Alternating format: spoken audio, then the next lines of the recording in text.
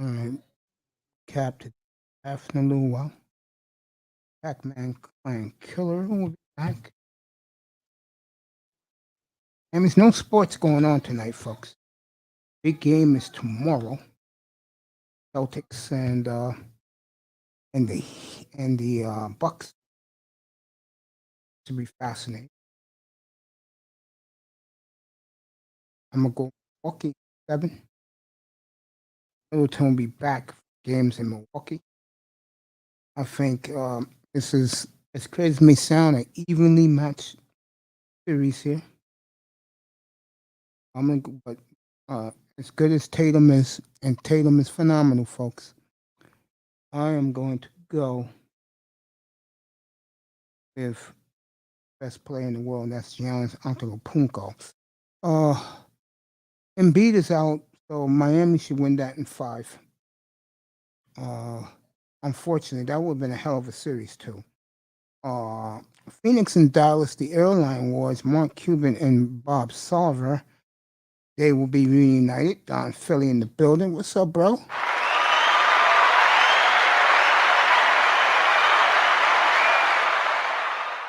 Good to see Don Philly. Hope you're having a good weekend, buddy.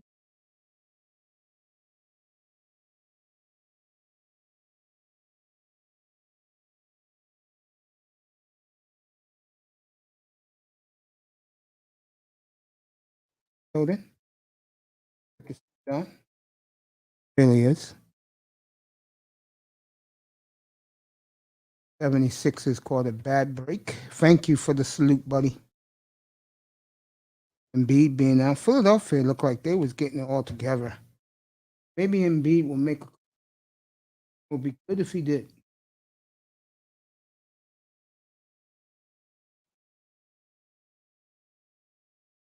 It would be very good if he did. Maybe he'll come back for game 4. Maybe. All right, Tony Manzano's here. Hey, Mace.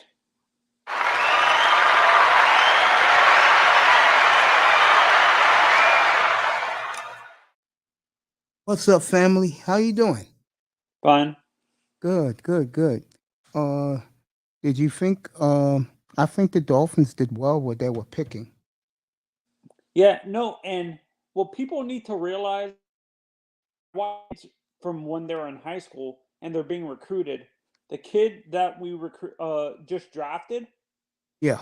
he people need to realize he was recruited as an inside linebacker, but he had to move. He had no Georgia had no choice but to move him to outside linebacker because of the depth they had at that position at the time when he came on campus, and that just shows how athletic the kid is if he's able to switch from inside to outside linebacker, and it's seamless for him. Don and Tampa, if you can hear me clear, my mic is clear. Press 1 in the chat room. So I give that pick I give the first 2 picks an A+. Actually, I wasn't able to see the last pick. Who did they choose? Find out right now. Okay. Same goes for Tampa Supreme. Doing a hell of a job on his platform. And he says 76 is going to get swept. He's out for the playoffs. Yeah. That's a tough break for the 76ers. I think Miami is going to beat them anyway, but that's still a tough break. People go describe the Tampa Supreme. He is red hot right now.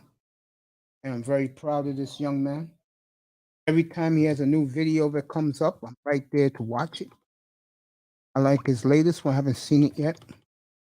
And I will look at that later today. I'm done here. Tony Manzano's with us. Mr. Miami should be here later on. So will Tackman. We're going to review the draft. And Tackman's going to give it grades.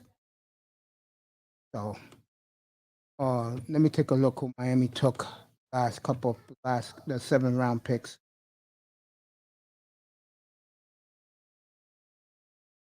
Go. You know, the one thing about the draft that I was impressed with was everybody was having fun.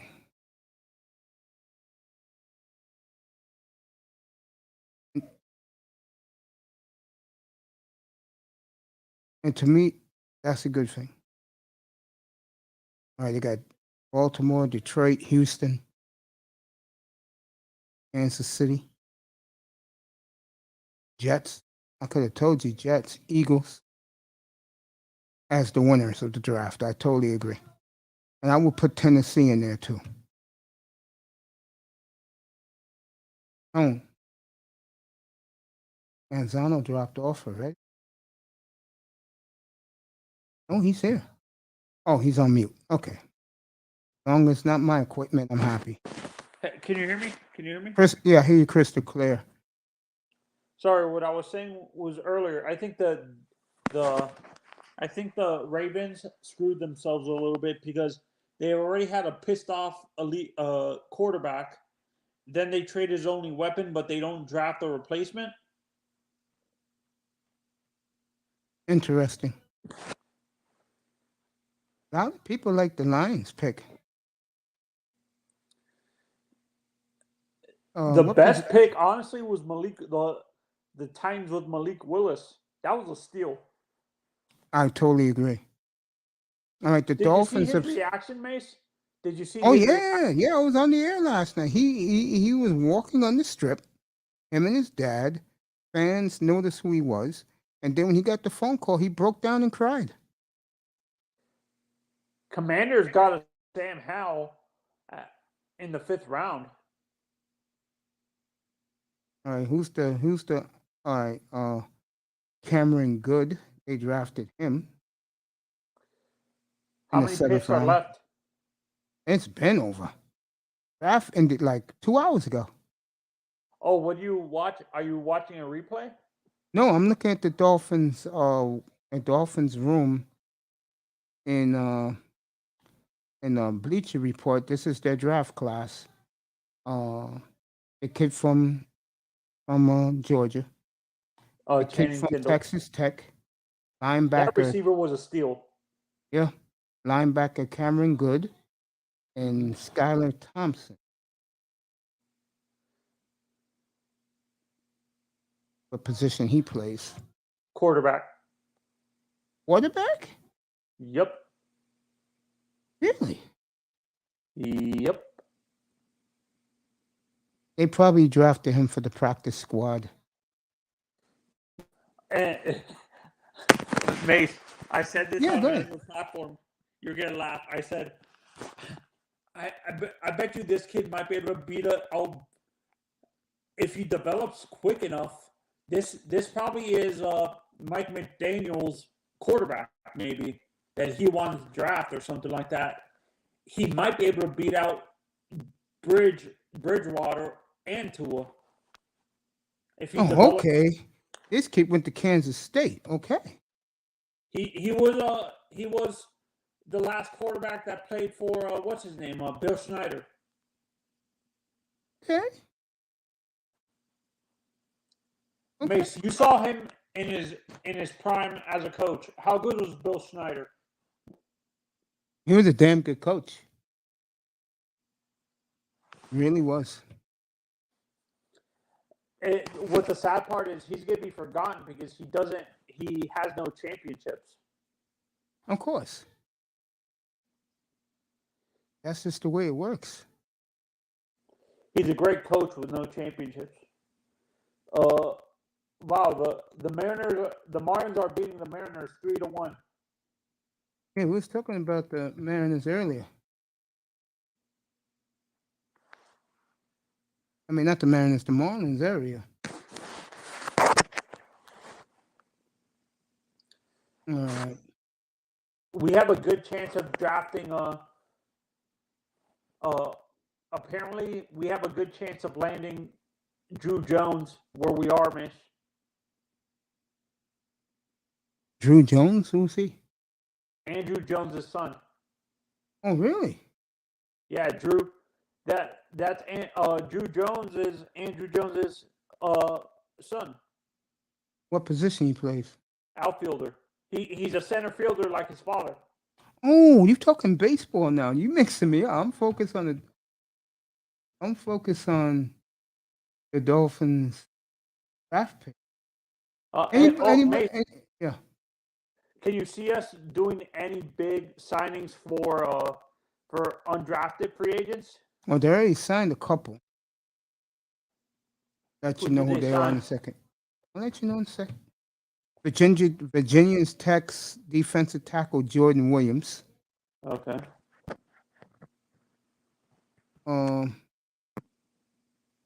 Arkansas guard Ty Cleary. Oh, okay. Oh, that's two so far. I hope they sign Alec Lindstrom. He wasn't drafted. Yeah, I can't wait to get Tack up here, and then you could ask him all the questions you want about these undrafted guys. Get up here, boy. Link is here. Come on up. Yeah. Back to baseball for now, Mace. While we're waiting for Tack. Yeah.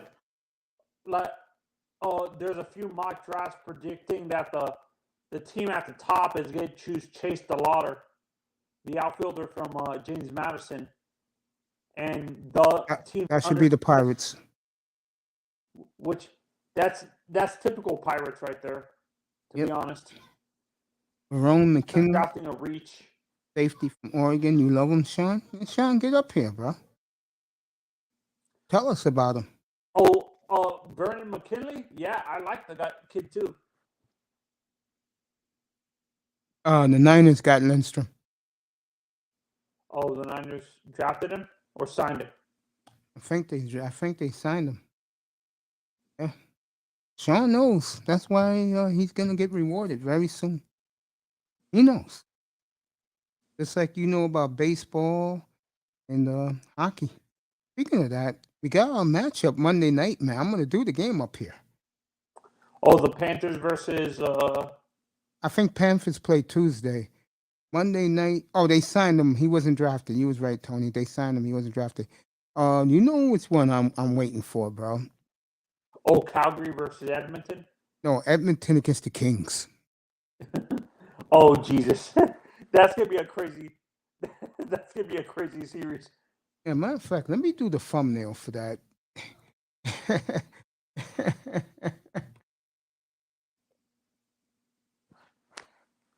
Oh yeah, I'm looking forward to this.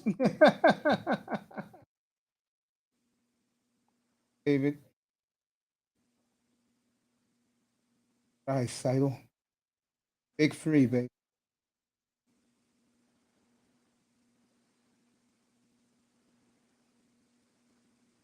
That is going to be a war, man.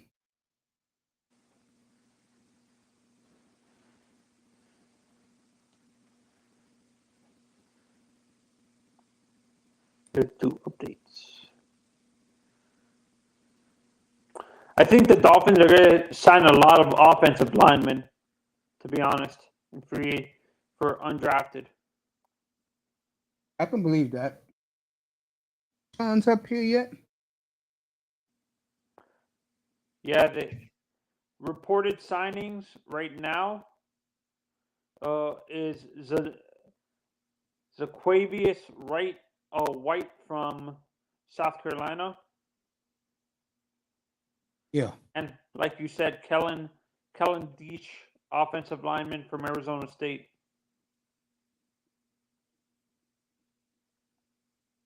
There you go, folks. I got the picture. This will be a hockey thumbnail Sunday night. I will do this series. I believe I will do this series. Of course you're going to watch Jesus.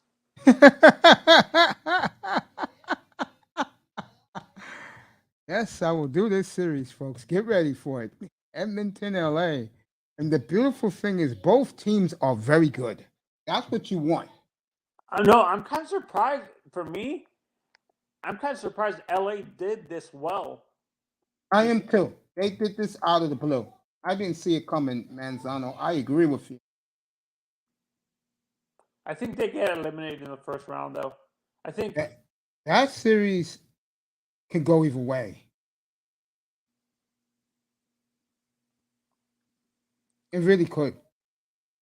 I think the interesting part of the series is, do Edmonton, whoever wins game 1 and 2, like if Edmonton wins both games at home, they're going to win the series.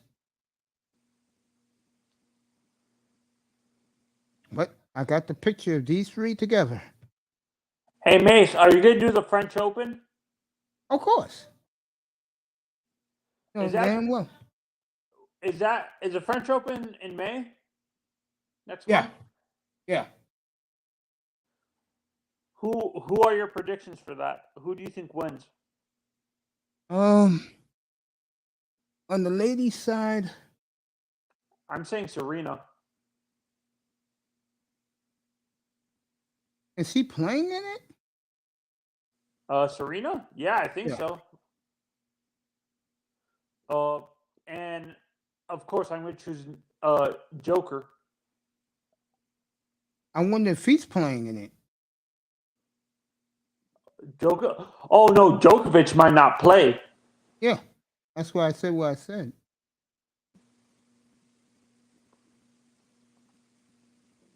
That's why I said what I said. I sent the picture. Texans did pretty well. Yes, they did. I've been saying that all weekend long. But you know what it is? I think Lara wants a superstar, and he doesn't see a superstar quarterback in this kid, Mills.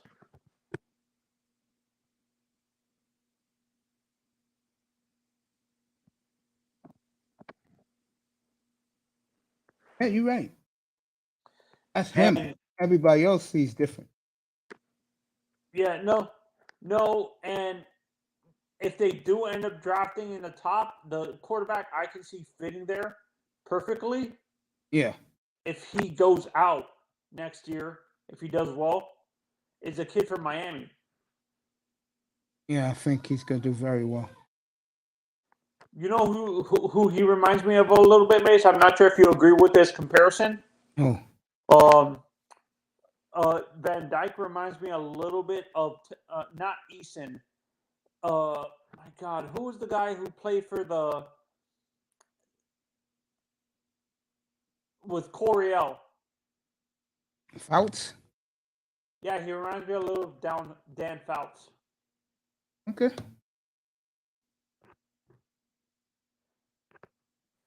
I could see that. And this kid, Channing Tindall, reminds me a little bit of his play style. Reminds me of Channing Crowder. Yeah. Channing was pretty good, a good linebacker for the Dolphins. He was okay. He missed a lot of tackles. Who's your favorite linebacker for the Dolphins, Mace? Ever? Yeah, ever. Oh. A lot of people say Zach. Yeah, I'll say Zach. How about Nick? I'm surprised you didn't choose Nick because he played for your championship teams. Bonacani. Nah. Nick wasn't a good linebacker? He was great. It took him forever to get to the Hall of Fame. I like Nick Bonacani. John Offerdahl, I hear good things about. He was good, but injuries cut his career short. Mm-hmm. Unfortunately. Well, I have a question. Why did they call that defense the no-name defense back then? Because nobody knew who they were. No one knew who Zach. No, not Zach Thomas. That was the Super Bowl defense with Nick Bonacani, Dick Anderson. His teammate, back end.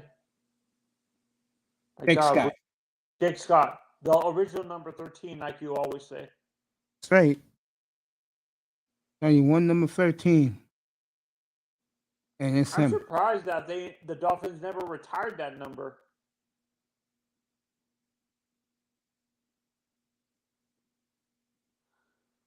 I know, right? Like before Marino came in the league. I know, right? The Who was the Dolphins don't. safety? The Dolphins don't do shit right. Again, another reason why Goodell's down on them. Who was a safety or linebacker you hated playing against? Hated the Dolphins playing against when you were younger, Mace? Anybody on New England. And New England was so talented.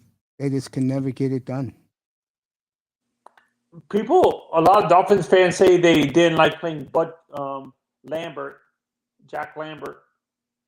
I had no problems with the Steelers. Who was the Killer Bees again, Mace? Brzezinski, Baumhauer, Dewey. I mean, not Dewey. Um, Big Bo Camper, Lyle and Kyle Blackwood. Those were the Killer Bees. Doug Betters.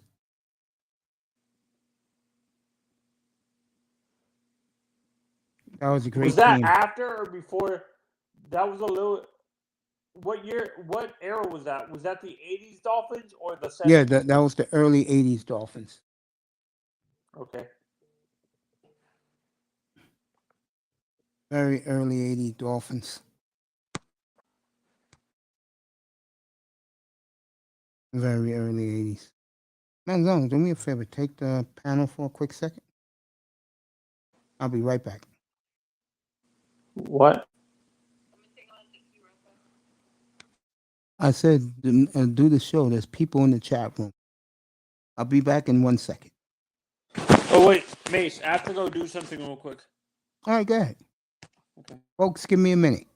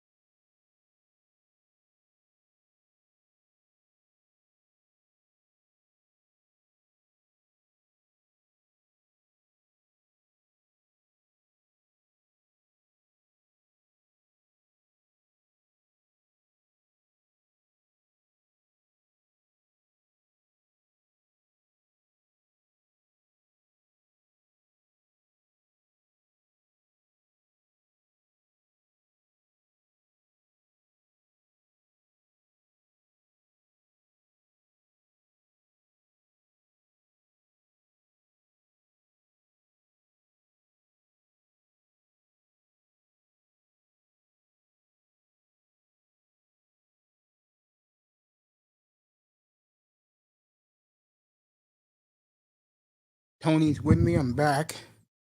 I dropped the link. Anybody wants to come up? I'm here. It's all good. Yeah, you were saying before? Oh, we was talking about the hockey. Yeah, honestly, wait, are the Panthers facing Tampa? No, Tampa's playing. I saw the matchups. Tampa is playing the Rangers, I believe. Who are the Panthers playing then? Capitals. Oh, we're paying. Oh, The Capitals. Honestly, I think that's a dangerous matchup for us. Well, Ovi's hurt, so. Oh, Ovi's hurt? Oh, Yeah, he got hurt last week. Upper body injury. Is it really bad? Like a bad upper body injury, or? I'm going to find out Tuesday night.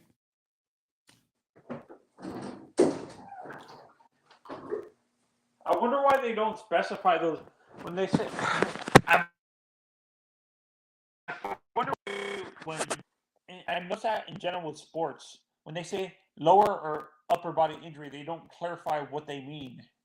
Hockey, they do that because it's gentlemen's, because hockey's the type of sport where they'll go after the player how badly he's hurt. That's why they don't do it in hockey. All right, let me give you the update. All right, here's the matchups. It's Carolina against Boston. That's gonna be a sweep. Rangers, Penguins. That's going to be a great series, Carolina and Boston. Maple Leafs and Lightning. That's who the Lightning play. They play the Maple Leafs. And the Panthers are playing the Capitals. Okay. No, honestly, I don't think the Canadians have the Carolina has a shot against Boston. I think Boston sweeps them, to be honest. The Pittsburgh Rangers series is going to go 7. Panthers versus Capitals might go 7. I think 3 series go 7. 1 go is a sweep. Do you agree, Mish? Yeah. That's the Western Conference. I think Calgary, like you said, I can't trust them, and I think the team they are facing off against the first round has playoff experience. Correct? Yeah, the Dallas Stars. Yeah, I think that goes series 7, and I think Dallas wins it. Who do the Blues go against? The Minnesota Wild. That's gonna be a crazy series. That goes 7. I agree with that. Huh? I agree with you. Minnesota wins in 7. Do you have it the opposite way, or do you have Minnesota winning? I go St. Louis only because they have the experience. They won a Stanley Cup 3 years ago. I go with the Blues. Okay, and then Edmonton versus LA. That goes 7. That goes 7 if LA wins the first 2 games. No, Edmonton got home ice. Edmonton wins game 1. Games 1 and 2. That series is over. No, I'm saying no. For me, I'm saying if LA is able to win both games in Edmonton. Kings win because they have more experience. I agree with that. There's like 5 guys on that team still from the Stanley Cup championship teams. Yeah, they have Doughty. They have Quick. Alec Martinez. Is Alec Martinez still playing for the Kings? No, he's in what you call it now. Calgary? The Golden Knights. Golden Knights, okay. Oh, yeah, wait. Do they still have Erik Karlsson? No, he's in San Jose. I thought LA got one of the Canadian defensemen or something. It could have, but okay. It could have. I don't know. Okay.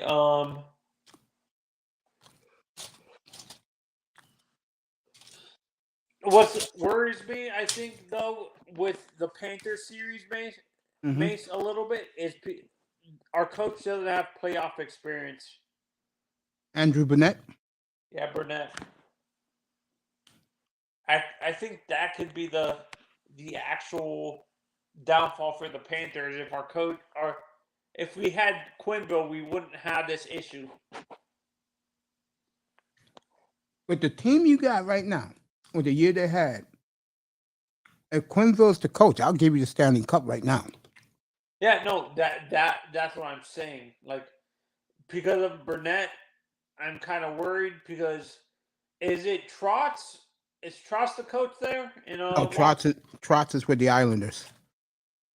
Who's coaching in Who's coaching? My boy Peter Laviolette. Oh, yeah, he's there. Yeah. Oh, the old San Jose coach. Carolina coach. He won a Stanley Cup in Carolina. No, I thought he coached a little bit. He won a Stanley Cup with the Carolina. Okay. No, I thought he coached in San Jose too. Did he win a Stanley Cup? Nah. Who am I thinking of that won a Stanley Cup with San Jose? San Jose never won a Stanley Cup. They've been to a Stanley Cup, but they never won it. Okay. Yeah, they lost to the Penguins in 2016.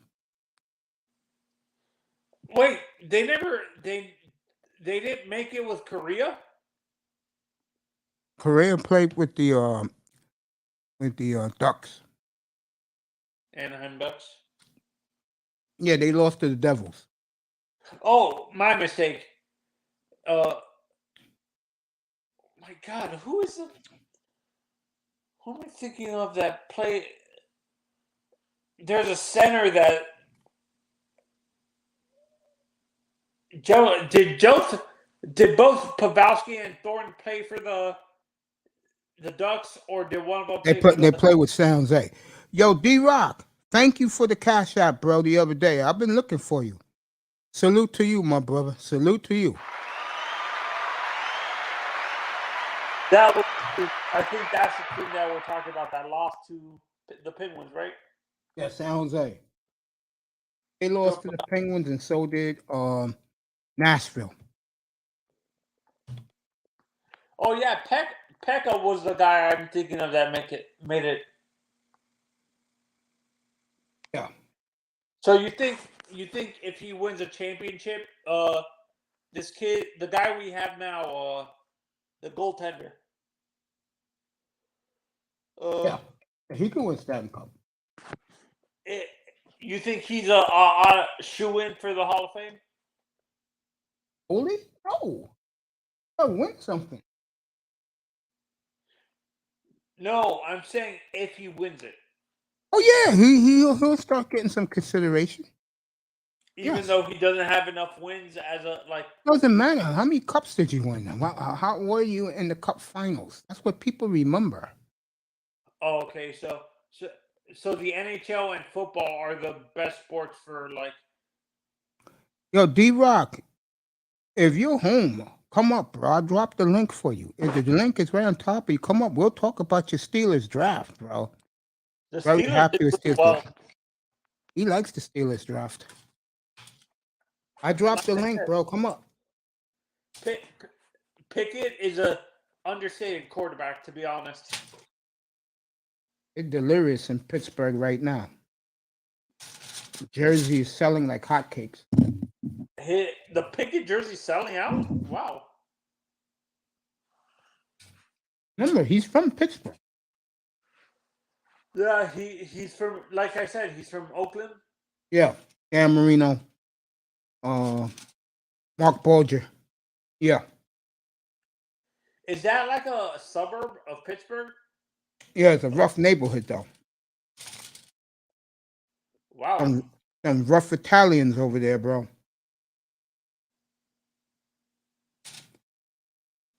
Marino told a story a long time ago that when he met Claire, who was his wife, he had to go to the other side of town, and they was cooking. She was cooking him a meal, and he said nobody knew who he was, and nobody recognized him until he threw the football, and all the kids say, "Hey, that's Dan Marino." Oh yeah, he went back home. When he went back home, Yeah. Yeah, Dan always went back home. When the season was over, he always go back to Pittsburgh, see his mother, and his father. he actually said in his football life thing that his father was the one that taught him how to throw like that. Yeah, I know. Do you think that throwing motion is ever going to be found in another quarterback, Mace? No. So, Mark, you think Dan Marino's the only quarterback you're going to see like that throws like that up and out motion? Yeah. Hey, D-Rock, I'm happy you liked your draft, bro. I know one person who liked it was Mike Tomlin. Mike Tomlin, I think, I can't remember. I think, was it you or Griner that said the Pickett pick was a safe, like a comfort That was pick? me. That was me. That was me. Oh, I that was said you? that. Yeah, I said that they did that. He's going to retire tomorrow or Monday, Kevin Colbert. That was a gift to the fans because the fan base wanted Pickett. Yeah, I'm happy for you, my brother. And anytime you want to come up and talk Steelers, come up. I mean, Kareen, she's a huge Steeler fan. Shout out to Kareen. I'm not Karen. She's a big Steeler fan. She adds a lot up here when she comes up here. All the guys enjoy her. Platinum Elite loves his Steelers. I talked to him about that last night a little bit. What did he grade the Pickett pick? Who, D-Rock? I ain't speak to Platinum today. Huh? I ain't speak to Plat today. I spoke to him last night. I No, that's what I'm appreciate that. saying. What did he? Oh, what did he grade the Pickett pick? He didn't like it at all. He wanted Malik Willis. Yeah, he was shocked. Late last night, he came up and I told him that Willis went 86, bro. Unbelievable. D-Rock, yeah, anytime you want to talk Steelers, come up here, bro. I'll let you come up. You know we go way back, bro. The chat rooms, bro. You're my boy. I'm your boy, bro. That's how we do things. And again, I appreciate the cash app, my brother. You didn't have to do that, but I love you, man. I'll take care of you, bro. Yeah, go ahead, Manzano. I've always wondered this. Why is Mike Tomlin so divisive within Steelers fandom? Like that, I've heard negative. Tony, you know what it is, bro. Come on. Oh, if you ever been to Pittsburgh, you'll find that out in a hurry. Oh, yeah. Because very racist in Pittsburgh. I have a lot of friends I grew up with, man. They used to be friends, but they used to be my boys. This is now, they have grandkids now. This is their third generation of Steeler fandom. They go to at least 2 games a year. Yeah. Guys I grew up with, you'd be amazed. They love their teams to this day like I do. That's old school. I mean, I still love the Dolphins, bro. I think Seattle's going to be good. Me and Tack was talking about that. I think Drew Lock is going to come through. And the reason why I do, and Tack Man said, you know what makes you right? Pete Carroll and John Snyder, the GM, they always wanted Drew Lock. They wanted to take Drew Lock and get rid of Russell Wilson, bro. Oh, they actually wanted to. Oh, yeah, I remember during the draft. What year was that? Baker Mayfield. Oh, yeah. I think they wanted Did the Seahawks have a first round pick that year? Yeah, but they just wanted to get rid of Russell. See, what you figured out about Russell Wilson, and this bothers me to say this because he's my guy, but he's a selfish person, bro. You're supposed to be like Tom Brady. Give up a little bit so you can get players to help you win. And for me, Russell has that Dan Marino mentality, Mace, a little bit, where Marino was like that too. No, Marino was fine when it came to the team and stuff. They loved Dan. Dan's problem was he was too damn stubborn. They said he was super arrogant and like. Oh yeah, he was very cocky. Yeah, if you had Dan Marino's gift to throw a football, wouldn't you? Yeah, I would, but people said he took it too far. That was Drew Lock's problem. Drew Lock, the brothers loved him on the Broncos, bro, but the coaches didn't like him, and one of the reasons why he thought he was a hip hop star, cause he used to rap every time he threw a touchdown. He'd be rapping in the end zone. He was a white guy trying to be black. Yeah, and the players loved him. I don't think that's gonna go in Seattle. Not with the players, but more the atmosphere. But if he's throwing 30 touchdowns, so you gotta understand something. Seattle don't like Russell Wilson. They've never. I'm talking about the fan base. They never forgave him for the Super Bowl. And like I told you guys up here, when they traded him, nobody cried, and they cut Bobby Wagner the same day. People was upset about Bobby Wagner. No, yeah. Is that fan base up in Seattle weird, man, on what players they gravitate towards? It's strange. Like, I could tell you. I'll do the teams in order, backwards. Number 4 is the Seahawks. I know you're like saying, huh? They're number 4. Number 3 is the Mariners. And if the Mariners are good, they can jump up to number 1. Number 2 is UW Sports. Husky basketball, Husky football for sure. And believe it, I'm going to shock you with this one. Husky female softball. They love those bunch of girls who play softball because they win big. And I'm surprised you didn't say the Supersonics. They're gone. They're long gone. And number 1, this is going to blow your mind, Manzano, but this is the truth. Bingo. They love the Sounders out there, bro. They love the Seattle Sounders, bro. Is UW soccer pretty big there? Nah, Sounders, man. No, I'm with saying UW, is the softball team for the girls, and they love the football and the basketball teams. That's number 2 in Seattle. It's UW. They love that team. They love Husky sports, bro, up there. But number 1 is the Sounders. I cannot explain it, Tony. They just love the goddamn Sounders in that town, bro. Yeah, that's where it seems like the Pacific Northwest fans in general are kind of weird on what. Yeah, they're weird people out there. But if you, a guy like me, I was an outcast. Remember, I weighed 300 pounds. They love me there, and I love them. They treated me well. Before they had the Kraken, was their hockey team the most? They had the Thunderbirds, but that's a minor league team. No, I'm saying for the pro team, did most of that area cheer for the Canucks? No. They like the Kraken up there from what I hear. They like them. The NBA needs to bring the Sonics back. It could be the Blazers in 2 years. Watch that situation very closely out in Portland. Because she wants to sell the team. Poor Allen's sister owns everything up there now. And she wants to sell the basketball team. She doesn't care. She loves the Seahawks. And her brother loves the Seahawks. Does the Allen family own all the pro teams? They own the Seahawks and they own the Blazers. Okay, I thought they owned the Mariners. No.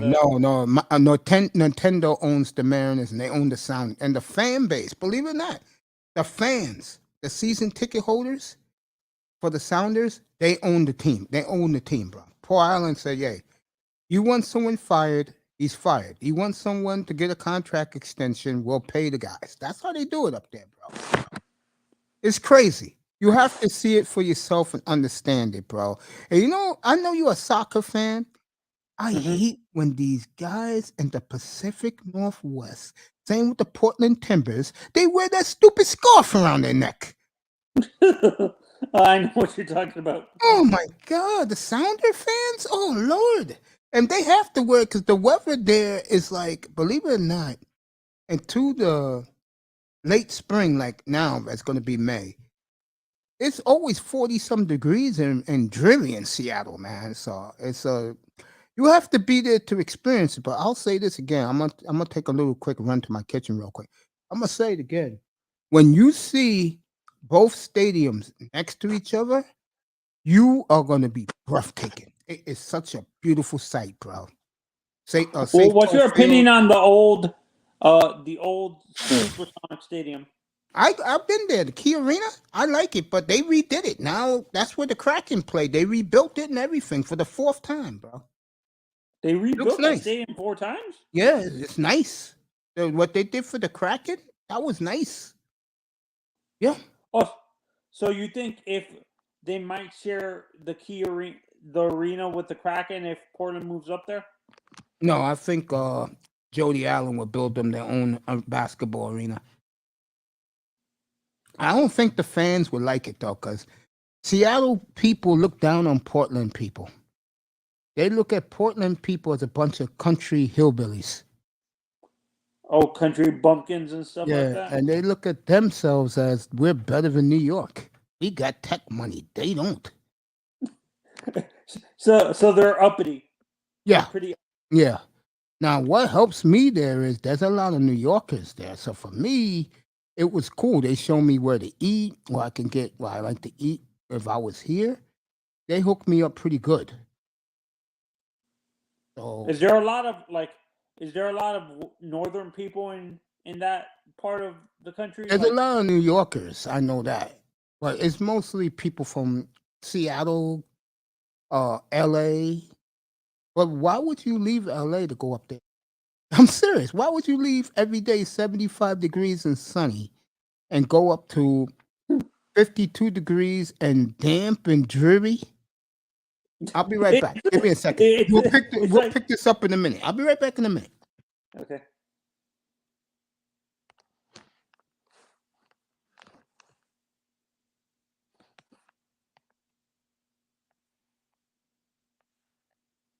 Tampa, Don Philly.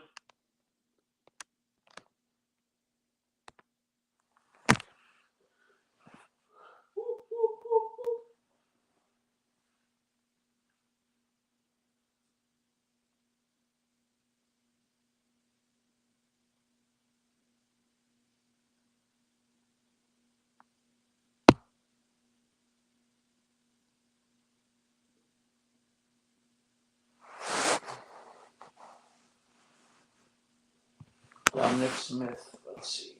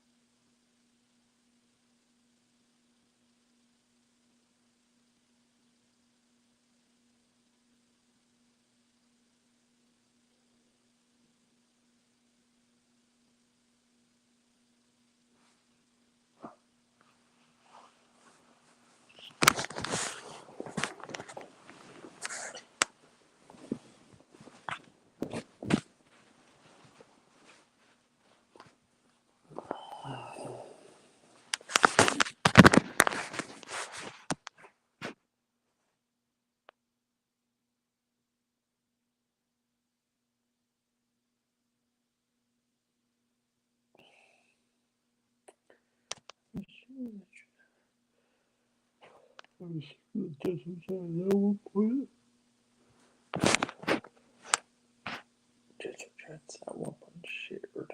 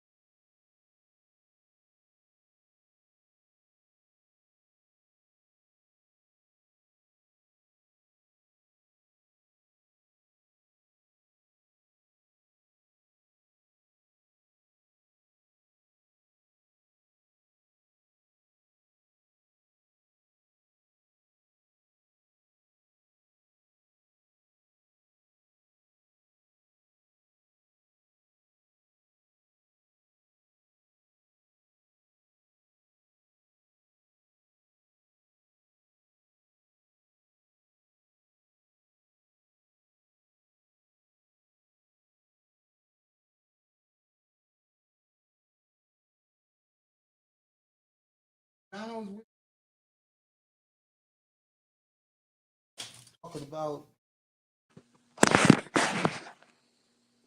way things were. I can Seattle back in the day. Tell Manzano this. D-Rock Den will join us one day, talk Steeler football with him. He's absolutely correct. Hey, Tony, one thing that's interesting about out there, man, there are diehard sports fans out there, man. They really are. Mace, you're gonna laugh.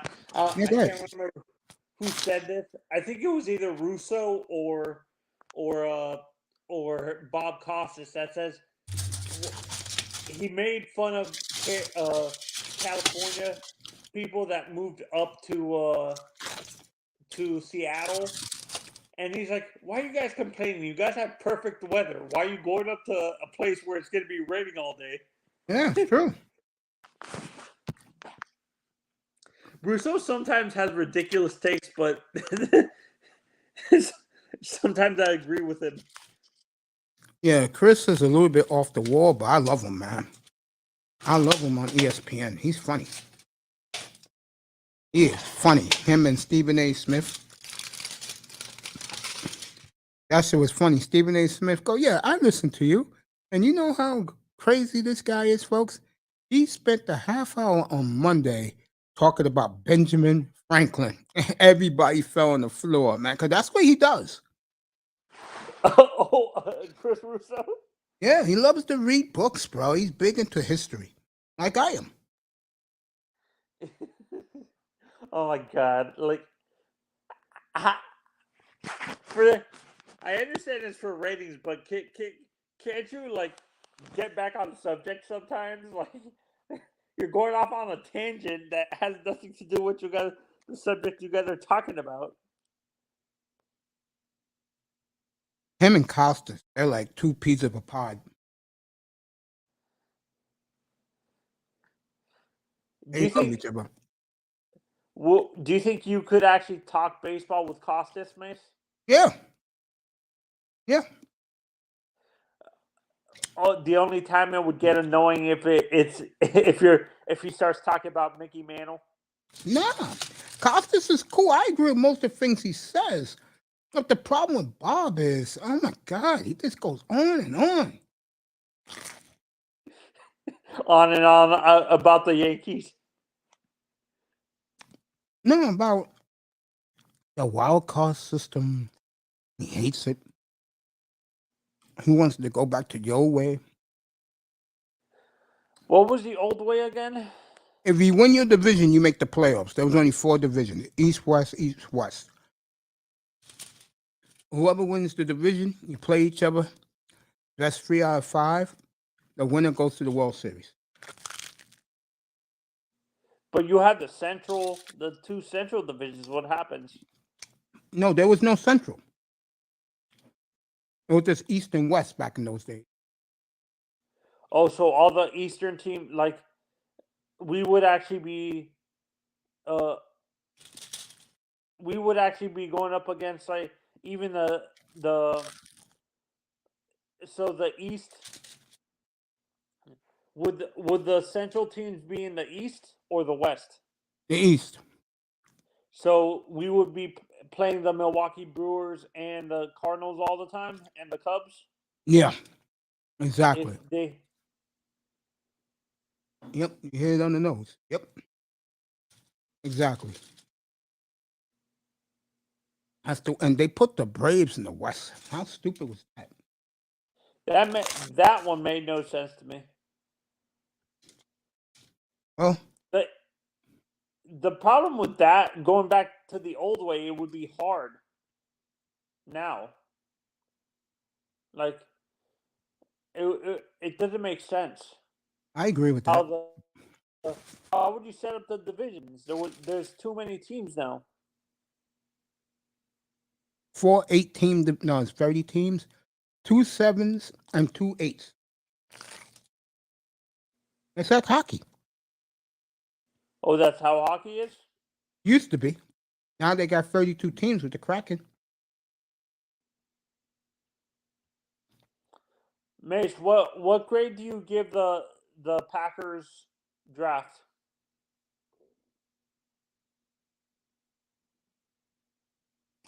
I'm B. Because they got the receiver. Tax says he's one of the best receivers in the draft. I still can't believe I rewatched the Pat McAfee thing, Mace. It was so ridiculous. I saw Aaron's face. It looked like he was about to break something. Yeah, the same old BS from the fat bastard. That's exactly what he was saying in his mind.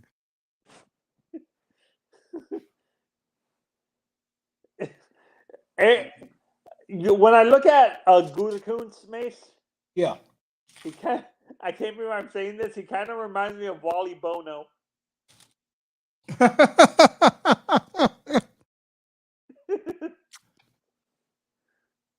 No, I was thinking about you Thursday night when they did that. Yeah. I said that I told Manzano they was going to spite him again and not take a receiver. No. I mean, in the back of my mind, I'm like, Mason's going to tell you I told you so. But you know what? Aaron brings that to himself because he's a real a-hole, bro. Yeah, no, I agree with you. Aaron's an a-hole, but at least he's not as narcissistic as Brett. I don't think Aaron is narcissistic at all. I think Aaron's one of these dudes that if you don't ride with him, he don't be bothered with you. Is there a guy? Yeah, good. You know how is it Ed Werder? Who was the one that made his career off of Brett? Was it Ed? Yeah. Is there a quarterback? Is there an announcer now that makes his career off of Aaron Rodgers? Joe Buck. Joe. That's his man. Oh, God. Sal Powell is basically the Cowboys. No, Sal Powell is Philly and the Jets.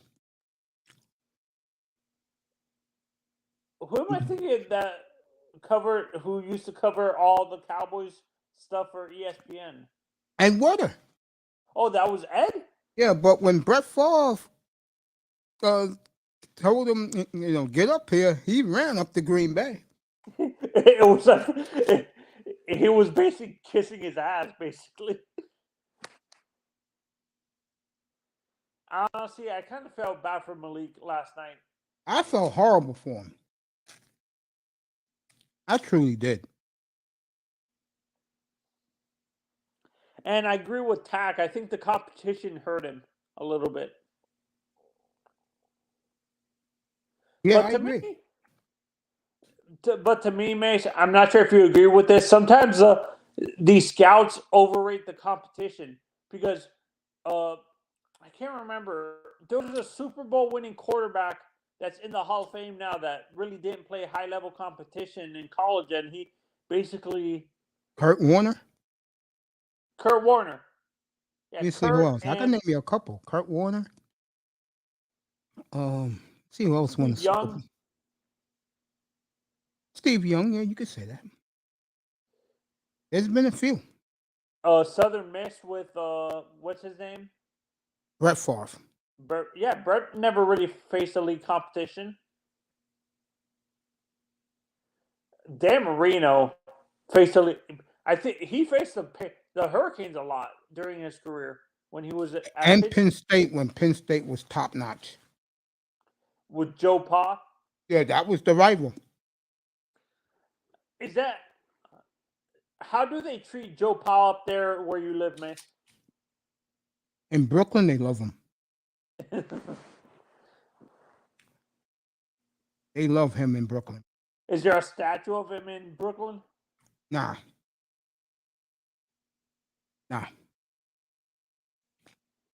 And they love him and Vince Lombardi. Finally, Vinny and the boys finally said something positive about the Eagles, Mace. Boy, to see the grin on Nick Sirianni's face. Oh, Jesus.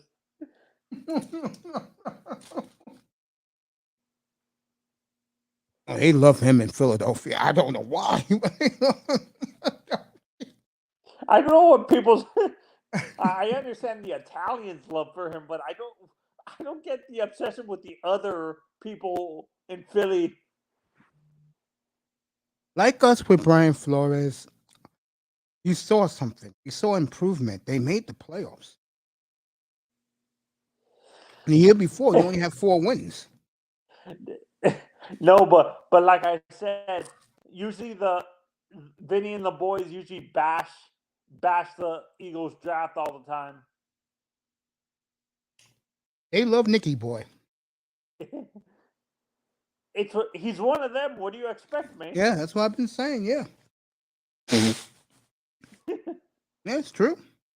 Was there a football coach that like in New York for football, like in the pros that people gravitated towards because they were one of them? Bill Parcells. Oh, Bill? Yeah, they love Parcells him. And they love Brian Flores too. I can't. Mace, who did you say that Parcells hates? Coach K. Oh, were they ever friends? No. Oh, what did you say, Bob? Oh, really? He thinks he's better than you, Bobby? Okay, I'll let him know what he's made of. Yeah.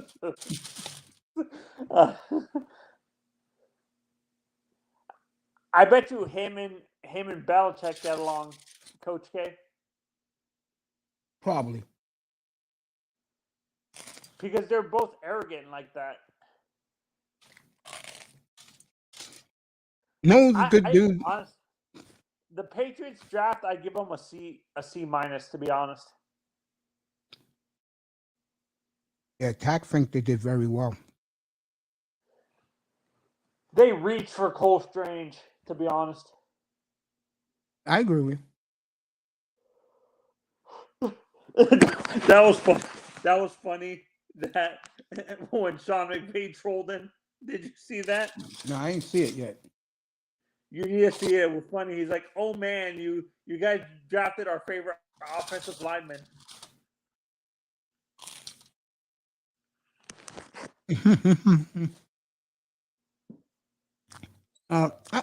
Did Buffalo take him? The punter that punts 80 yards? No, he didn't get drafted. Really? Yeah, no. Apparently, he didn't get drafted because he has accuracy.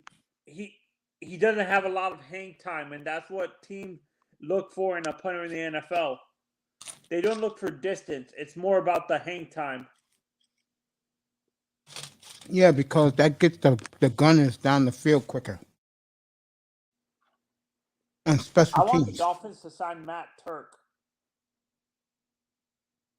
What position he plays? No, Michael Turk or whatever. He's Matt Turk's son. He's a punter. Oh, that Matt Turk. Yeah, He used to be on the Giants and the Eagles. Yeah, I know you talking. No, Matt Turk punted for the Dolphins for a little bit too. Yeah, I know. Back in the 90s.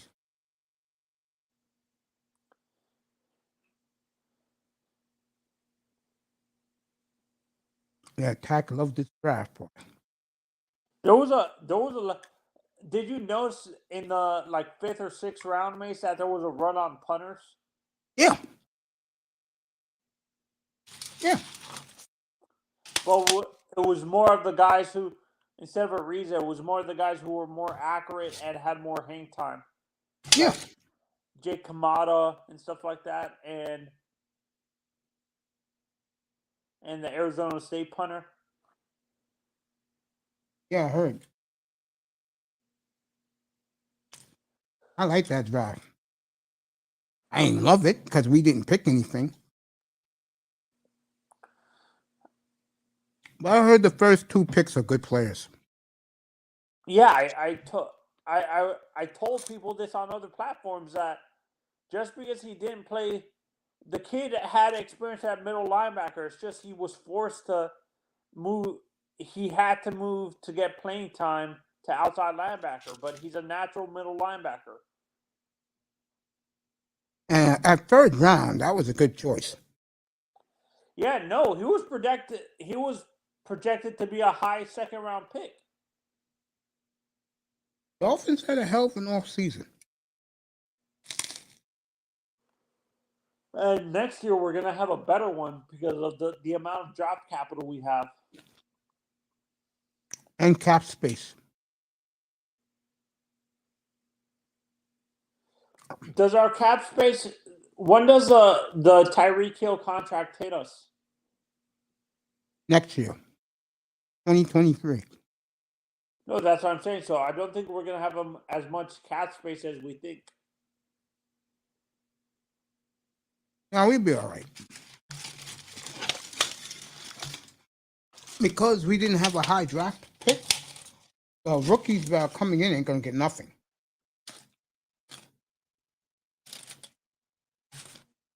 So, Yeah, most of our young players are on rookie contracts too. yep. Brandon Jones is still on his rookie contract. I think he comes up next year or the year after. Yeah. I think next year.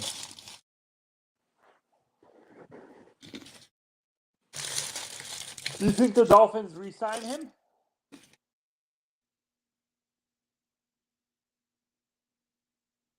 Yeah. We have the best young safety duo in the league. I agree. And you know why that is, Mace? The versatility. Either of them can switch for. Both of them can play deep safety, and both can play in the box. Yes, they can. And when was the last time you can remember, and for the Dolphins specifically, that we had two safeties like that, where you didn't have to worry about either of them being able to cover, being a good center field safety? Dick Anderson and Jake Scott. That was the last time? Yeah. Wait, I thought Dick Anderson the free or strong safety back then? Strong. But he could play free safety? Yeah. Yeah, that's crazy that Yep. That's the last time we've had two safeties like that for the Dolphins. A long time, right? I never remember Sammy Knight and what's his name being able to do that. They were good too. Yeah, okay, I'll give you that. This is the best safety combo since Sammy Knight and Brock Marion. Did Sammy ever play free safety during his career? No, he was always a strong safety. But could he do center field? Could he play center field? Yeah. Yeah. When I look at that's who honestly when I look at Brandon Jones, that's who he reminds me of a little bit. Sammy Knight.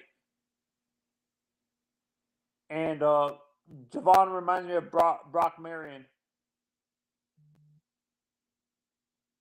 Were you surprised that he was named to first team all rookie? Javon Holland? Yeah.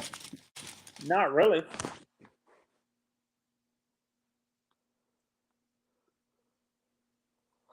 I think he had the best. I don't think he had. Did he have the most interceptions as a rookie safety? Yeah. That's probably why. He was first team all rookie or second team all rookie? First team. Okay. Him and Waddle. Who were the first team all rookie safeties? I forgot who the other one was, but I know Holland was one of them. The corners, I bet you were Asante Samuel Jr. And Patrick Surtain Jr. Yeah. Can you see Patrick trying to convince the Broncos to trade his son over Nah. so he can play with us? He can coach his son.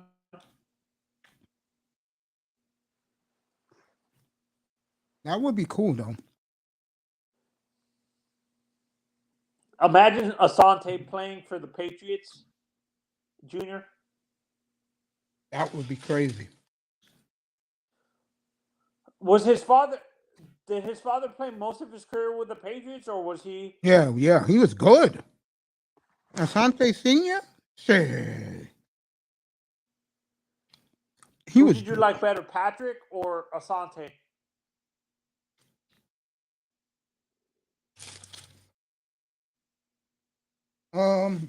Taking your bias as a Dolphins fan out of it.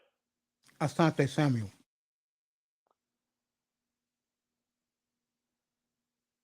People say they actually preferred between the two Dolphins corners. They actually preferred Sam better. I did too. Patrick wasn't really a big interception machine. He was, but all right. I'll compare him to what you see right now.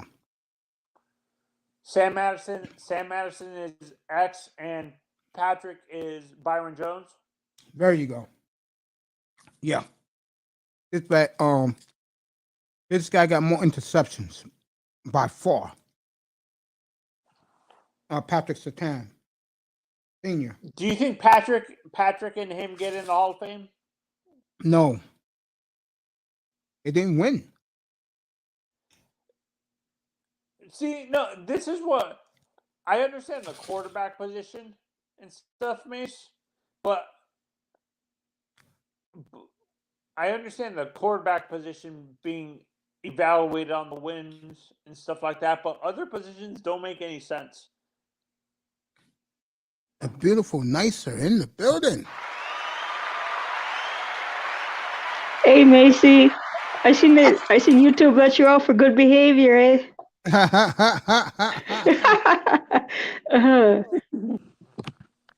How you doing? You on the draft party? that was last night.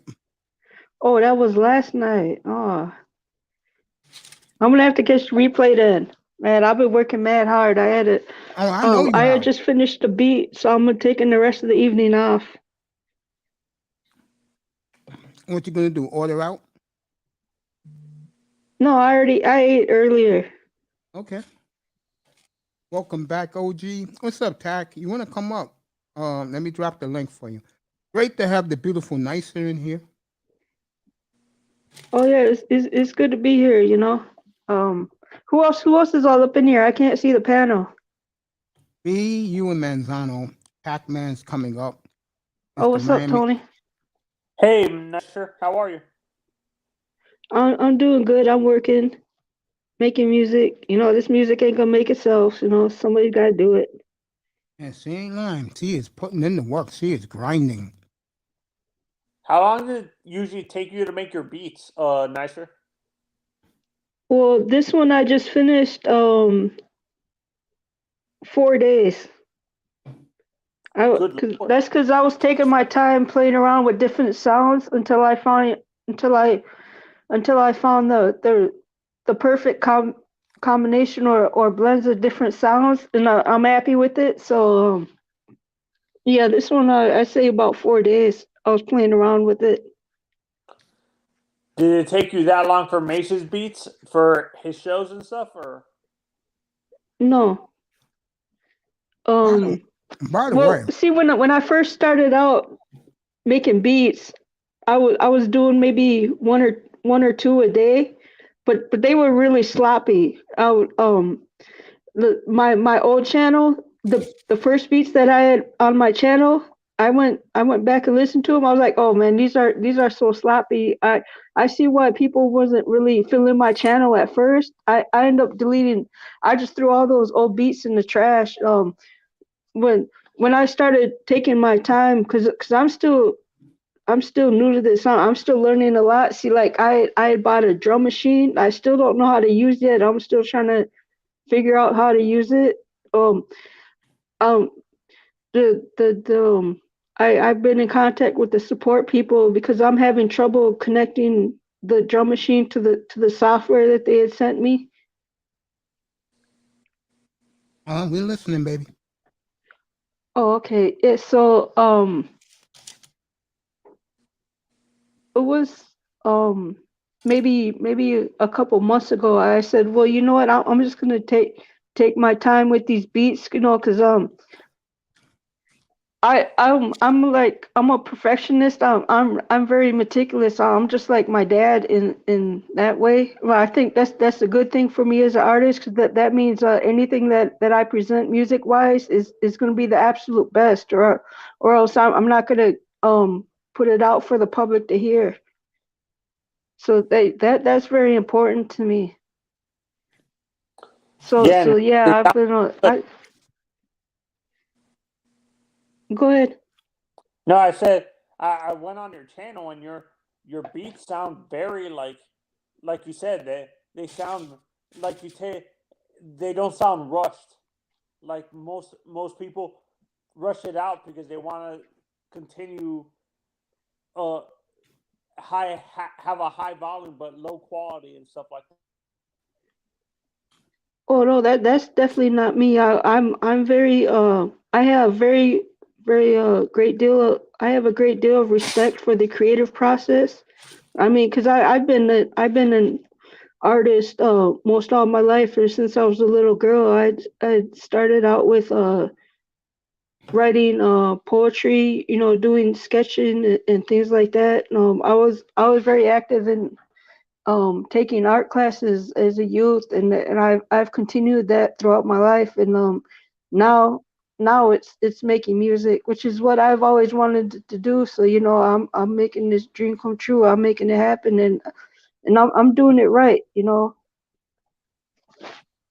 Yeah, high volume music sometimes takes lowers the quality because they're more they're more focused on putting it out, putting out so much music that sometimes they don't correct their mistakes and stuff like that.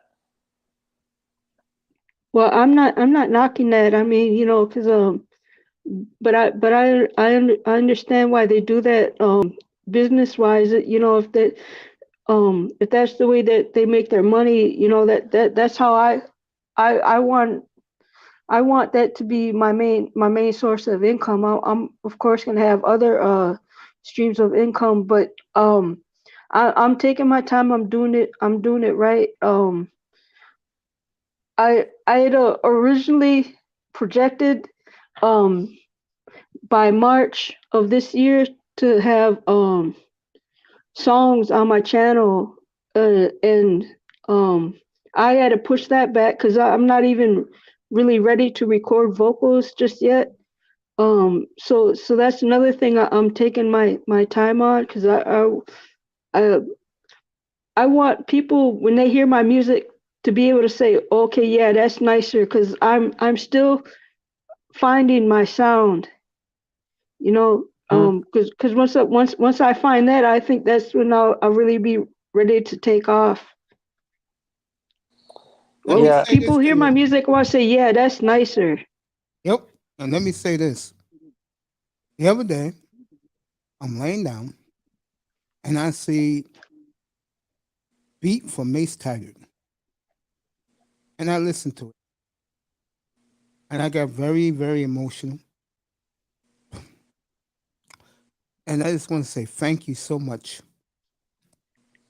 Oh, I And gotta say thank you, Mace, because I gotta tell you, you are the very first channel to feature my music throughout your show. I mean, I'll be not just doing that. playing it as an intro like I've seen other channels do, but taking intermissions throughout your show and featuring my music. That's like I can't even describe how great that feeling is. It's Well, from now on, my intro will be the Mace Taggart song, beat you made for me.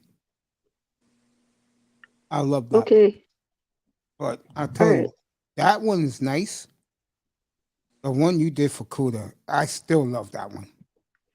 Oh, I'm still amazed that because I had just started out when I had made that beat, and I'm still amazed how incredible that turned out to be because I really didn't know what I was doing at the time. Um I had actually made a whole different beat before, and I was like, oh no, I scrapped that beat because I was like, you know what, I can do better. I want a really chill vibe. When people hear that, they think of they think of I'm not sure if you're familiar with DJ Quick's Yeah, album, yeah, yeah, the yeah, Book of David album. His Quick's Groove 9 on that album. yeah. It you can hear the similarities because that's the one I chose to see how close I could get to DJ Quick's Groove 9 when I made that DJ Kuda dedication beat. Unbelievable. I think I did pretty good. I know I'm not no DJ Quick or nowhere near that level of expertise producer wise, but I think I really did a great job. It I think it reaffirmed that I made the right decision when Kuda recommended or suggested that I start my channel when I first came to him for advice as to how to build my own studio. That man doesn't realize how much we all appreciate him. Because without him, none of us are here. Oh, he knows the few real ones like me, you Mace, Platinum, um, Ism, Platinum, uh, Ism, Toya. I know for sure. Toya, Sheila E., Mahogany, Yeah, Sheila E. Well, man, there's too many to name in this space who have whose Jessica channels X. have yeah. There's That was his first one, was Jessica X. okay. Uh, Um, Melody. right. Yeah, he had Melody too. Mm-hmm. Matter of fact, I put Melody onto him. Oh, you did? Okay. Yeah, me and Melody are close. She's like a little sister to me. Yeah, I think I seen her poke her head in your shows a time or two. I interviewed her about 3 or 4 times. Oh, okay. I'm gonna go back and check them out. Yeah, she's Because tremendous. I know what I did for sure. I went back. I was curious. I went back to your very first show you had on your channel. You can tell you've definitely come a long way since then. But you can tell even back then you're a natural. It's like you were born to do this. Hey, let me tell you something. I'm being honest with you.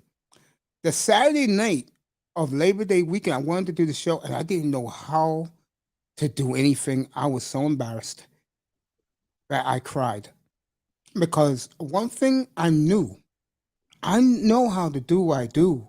I'm not scared, and I was never scared. I just took off. The second I hooked it up, I took off, and I never looked back. I don't even watch my old shows, honey. I just do it. That's it. Oh, Uh, you be knocking them out the park. yeah, and that's the way I do it. I just know this, and again, one love to Kuda. When he told me to hook up this mic, and I had it. It was one of the first things I bought. I said, yeah.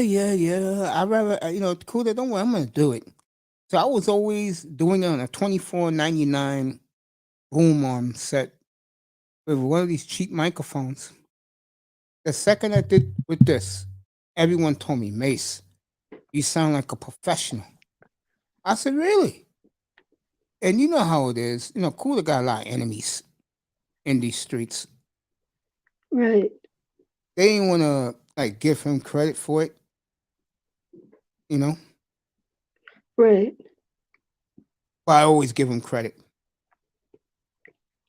Yeah, And it's the right thing to do. And that's exactly what I do too. So not only am I giving credit, but I stand up and I defend him if I'm in someone else's uh channel or anything where where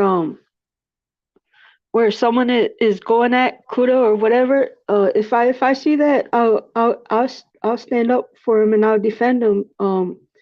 And I know he would do the same for me. Not that I'm having those kind of issues. In this space, this space has been very good to me, very very welcoming.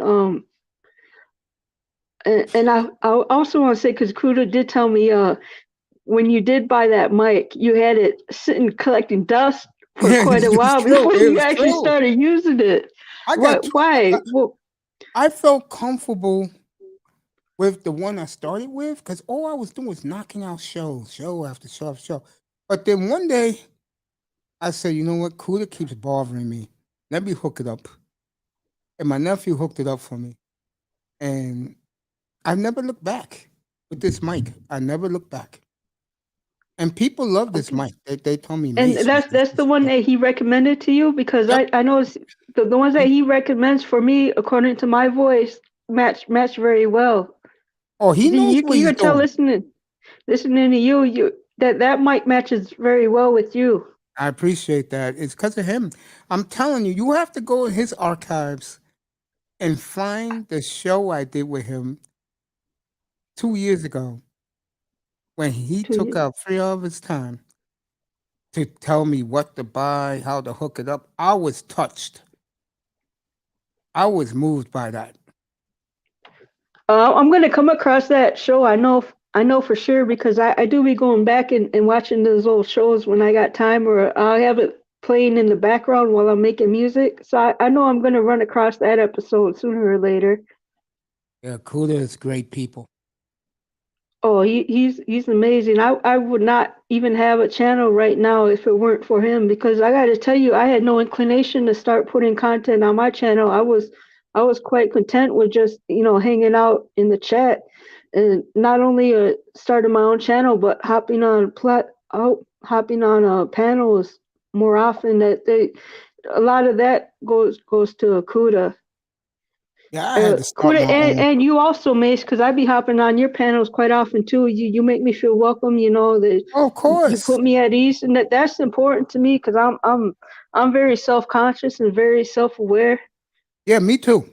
That's why you don't ever see me, ever, go room to room, hop on these platforms because I don't know who is going to shoot off for no reason. And I'm better off, staying in here and doing everybody who comes in here. This morning I had Toya up here, and she was phenomenal. And I was telling everybody about where you meet your true friends. And my nephew was right. And he don't even do YouTube. He said your biggest supporters are going to be people in the chat room. And I never forgot that when he told me that. And that's why I treat people I know in the chat rooms and other platforms, I treat them better than anybody else. Because I'm just like them. And I still consider myself a chat room person, not a panel hopper. Right, but that's your bread and butter, Mace. That's what separates your channel from other channels. Because you are, I'm gonna tell you that's your title. You are the most personable content creator in this space. I appreciate that. From what I've seen, you definitely that's definitely your bread and butter. I appreciate that. Next Saturday, we're going to work out what time I will be doing a one-on-one interview with DS1 Ross. Everybody knows him as Sheep Stay word? Sleep TV. So get ready for that. Oh, that's going to be dope. Oh, yeah, I'll be there for that one for sure. Yeah, me and him think alike. And the things I used to say a year ago at this time, he's saying it now. And I told him, I said, bro, everything you preaching, I said the same thing. Well, I'll give you the credit because you reach a more broader audience than I do. Hey, Mace, great minds think alike. That's facts, man. Look, I know that he catches a lot of heat in here. I tell you, pay me a visit today. And we were so happy to have her up here. Mahogany gave us a couple of minutes, and she's been on a warpath lately, going after B1, and we talked. She gave me a couple of minutes, and I was very happy to have her. And we all told her that she has really grown from where she was before. You go into her platforms now, sweetheart. Those chat rooms are packed. Panels are full for her, and I'm happy for her. I told her that. And that's what's up. And we all thank Miss V, because without Miss V, a lot of these ladies would be struggling right now. And Miss V, if you're out there, baby, you know I love you. I'd ride and die with you, girl. Miss V is a breath of sunshine. She is absolutely terrific. Okay. And I hope she's doing well. But back to you, honey. I think you're gonna knock it out of the park. I think the best thing that happened to you, just like me, you hooked up with DJ Kuda. Oh, I agree with you there. I actually got to get back in touch with him because I haven't spoken to him in quite a while, maybe close to a week now. Let's see. I just saved this new beat to my drive. I'm gonna send it to you, Mace, so you can check it out because I want you to hear this. This is bananas. You're gonna like this. It's a bit funky. Yeah, everything you have. You know what they did? Remember that I told you the day I saw my beat up there? They had a whole collection of your beats. I listened to all of them. Oh, you went the whole thing? That's what's up. Yeah. Which ones do you like the best? Oh, I like Kuda. You like because I got all right. This is what I do. I've been going between hip hop and R&B. Mm-hmm. Which ones do you like better, the hip hop ones or the R&B ones? They're both great. Oh, they're both okay. Yeah, they're both great. Like the first one you did, that for me the P Funk from the 70s, that was hot. Oh yeah. I think I overdid it with the funk with that one, but yeah, I made that one for you. I was like, man, Mason's gonna get a kick out of this. I sure did. I think everybody in the sphere is going to support you. They already are. There you go. They were telling me how dope my beats are when I show up on different channels just to kick it for a moment. There you go. and say what's up. They give me my props. It's a really cool feeling. I can't, man. You deserve it, honey. Oh, You thank deserve you. it. It's like the icing on the cake because I'm just so happy. I got this joy back in my life for making music. Um, something that was missing for quite a while now. For many years. Before I came into this space, and I started looking at things a whole lot differently just by being in this space. The space really transforms lives if you're here for the right reasons. I mean, not to knock people that come here just for entertainment purposes. That's cool. Also, I like to go to certain channels and just kick back and just chop it up with folks. But the main reason I'm here is for growth, is for insight, for knowledge, and networking and all that good stuff. Yeah,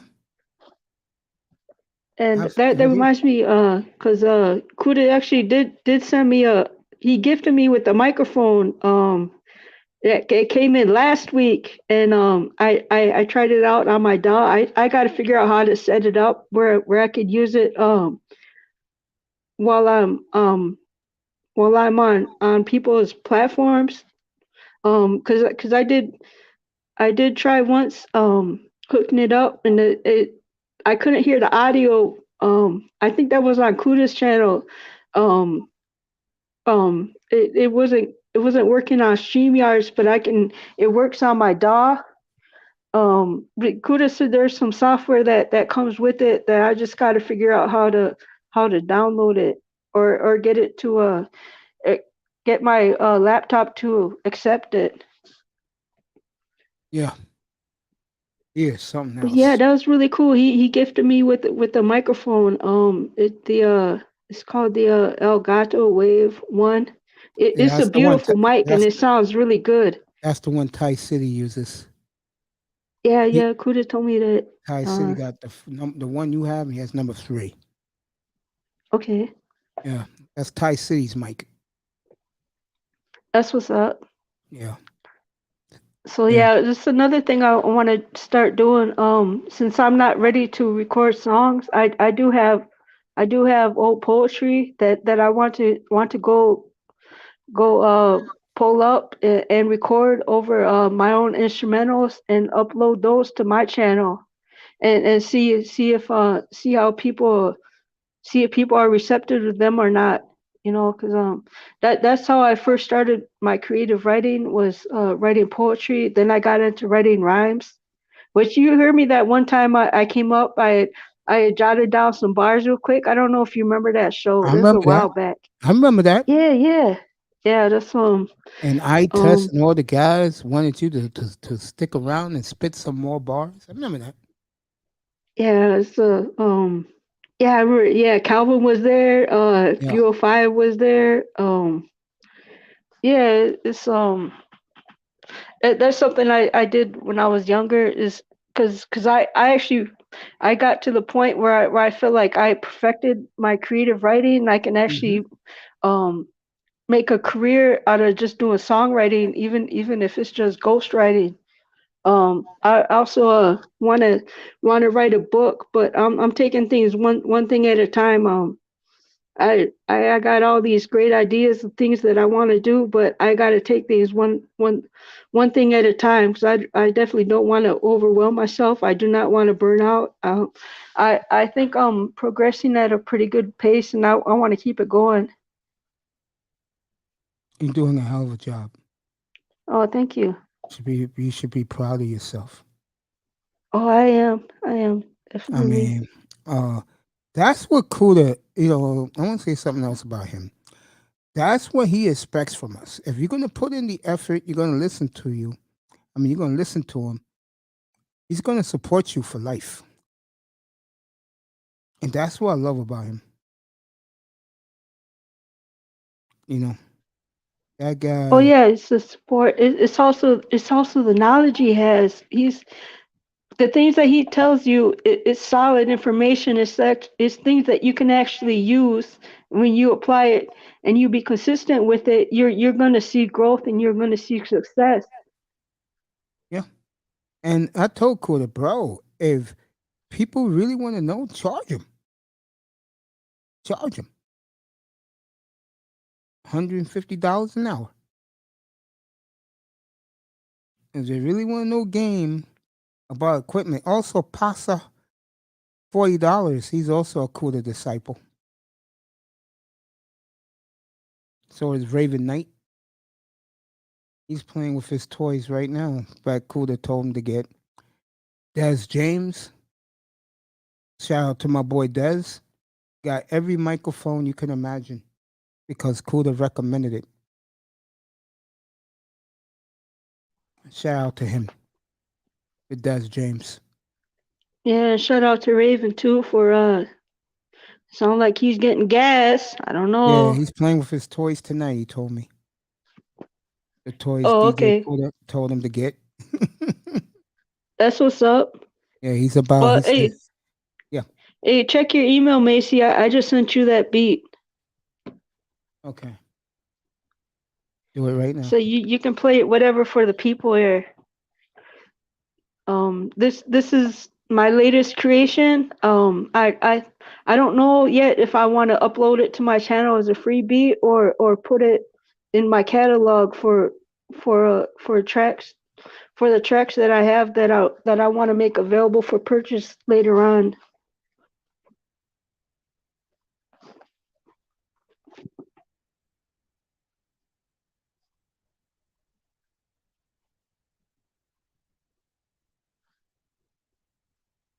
See something? Yeah, this is the thing I gotta do is I gotta get back into writing more because I gotta make time each day. At least I think 30 minutes to 45 minutes a day is pretty good for me to start out with. It's just that's the main reason why I haven't been around that much. Is because I've created a new schedule and I'm adjusting to it. I'm about 4 days into following the schedule. I think once I maybe another couple weeks I'll have it down pat. No, it's just this is to keep things from getting too crazy, if you know what I mean. Of course. I know exactly what you're saying. Yeah, because I'm not the kind that the fly by your seat of the pants, fly by night. I like to plan things out and stick to that plan. Otherwise it gets me in the it's weird, but that's when the anxiety starts kicking in. Yeah. For some strange reason, I think it's because I am a perfectionist and I am meticulous. That's the way my dad raised me to be, which is a pretty good thing. It it it served me well throughout the years. Especially when it came to things that I wanted to do. I feel you, baby. You know, as you talking, you know what I'm trying to do? Because it's giving me a hard time to put your songs in my thing. I'm gonna, from now on, when I play your music, I'm gonna do it on what you call it? On Spotify. And the reason is, on my phone, your music is gonna come out beautiful. Nice and Okay, that's loud, what's up. so people can hear it. That's gonna be nice. Yeah. And I That's what's told it, up. and I told everybody, only your music will be played on this channel. That's what's up. I like that. Yeah, you deserve it, baby. Yeah, I just seen Kuda commented on one of my videos that I should start a 24-hour beat channel, but man, I'm a long way from doing major things like that, man. Yeah, I'm okay. like that's putting too much on my shoulders. Come on, Kuda, That would be But dope, yeah, though. that's what I love about him. Kuda thinks big. He really thinks Yeah. big, and I know because I'm the same way. But I still got to take it one step at a time. Yeah, he's right, though. That's another thing about Kuda, man. He really thinks big. He's excellent at what he does. I mean, Yeah, that's another thing I think, because I tell Kuda all the time, you're gonna be straight no matter what happens, because you not only have all this knowledge, but you're a visionary as well. yeah, I told him one day, I said, Kuda, you know who you are? When he was having that beef 2 years ago, he said, who you are? I said, you're the guy on the block where everybody knows you because they know your mother, you're part of the community. But when they see you with the good looking girl, they're like, how the hell? That's who DJ Kuda is to a lot of guys in the manosphere. He looks very unassuming, but he's who he is. Good people. Oh yeah, he's a good people. He's in every sense of the word, he's good people. He's down to earth. I told him the other day, the last time I spoke with him, you're not arrogant, you're not condescending, or any of those negative personality traits. He really is a very cool guy. Yeah, he is. He's good people. Like I said, how could you hate him? How could you have beef for that man? You know? I would take a guess. I would say a big cause would be jealousy. And that's something that people will never admit to, but that definitely is a lot of cause of and anytime somebody is doing something great, Yeah. it just goes with the territory. It's like it's nothing you can do about it. You just gotta have the right attitude, and keep focus on what you want to accomplish, and keep your focus on progressing, on elevating and growing, and everything else will just fall into place. Yeah, I agree with you. You're right. I agree with that. Oh, 305 said he's back. He's in the back, man. He's waiting for you to bring him up. All right, tell him I'll be there in a second. Yeah, I'm getting the he'll be thumbnail there ready in a for second. tomorrow. 305. Just chill with your chicken box. Oh, there you go. What's up, 305? What's up, family? What's up, everybody? How y'all doing? We're good, man. Manzano gave me an hour. So I just woke up. So I you was tryna- covering the N.f.l. draft, Mace. Is that still going on, or is it over? And that finished It's about 3 over. hours. It finished like about 4 hours ago. Oh, okay. Yeah, but it was good. I mean, I had, like I said, I had Toya up here. She was tremendous. You know, a couple of Yeah, ladies the in the usual chat. the brunch with Toya thing. You Yeah, guys usually do on Saturdays. yeah. Next Saturday is about astrology. She's going to do the whole thing by herself. I'll be here. I'll be up in a panel, but I'm going to let her talk astrology because I don't know nothing about astrology. That me neither. Hmm. Yeah, but that's Toya's thing. What's your sign? What's your sign? Capricorn. I'm not telling. You'll never know.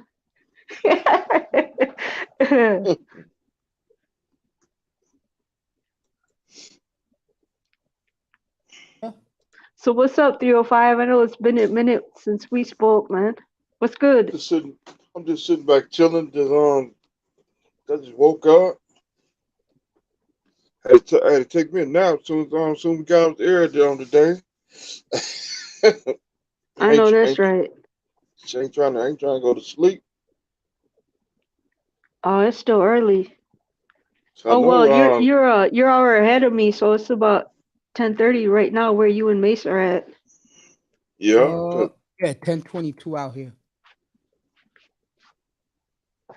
All right, so what's the problem, Mace? You just said that the beat won't play? Because I know sometimes these files give you a hard time, but if you try a few times, it'll eventually play for you. I'm gonna do it in a second. Oh, okay. Oh, you're busy doing something else. Okay, that's cool. I thought It's maybe you good. was It's good. having trouble. What I'm doing is I'm putting up tomorrow's thumbnail for the big playoff game. Oh, okay. That's what I'm doing right now. Give me a second. I'm gonna go back up there. All right. Well, give me an update because I haven't been following the playoffs. Are my Timberwolves out of it? Yeah, they got eliminated last night. Oh, I figured as much because I didn't watch the whole game, but there was a couple days ago I seen one of the highlights on Facebook where that player I don't remember his last name, Ja Morant did that monster dunk. I was like, I seen that highlight. I was like, oh, it's over for Minnesota. That's it, man.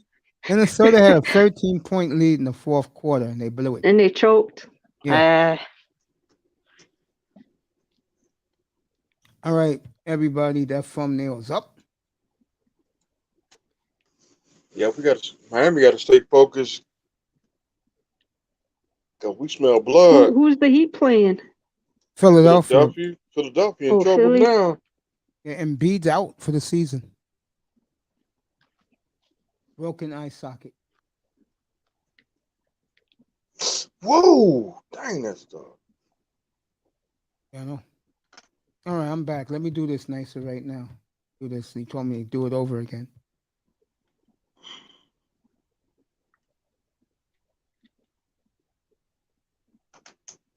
You know that stuff got to hurt. What, the eye socket? Yeah. Hell yeah. And it's broken? Hell yeah. That's crucial pain. Mm-hmm.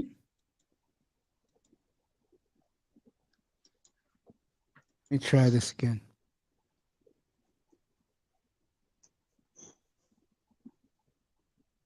I know StreamYard's got some music. They do.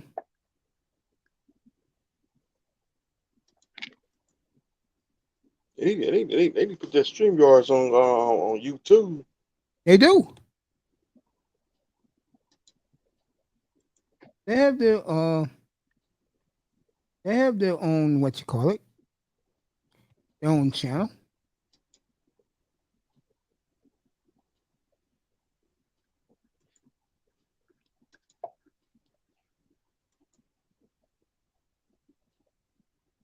Oh yeah, I seen it was his own birthday. He's having a celebration on his channel. I seen that when that first came up on YouTube. Well, ism. Yeah. Oh, the women are there too. I was in there a little earlier. Wish him happy birthday. Oh, okay. Yeah, I was in there earlier. Ism is a piece of work. That's an understatement. Yo, D-Rock, then I love you, man. I love you, bro. You're tremendous. Love that guy. For you, D-Rock. Again, folks, I said this earlier this afternoon. If you ever going to do a platform of your own, do yourself a favor.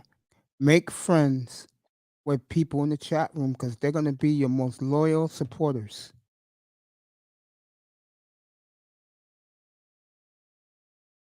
They're going to be your most loyal supporters.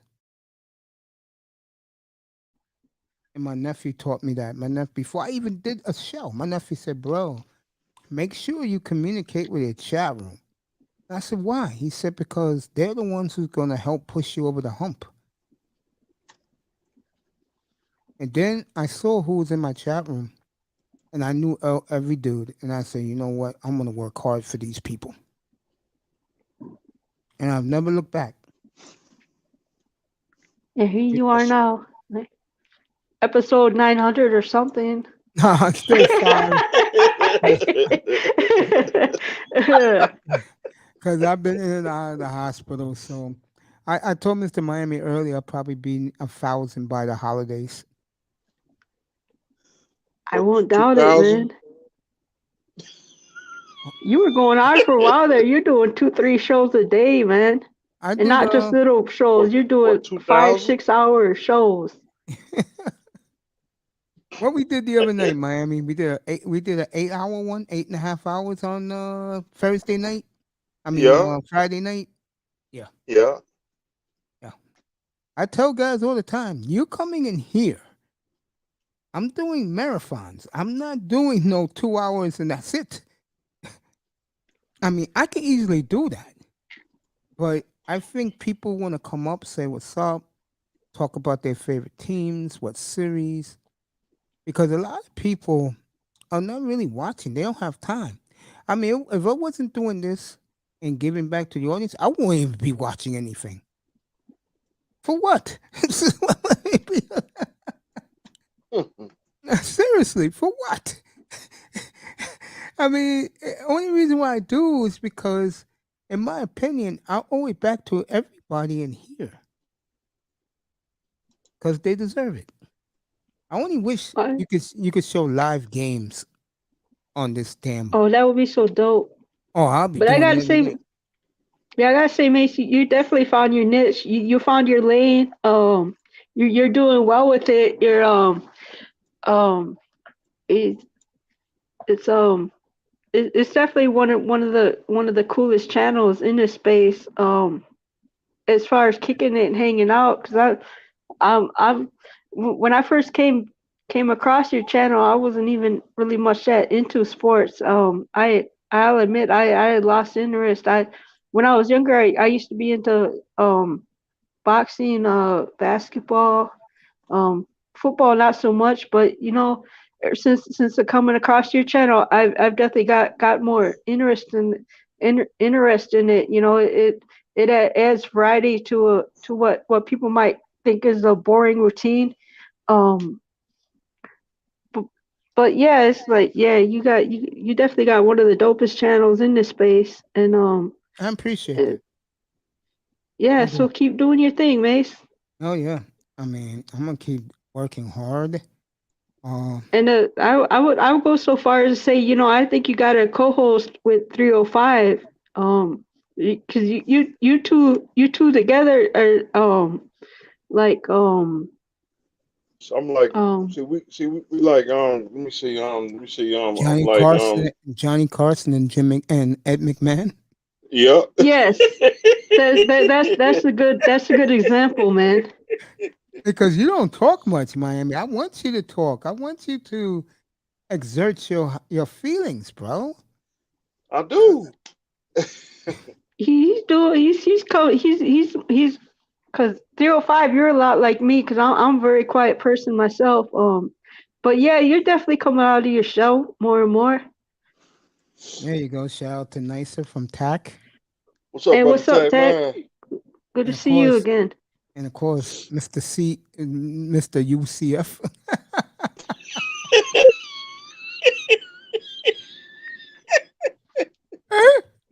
I ain't even gonna ask. Oh, the Mr. little joke, the, USC. the little the little Oh, joke is okay. TAC makes fun of him. He said that he went to the University of Central Florida, UCF. That's what that means. Because me and him are Miami Hurricane fans, so one of their rivals is UCF. So he likes In to make Florida fun of Mr. State. Miami. Yeah. Also, we make fun of Mr. Miami. He has the six bedroom, 4 baths. I wish I did. I wish I did have like 15 bedrooms and. He When crazy. you do, you gotta let me know. We're throwing a big old party, man. Nah, ain't gonna be no party. I ain't trying to Speaking get I ain't trying to get no case. speaking of a Uh, party, Aunt T is coming up with a brand new channel. I think it's this week or next, called The Boiler Room. If you ever saw that movie in the late 1990s with Vin Diesel and Boiler Nia room. Long, yeah, that's gonna be his new channel. the boiler room. So look for that. Next time Auntie's in here, I'll tell him to drop the links for everybody to sign up. You already got Boiler over room. 120 people who already signed up. I And never seen subscribe. that movie. Now I want to see it. Yeah, it's gonna be Now like you got that. me curious. Is it good? Is it like an action movie or what kind of movie is it? All suspense. Oh, suspense. Oh, okay. Auntie. Yeah, go ahead. Somebody found out you having a party, boy, that tear your house Oh, that's the best kind of party. And then something happened, then I'll be responsible. Nah, I don't do parties no more. So go to subscribe to that. If you see him, just tell him Mace sent you there. I know he'll gladly appreciate it. It's gonna be for grown people, talking grown people things, business, investments, and a little man woman talk, constructive conversations. So Okay, that's what's up. go Shout out subscribe to now. Auntie. Yeah, there'll be Hey, Mace, no. did you hear? I know another thing. Auntie's been promoting is Ball X is gonna have a block party on his channel I'm coming out glad you maybe said that. 'Cause I was this thinking summer. of his name. Yeah. Baller X Ooh. 2.0 is throwing a block party, and the cool thing is, it's gonna really be outdoors. I don't know where Baller X live, but it's gonna be outdoors. And Auntie, Baller X, and a couple other concept creators, they're gonna be hosting the party live. So Oh, you know I'm gonna be there. Dang. We're gonna turn up, man. yeah, 305, you gonna be there? Yeah, I'm coming. I'll bring the case of beer and some That's what's in. up. I'll peep in, but me and Baller X is pretty good. He beats in Platinum's room a lot, always in Auntie's And room. I'm coming solo. And I'm gonna say it again. Wasn't he tremendous last night? He didn't have to give me an hour. Shout out to the great Platinum Elite for giving me an hour late last night, talking about his Steelers and how Malik. He couldn't believe Malik. What's our boy Malik Willis went all the way to 86, and it was a sad sight, Nicer. This kid was supposed to be a top 20 pick, okay, quarterback. They showed him in the strip in Las Vegas, angry as Walking. hell, walking with his dad, and then fans went up to him and was patting him on the back. And then he got the phone call, and the kid broke down and cried in his father's arms and to the people's arms. Well, It that's was, cool. That's cool. People were there to tell me, keep your head up, yeah, and giving them that encouragement. I hope he does very well. That he shows them, well, hey, he shows all the other teams, hey, this is what you passed up on, yeah, So I'm really gonna take it to you. I hope he takes it personally, and every time he meets he comes across every team that passed on him, that he He don't get puts a big revenge. time hurting on them. I agree with Platinum. He'll be starting by the middle of the year. I totally agree with that. Revenge. The Pittsburgh Steelers situation is scary if I'm Mitch Trubisky. They're gonna let the young boy, the hometown hero, compete with Mitch for the starting job. And I don't know how to look at that with Pittsburgh. I think Pittsburgh, I don't know. Pittsburgh can go either way. But let's just say the mighty has fallen in Pittsburgh. God bless Tomlin. I don't know how he does it, but the mighty has really fallen in Pittsburgh. It All really right, hey has. Mace, 305. I'll be back in a few minutes. All right. All right, take your All time, right. brother. When you come back, And I'll in go take Green my Bay rest. too. Wow. Mr. Kennedy. Let me tell you something. On Thursday night, if Jordan Love was the starter, right? And that clown did what he did to Rodgers, I swear to God, I would have tore this room up. That's on the mixtape. When I came back Friday, I was gonna destroy his ass for doing that, bro. But Aaron took the high road. He said on Pat McAfee that when you look at our history, the Packers usually take their great receivers from the second to fifth rounds. And he's right about that. He's right. So, like that they took him with they traded both number 2s to get the kid they got. And Taxa, he's one of the best receivers. I think Aaron Rodgers is cool now. He got himself some defense. He got a receiver. I'm hearing that they're really interested to bring AB there. He gets AB with that group. They're back in business. They're really back in business. They can pull AB out of the hat. I don't think NFL gonna give him another job. You see what he did during the Jets game. I know. I remember. He quit. Of course, it's AB. I'm here. Let me fix this. We don't want him. Yeah, there you go. We don't need AB. Now we got somebody better than AB. Now let me ask you this. I think the odds are very good that Brady will end up in Miami. Would you rather have him, Murray, or Jackson, or trade up to get a young gun quarterback? Which one would you want?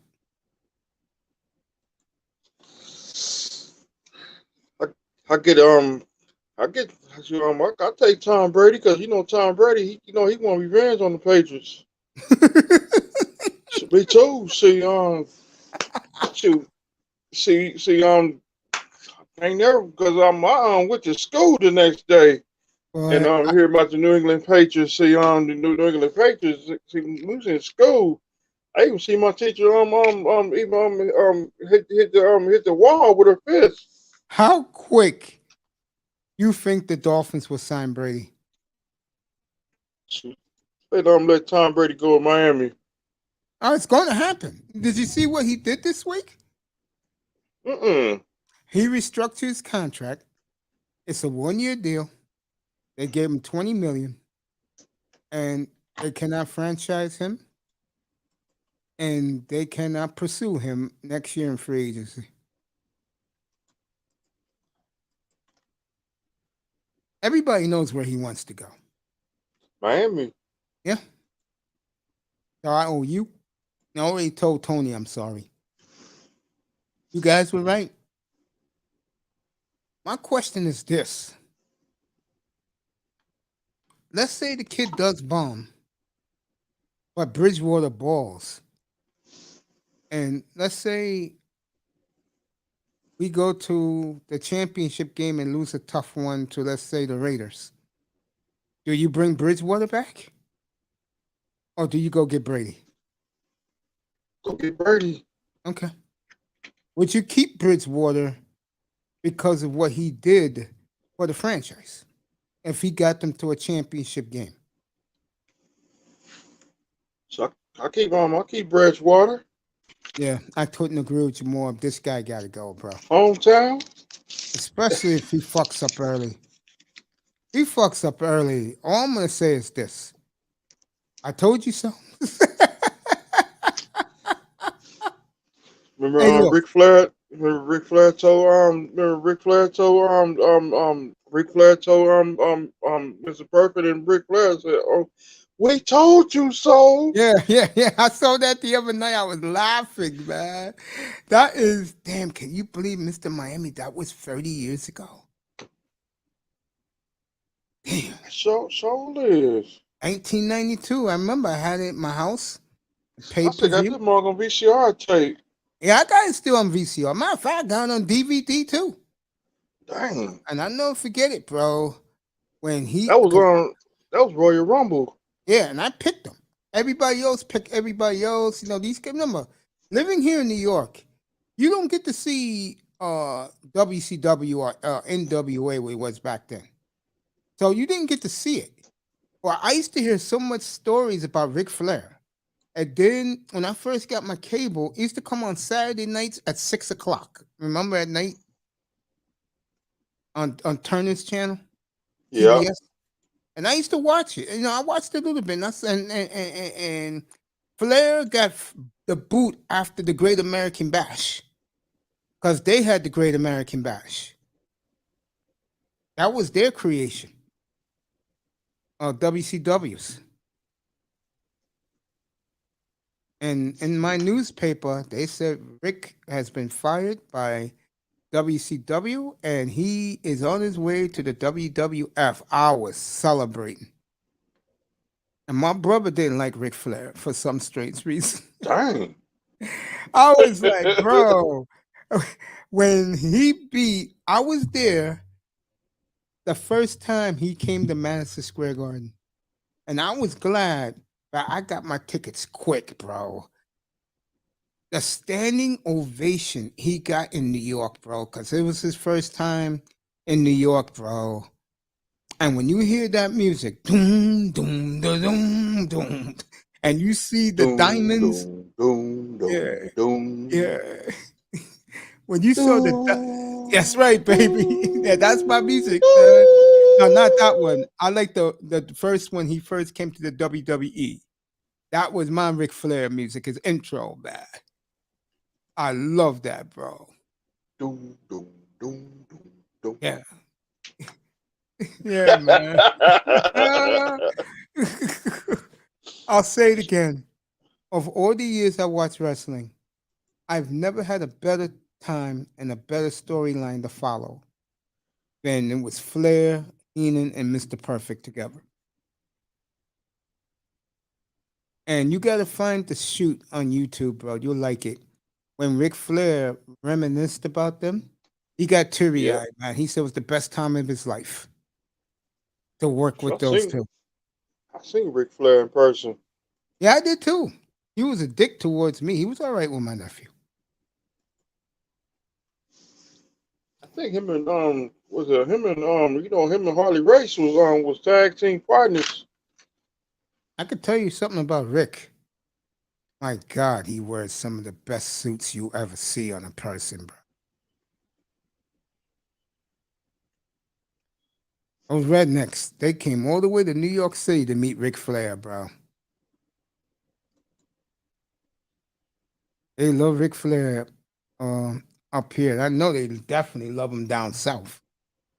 They they like Ric Flair in the South. They love him. They worship Ric Flair in the South. Because he's from the South. You know. Yeah, they love Flair down there. The guy they love here, this is going to surprise you. Here, they really love fucking Rey Mysterio, bro. It's a big Latino population here in New York City, man. They love Mysterio. And like I told you, my nephew didn't know who he was, but at the time, because he wasn't really into wrestling, but his friends all was crying in school when they found out Eddie Guerrero died. I was devastated. See, I remember that day when they announced on WWE that did he just wrestle this Friday? I think he wrestled that Friday night. He died on Sunday. And then the one that really, really devastated me even more, what Chris Benoit did to his family, bro. I'm like, damn, you did the claw to your son, bro. The claw? Yeah, he did that to his son and his wife. I know Brian Pillman. We just saw him that I think about a month. I think about a month before he passed. Devastated everyone. Devastated me. I was crushed by that, man. I couldn't speak. I really couldn't speak, bro. Cause Brian Pillman supposed to took on what's that dude name? He supposed to took on dang, one of the Dusty Rhodes' son. Dustin. Yeah, I know. Yeah. I've never been a fan of the Rhodes family.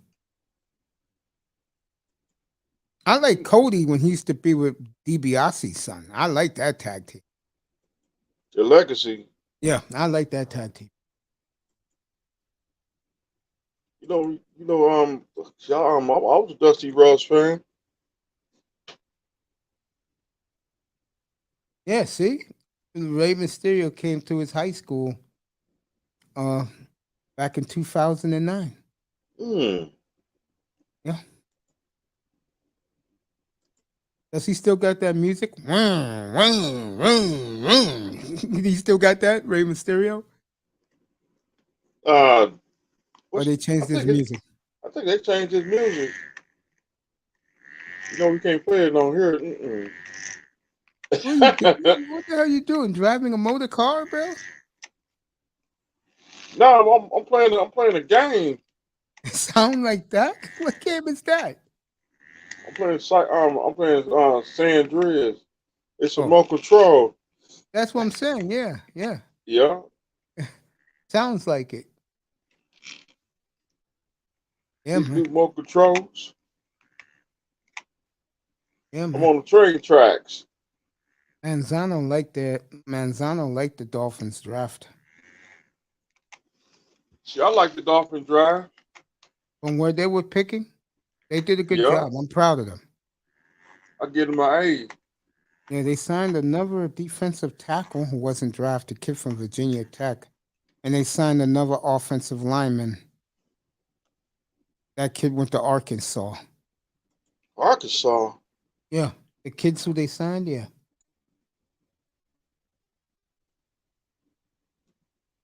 He's skeptical of Skylar Thompson. I'm with you. Hey, coach, we got some sad news to break to you. What happened? We lost Norm Judd. What show he was on?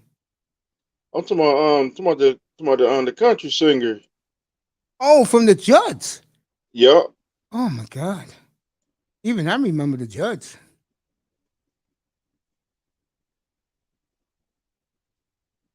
Yeah.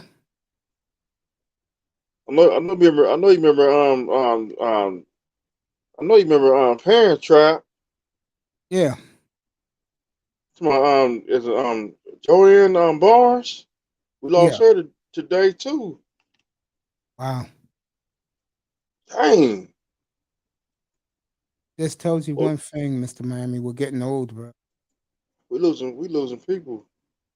Yeah, he didn't impress me. I looked at his numbers tag 12 touchdowns, 9 picks. And that's who yeah, that's typical Dolphins. You know that?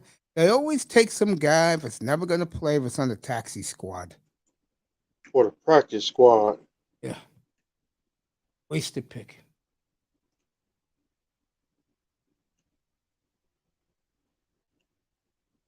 Oh, he didn't get picked. Okay, I can see the Dolphins picking this kid up.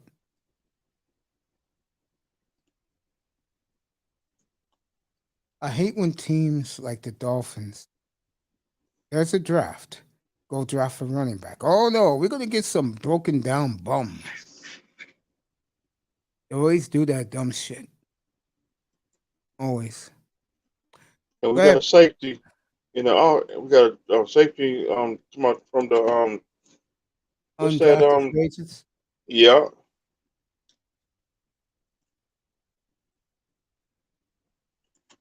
No, Sean's into this.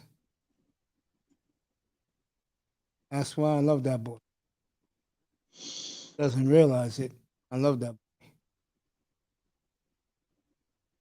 All right, I tomorrow, think Monday, the new thumbnail will be out. It will be the big guns of the Edmonton Oilers. The big three, McDavid, Draisaitl, and Evander Kane. And we're going to get Edmonton and LA Monday night up here, 10 o'clock Eastern from God's land out in Edmonton, Alberta. This place should be rocking. It's the LA Kings. That rivalry is as vicious as it gets because the Wayne Gretzky blockbuster 33 years ago. Like I said, folks, I'm a romantic. tell me he did not say that. Booker T. Tell me he did not say that. Who, me? Well, I Yep. think Like Booker T used to say. okay, All right, I'm back. Okay, baby. Miami did get the running back from South Carolina. From South Carolina? Yeah, they got him. I just said a minute ago, and Tackman said this. There you go. Dolphins signed him already. Thank you, Tack. I'm gonna let you and Nicer talk for a couple of minutes, and I'll be right back. Take my medicine. I don't take that much at night like I do. Yeah, showing something else, bro. Better believe it. So Miami did draft that running back. Did pick up that running back. I think what's your name could be I think Bible Jones could be moved. I'm not laughing at you. I said that a year ago, remember? All right, Tack, I'll be up here, buddy. You'll be up here by midnight. You and Nicer, go ahead, talk for a couple of minutes. I'll be right back. Give me like 3 or 4 minutes. Just give me 3 or 4 minutes. Take my medicine.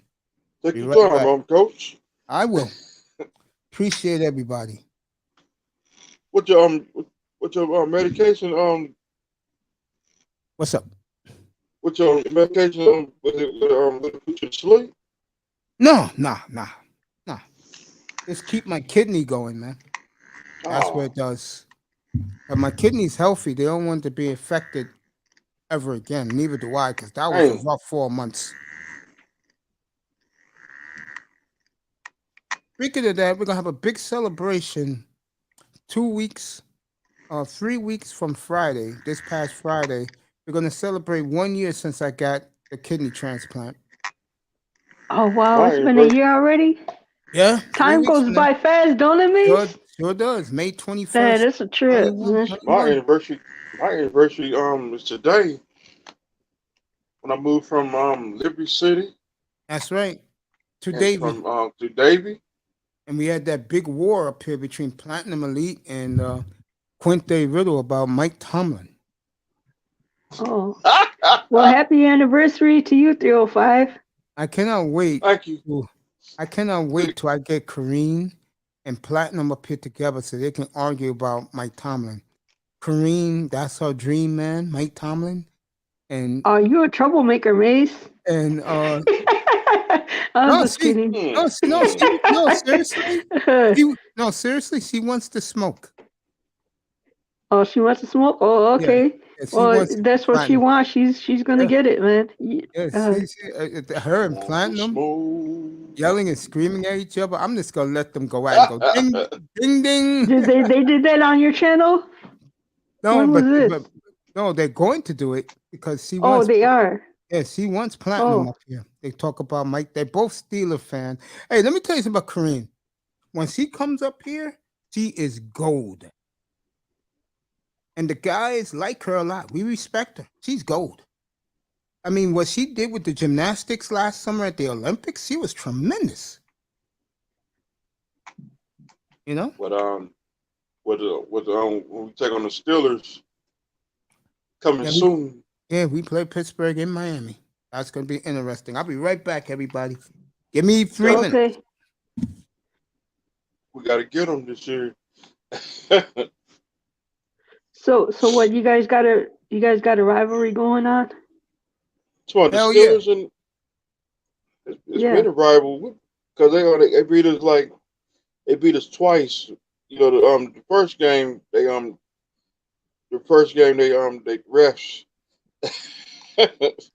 Oh, them darn refs. The refs, the refs gotta help them out. That's why we take that personal. Kind of like what they did with the last Super Bowl. They helped out the Rams a little bit towards the end. It's like it's like Green Bay and Minnesota. Oh yeah, there's definitely a rivalry there. I don't know how many times I'll be on the city bus, right? If somebody comes on the bus wearing Green Bay colors, man, everybody goes in on him, like, kick him off the bus, don't let him on the bus. It's just funny to me, but there's really a rivalry, man. Sure, I've been to Minnesota before. I've been up there like one time. Oh, word? What to Yeah, Minneapolis or you've been here to Minneapolis? Did you yeah, like it? yeah. Oh, okay. See, when I was up there, back then, it was one time when I was up there, I want to go to the French Club. That's one place I want to go because I Man, know I tell you, I want growing up here, cause I missed the whole the purple rain thing. I was really small. But I remember growing up saying, cause everybody knows about Prince's Club downtown. I remember growing up, I said, as soon as I turn 18, I'm gonna go party at Prince's Club. But as soon as I had turned 18, he had already sold it. It had been sold. It was no longer Prince's Club. So it was just, man, I was just so. I really was heartbroken over that because that's something that I had always wanted to do. But I did get to see Prince live at First Avenue. That's the club featured in the Purple Rain movie, right? yeah. Yeah, he did an after concert um at First Avenue after he did a Target Center show. I got to see that concert as well. I had floor seats, so that was really was an awesome show. But at First Avenue, a smaller, more intimate club, and I was right up there in the front row. Oh man, best concert ever. I want to say Yeah, more. so I'm glad I got to see Prince live, man, because his passing was an untimely death, man. It was just man. I think it's been it was April 20th, I believe, 4 or 5 years ago, man. I think it was like 2016. 16. Oh, so it was longer than 5 years ago. Yeah, it wasn't 2016, yeah. So that's what It about was 6 years 16. ago? Man. Yeah. Wow. Yeah, I was So devastated when I first heard the news that Prince had died. I was like, man. And I remember. Michael Jackson passed in 2009, didn't he? Yeah. Man, So, that was another unexpected passing, man. so I think I was watching 106 in Park. I was watching 106 in Park that day. I even watched CNN. Oh, that's how you found out? I found out I was at work that day when I found out Michael Jackson had passed. Um, and Cause then I found out when Prince had passed. I found that out on social media. I think that was on Facebook. I was getting ready to go out of town because I was getting ready to get ready to travel. About 2 days later, and so I know he died that evening. Yeah, I remember and 106 in Park. I remember 106 was it in Park. Michael Jackson, wasn't he getting ready for a big world tour? Because I remember it was around that time he had released that film that This Is It. It was like showing Yeah, backstage footage for getting ready for that big tour, yeah. world tour. Man, I remember I saw it on 106 in Park. I ain't never seen Roxy break down. Roxy broke down on 106 in Park. that's because Michael Jackson was that dude. Because when I I was growing know. up, I had my homie that I grew up across the street from me. He had the Thriller album. He had it on vinyl. And then I every time we go over there, we play that album. And that album was so dope. You never get tired of listening to it. Well, that goes for Prince's music as well. But it was like, man, So I think I cried I cried both times when I heard both of them artists pass, man. I broke down when Pimp C died. And plus we lost Oh, because we lost Sean Taylor that week. He got murdered in Miami. That heard it that day. And there's too many great people. Like I remember, I distinctly remember when I still remember when Jam Master Jay had passed, and that was that's what pretty close to 20 years ago. That was back in October 30th, 2003. Or 2009, one of them two. No, 2000. Yeah, it was sometime in the early 2000s, but it was in October. Man, it was late October, just before Halloween. Um, I remember hearing when ODB passed. I was at work that time too. I actually went in the bathroom and cried, man.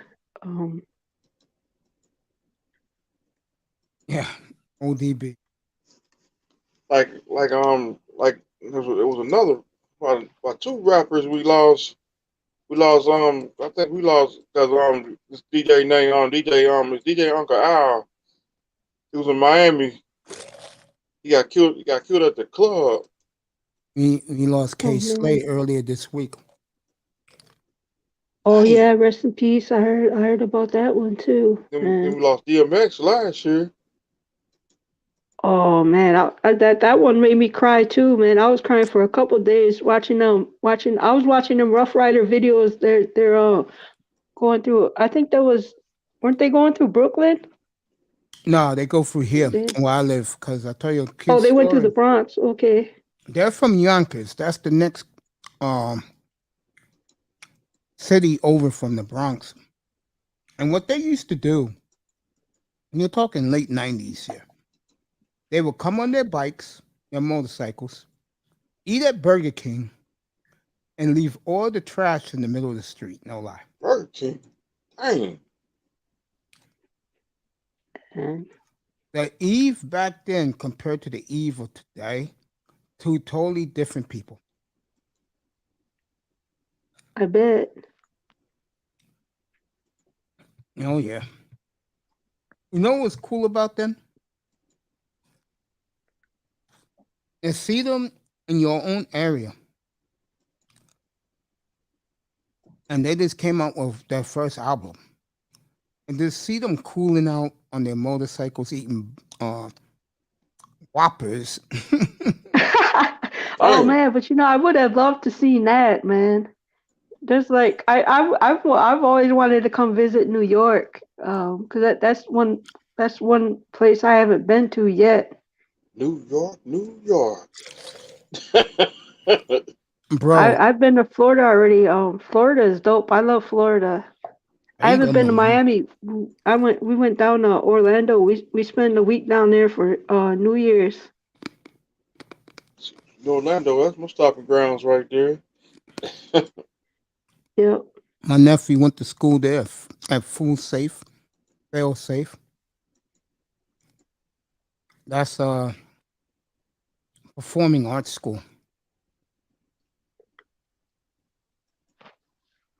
He got his master's from there. Yeah. That's what's up. Mm-hmm. Give him a lot of credit. Florida's dope. I want to go back. I got to go to L.A. in Southern California. That was really dope too. I loved I it. lived in Arizona for a while. I've been to Arizona. I've been to Arizona once. Yeah, that was dope living down there. Going to Phoenix at least every couple weeks. I really loved Phoenix, man. It's like, especially because where I live in Minnesota, our winters be brutal.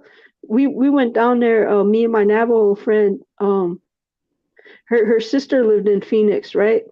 So we went down. We went down there. We were supposed to be arriving on Thanksgiving, but we end up because we drove. We end up getting to Phoenix a day late. So we had our Thanksgiving at Denny's, which really sucked. But yeah, I went down there in November. I came back up to Minnesota in late April. So I got to spend the winter down there. I'll tell you, 90 degrees in the middle of January in Phoenix. Ooh, I love that, man. Oh yeah. Yeah. I love that. I got to see the Grand Canyon. I got to see Sedona. Sedona was actually pretty beautiful. We went to spend the day down there just hiking and walking around. All right, Clayton Kershaw strike away from being the all-time strikeout leader for the Dodgers. This whole stadium is standing. Oh, the guy got a base hit. Back to Nicer. Finish telling us about your trip to your stay in Arizona, honey. Okay, so I was 20 years old at the time. Mm-hmm. We'd we started out. We stayed in Phoenix with the sister, of course. And then we found a place up little town called Prescott, which is just north of Flagstaff, which is closer to the Navajo reservation. So we were like Christmas. We got to spend with her family. Her dad had built this beautiful Hogan by hand himself, and it was really beautiful.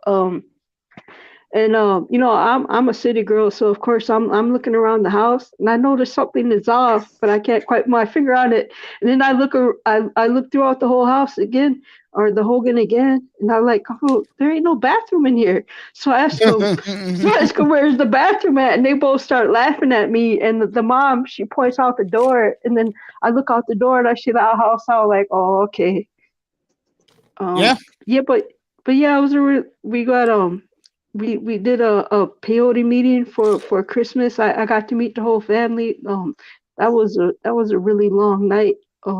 They ended up going from sundown to sunup. And then after that we drove back down to Phoenix. I think we stayed there for a week. We hung out at the mall down there that's called Christown Mall.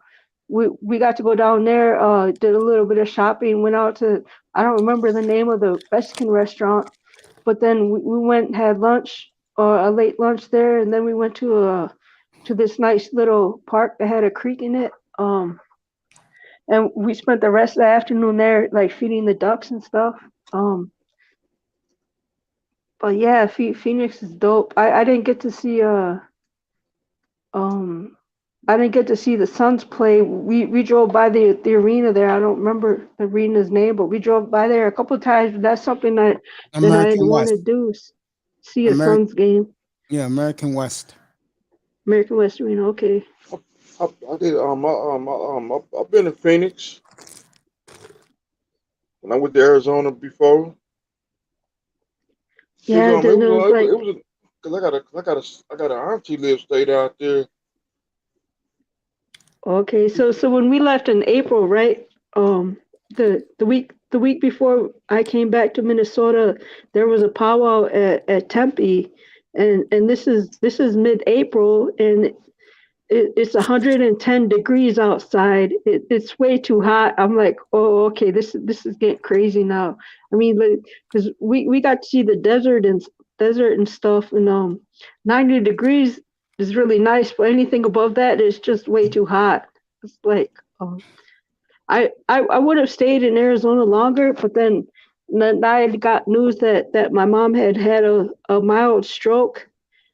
And that's what made me come back to Minnesota. Because otherwise I would have stayed down there in Arizona for a little bit longer, because I really liked it down there, especially in northern Minnesota. I mean, northern Arizona. Interesting. Yep. So I did get to see the Grand Canyon, which is pretty cool. And but I was like, I looked, I seen, okay, because I have this real fear of heights, right? And it was like, I peeked, I looked at it, I said, okay, that's good enough for me. I was like, maybe 10, 15 minutes. I went back into the car. I was like, I'll just wait for y'all in the car, Yeah. Because I was standing near the edge. My fear of heights start kicking in big time. I was like, oh, okay, you know what? I gotta get back to the car. Yeah. All right, When I was Raven. in Mace when I was Jones. when I was in Arizona, I stopped at let's see, I What's up, stopped at ladies? What's up, Nicer? Hey, Miami. Hey, what's Raven. up, brother? What's up, Mace? What's up, brother? Just finish wishing Ism a happy birthday. I What's told him up? happy birthday. Oh, So you was in Raven, there, Mr. fill Mary? me in. Yeah, I was Yep, on the stream. On the stream. Yeah, I told him happy birthday. Hey. I was Yeah, with you it were for a in there. second. So Raven, can you fill me in because Mace was telling me earlier that you had got some new gear or something. Something Oh, DJ Koda yeah. showed you. Yeah, the one wheelie. I rode it. Oh, you got one of them? Oh, I'm definitely buying one. I actually rode one today for an hour. I got up to 15 you miles got per hooked, hour right? nicer. I'm Those getting things the look GT. fun, right? Oh, they are fun. They are. Yeah, I was hoping he was gonna join the stream. Well, he gonna start a stream tonight. I was gonna let him know. Like, man, I actually I got on one for an hour, and I got up to 15 miles an hour. I mean, it's just like Kuda was saying. It's like the board is watching, is actually monitoring. I mean, the sensor is so freaking awesome. It's like it's monitoring your body. You know, your zero gravity is just like it's balanced. And yeah, I mean, I went up a hill, went over some bumpy roads. It was smooth. No problem at all. Because I've seen No them videos problem of at Kuda all. riding that. Yeah. It really does look fun. Oh yeah, Okay. yeah. I was like, okay, that's $2,000 sold because I'm getting the GT. Yeah, the guy, on my morning jog this morning, we went into the park and this guy had one.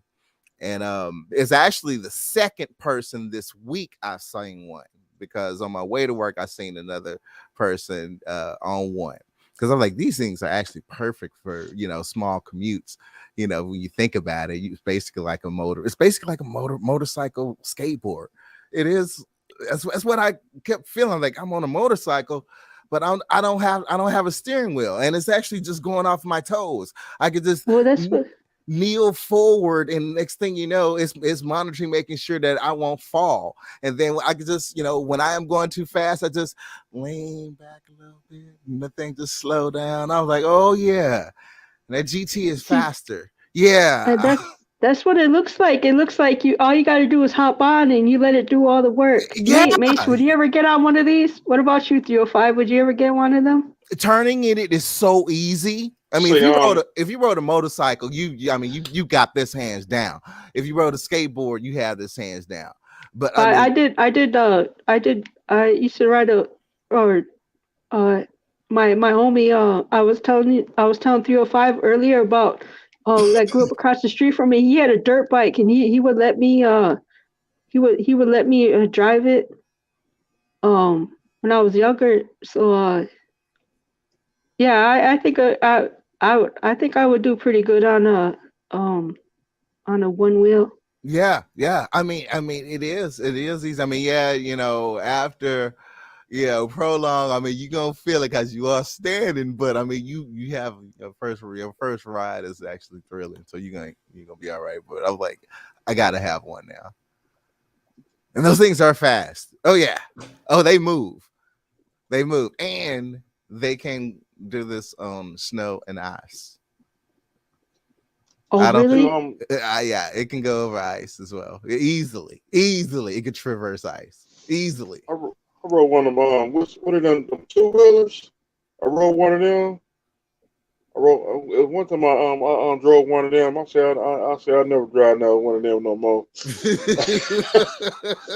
Because you be in the zone. Oh yeah. South. Yeah, down in Galveston. I'm sorry. We was in Alabama. I drove one of them. I said I never drive one of them. I never drive one of them again. Cause I'm afraid I'm gonna accident run into something or hit a car. Or get hit by a car. That's what I'd be scared of. Yeah, down in Galveston and up in Oklahoma, I got too happy on an ATV once, and ended up hitting the hill. Yeah, I can do an ATV after. Hey, Dang. Raven, you live a fascinating life. Bro. It's fun, man. I mean, I've done a lot of shit. I've stayed out of trouble with how I lived. well, you said that's my motto, man. You gotta have fun. Yeah. Yeah, doing a lot of things. Yeah. The Great Reset. It's here. Well, I gotta get you can actually upgrade where like you can customize the face paint. I mean, I'm definitely getting the One Willie GT, all black, so I look like Batman running around on it. I definitely, yeah, Yeah, I seen that. it's I fun. remember Kuda did a show when he actually pulled up on video. He showed all the different color combinations you can make your one wheel and all the things you can add on to it. Yeah, The accessories and whatnot. yeah. Pretty cool.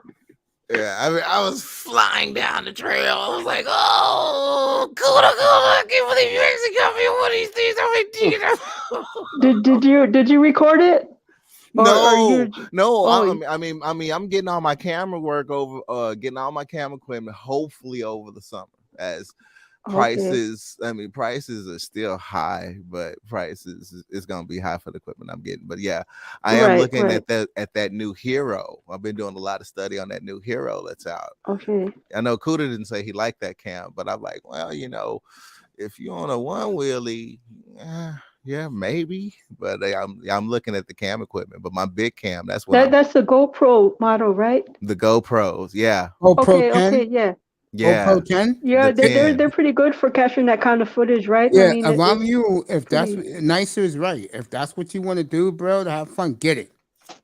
I mean, that's the same one. I don't think. I mean, is that 10 waterproof? Is that the same Yes, one I can take underwater?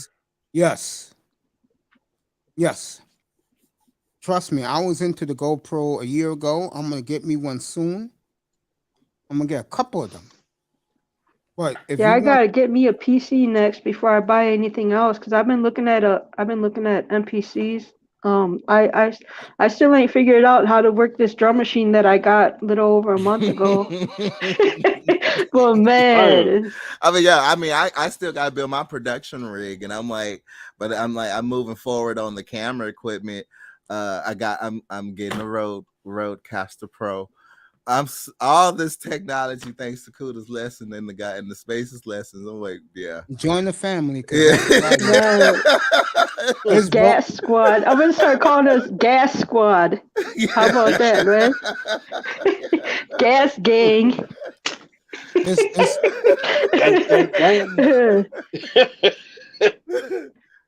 I like it. It's becoming a fun hobby. Isn't it? Right. Yeah. I mean, I can stream video games now. I have the equipment to do it. I just haven't done it. Yeah, I think a few people looked at the videos I saved on my channel somewhere in space, but otherwise, I'm been tinkering. Put your channel in the chat so I can sub to you. That ain't all official yet. Wait with nice. Okay. I mean, once I'm able to get all my gear, I have content out there. It's a lot of nice sites down here that I hope I could share, especially in moments like WWE coming to town or AEW coming to town or like the Mavs right now. Just so you can see the vibe of the city. The good things, the hot chicks. And for the women that want to see the hot guys, they can see them hot guys, like whatever they want to look at. But yeah, it's coming. Candy paint on slabs. Yeah. I want to go to other cities too. It's a lot of money, but I mean that GoPro Mace. I mean, I want to do some underwater shooting, and I hope that I can capture a giant great white with that. Damn. Yeah, that'd be nice. Yeah. Well, I mean, my mom was always against it, but I mean, once I went scuba diving down in Mexico, that was fun, and I was like, yeah, I want to see a great white. You live a hell of a life, bro. Just one time. I mean, black people underwater, the fish actually swim up to you because it's like they ain't ever seen a black person or not seen too many black people, I guess. Yeah, But I a can see fish dead down there. bodies. Well, I mean, they swim right on up to me, touch me and stuff and everything. Yeah, that was fun. Sharks. Sharks got the he lunch. Oh, we're gonna eat him tonight. Well, it's like I mean, on that tour, there was one girl on the boat that takes you out to scuba dive. For people that know how, there was one chick that was on there where she couldn't get in the water due to the fact that she was already on her visit, and it's like, hell no, you can't jump into the ocean because they could pick up your scent a mile away, a mile out. And that scent is that blood. So, she already had that monthly visit, so she couldn't get in. He was like, no, you keep her on the boat, please. I seen a lady fell off the boat and at the Everglades. There was this recent video of this guy on a kayak. He was just on a kayak and he actually managed to just float under a feeding area where two sharks was, and that shark turned around and bit his kayak, knocking him in. I was like, yeah, you don't think they don't know you are above them? You better think again. Shark can smell you. But it wasn't a great white. Yeah, I want to see a great white. You're a better man. You're a better man than me, bro. I mean, I swam with down there. They let you swim with a tiger shark. I mean, it was this tiger shark. It was boring. But I mean, a great white. Yeah, I want to see one feed too. They can let you. I mean, in Hawaii, they let you go down the cages. That's what I really want to do. That's what I think about doing the shoot. One hell of a man, bro. It's like that with it's like one of them jellyfishes. I've been stung by a jellyfish. I mean, I've been stung by a man of war. Damn. It hurts. A man of war sting hurts a hell of a lot worse than a regular jellyfish. I can tell you that. It is a difference. That's why, you're walking on the beach. You would never find me walking on, a beach without something on, without my feet covered. No more. And if it looks like it's a balloon, I'm staying the hell away from it.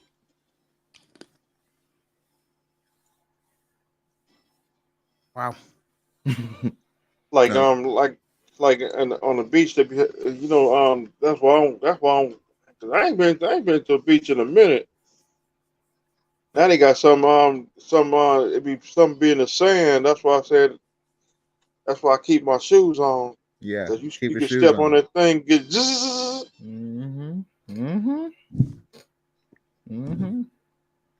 Oh, but you know what I hate? I hated about Florida. Well, that was the first time I found out about fire ants. It was my Navajo friend, her two young children. They were 2 and 3 at the time. I was letting them play in the grass, and all of a sudden they're crying out of nowhere. I couldn't figure out why they were crying, but they just started screaming.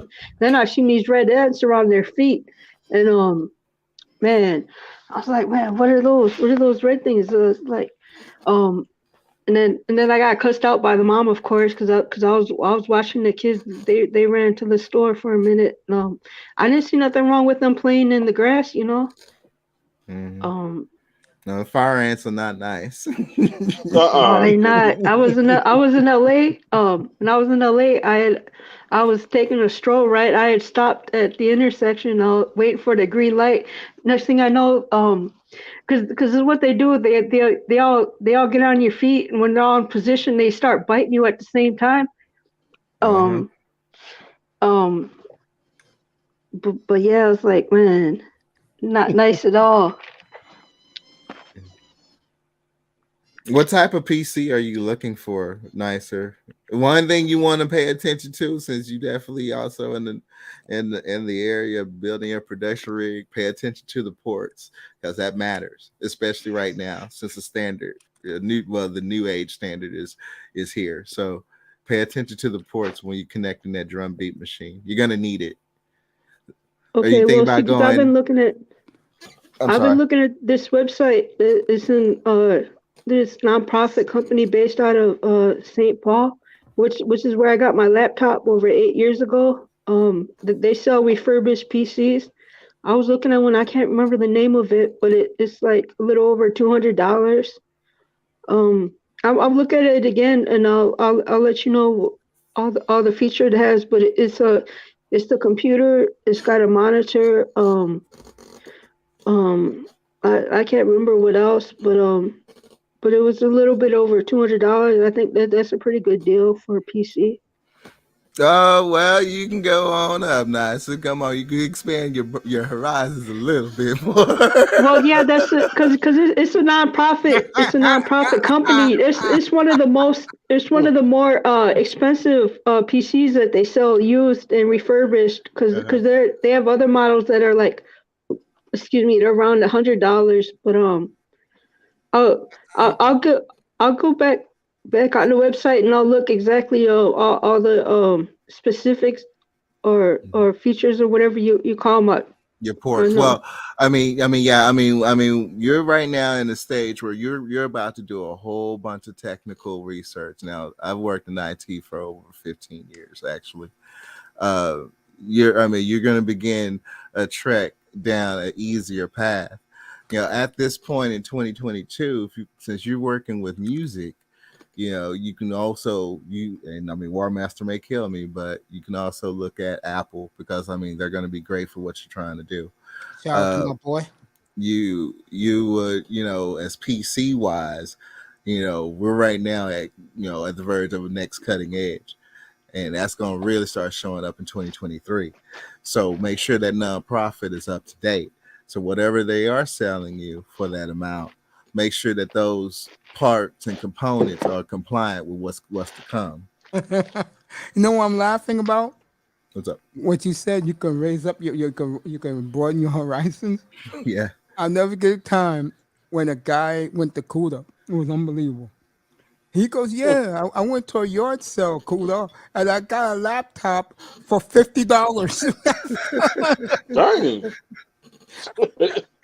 Fucking Cuda's congratulating this guy like you got the steal of the century. And I'm like, I put in the chat room, nigga, you cheap. $50, bro. I paid $1,700 for mine, nigga.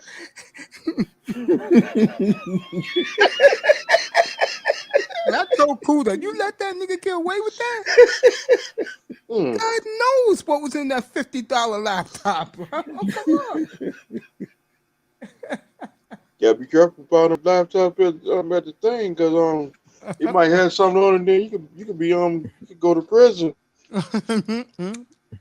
Right now, it's pretty much damn near neck and neck.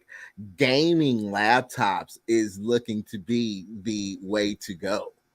I got streaming and gaming. Mine's is combined, but it's more streaming. Yeah, especially for PCI 5. Believe it or not, it's like the laptop is actually going to be more accessible to mainstream, and the gaming laptops are definitely been for mobile streaming. Yeah, so next year as we move to M5 for the processors, AMD is going to catch up, but Intel is going to really, they're gonna do all right. So you're gonna look at a laptop, definitely as your device, nicer, but also be thinking about your backup.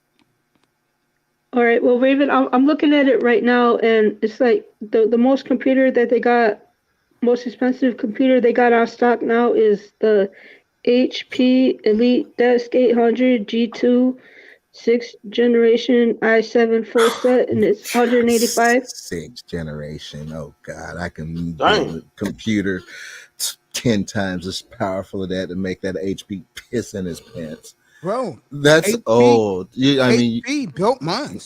I went direct to the source. I said, "Yo, build it." That's an i7. That's an i7. You can go ahead and get up to an i9. You can go ahead and update that a little bit. I'm gonna buy another one soon. I'll probably buy me an i9. Yeah. The 12 gens is actually not too bad. Alder Lake is doing some work. I gotta give it to him. I'm a little bit impressed with the processor, but I gotta get a computer pretty soon. Mr. Miami, you know what they're doing right now at Dodger Stadium? What's that? This will bring you back some memories. You too, everybody up here. They're doing the wave at Dodger Stadium. Oh Again? wow. Yeah. One thing about Southern California, they live in the past. Maybe that's why I like it out there so much. They do live in the past. I love All right, LA. well, Raven, I love it. Raven, how about this one? There's a Lenovo ThinkCenter 6th generation i7 for $210. Well, I mean, those are the i7s. i7 is still stable. I mean, but I mean, if you want to, I mean, you're looking at compression. How much is your storage on it? What's your storage like? I mean, you're gonna be making music. You compose It music. says 250 GB hard drive. That's not even. That's not even. That's not a lot. Oh hell It said no. 8 GB RAM. Yeah, we're at terabytes now. I got two. Mine's is 2 terabytes, bro. No, that's not. Oh, enough. okay. All right. I got you. Okay. Scrap that. Yeah. I mean, that could work as a little decent little storage, but I mean, 200 gigs ain't gonna get you anywhere. If it was it is a desktop, right? Yeah.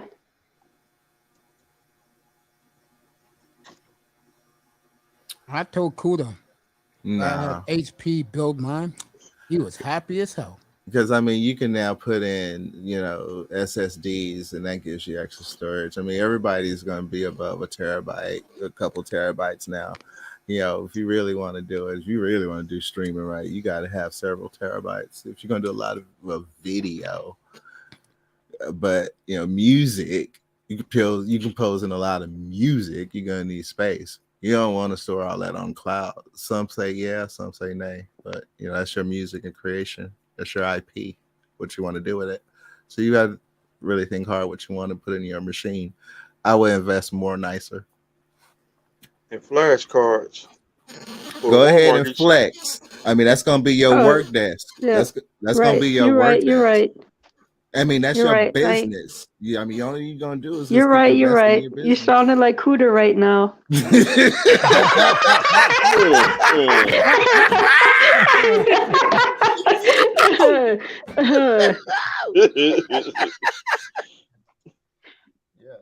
No, but you're right. You're absolutely right. I mean, I'm gonna save up more. I'm gonna get the best computer. I mean, we I all am want to definitely build the taking this best serious. rig. I mean, sadly, the best rigs are going to cost several thousands of dollars. I mean, Mm-hmm. it is what it is. But But how long would they last for? I mean, you only have to make one purchase, right? No, what we're talking about building is, I mean, my system I'm on now, I built over 12 years ago. I built for future proof. This standard that we're at now, that's going to last for a good, solid, guaranteed more than 5 years before even thought of the next processor. So, it's going to last an extra 10 years. So for production of movies, it's going to last me for a little bit, because I'm just going to be really relying on software at that point. But my hardware is going to last me a long time. Backups, even longer.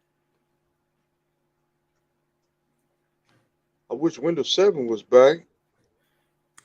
Man, I'm not too happy about the next one. I don't like now Windows 12. All right. Windows 12. You didn't know that? Mine is a Windows 10. Yeah, well, Windows 11 is out now. I used to have on Windows 10. I bought my laptop 2 years ago. Well, I mean, Windows 11 is out now, but what it's doing to some graphics processors, I'm not down with, because you spend all that money on graphics and you don't want that shit to fuck up. You want that shit to work on day one. So the OS for Windows 12 looks to be, I mean, that's how it goes. They'll always come out with one version, and then Windows 12 come out. That's going to pretty much be like what everybody skip over to, because it works better.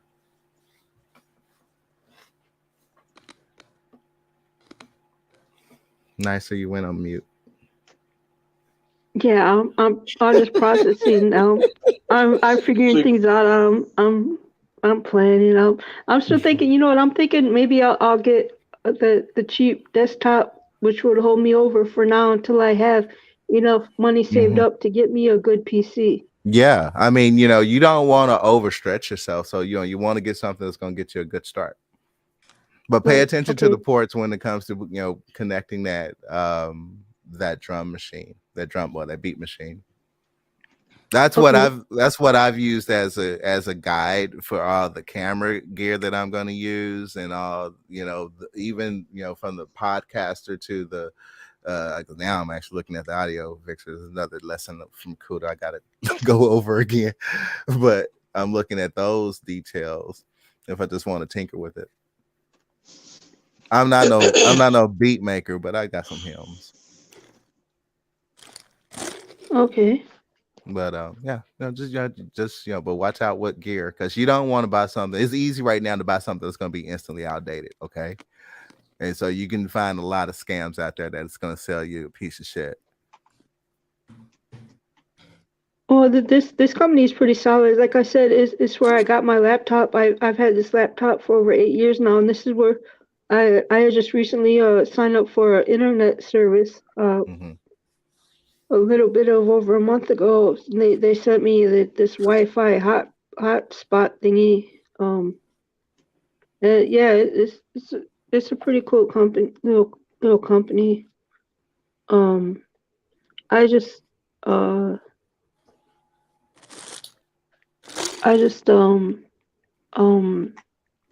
really need something that can do more than this laptop does, because I'm having a little bit more difficulty working with this DAW. See, like it when I have too many beats on it, it starts acting funny. It'll stop responding and things like that. I actually have to delete beats off of it to remind myself to delete beats off of it as soon as I finish it. But yes. Well, I mean, that sounds like you had a storage. It could be your storage capacity, or it could be a processor. You could be at the limitation of the laptop. So that's why you got to be very careful on the gear that you purchase. Right. It's one of the most wisest decisions to take your time when you're buying tech right now, because again, we are at a shift, and them shortages, the shortages and the war is now putting a lot of product, that's been sitting out there waiting for it to get transferred throughout the rest of the United States to finally be sold. So when you got to think of ahead, and have a 5-year, always, start with a 5-year business plan. Right.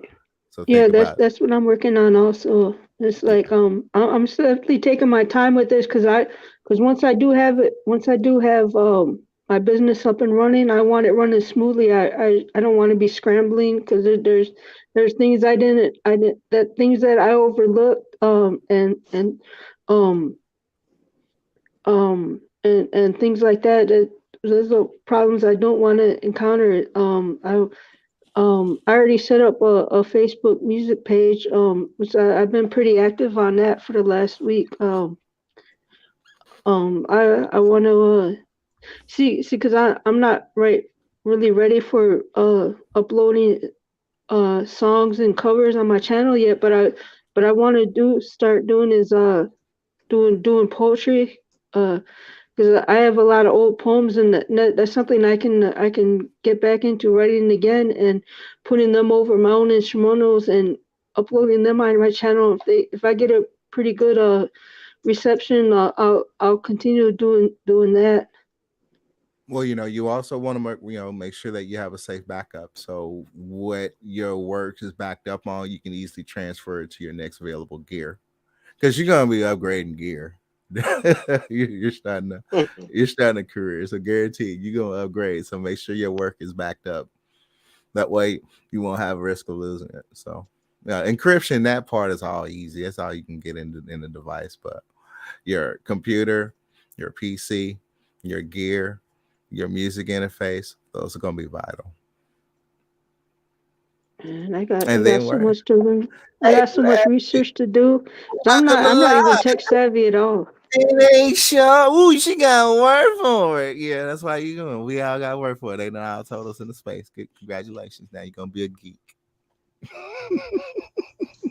Wake up, And you Coach. go do it nicer because your music is getting good. Your music is getting good. So I'm like, yeah, don't worry. I'm pretty sure you're Yeah, it gonna be is. around. Cause I was telling Mason 305 earlier when I first started making beats, putting them on my channel. I went back and listened to them. I was like, oh my God, these are sloppy. I ended up deleting the first beats that I had put, the first beats that I had made and put on my channel. I ended up deleting them because I was like, yeah, there definitely is an improvement between when I first started and the beats that I'm making now. Now there was that I mean, I've been put the mark on a flash drive. I mean, this device that Kuda had, I mean, the thing, it looked like a toy.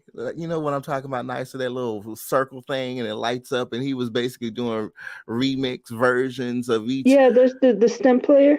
Yeah. Yeah. That thing, Jesus.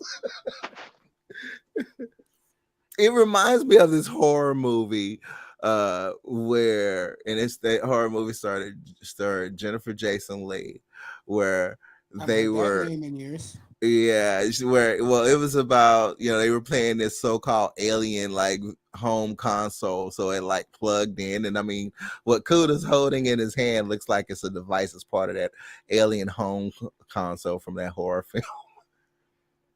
But he's able to do some nice tracks with those. I was thinking about that, getting one of those. But I was like, now that's just getting a little bit more into music production. Wow, Kuda's a wizard, Mace. Of course.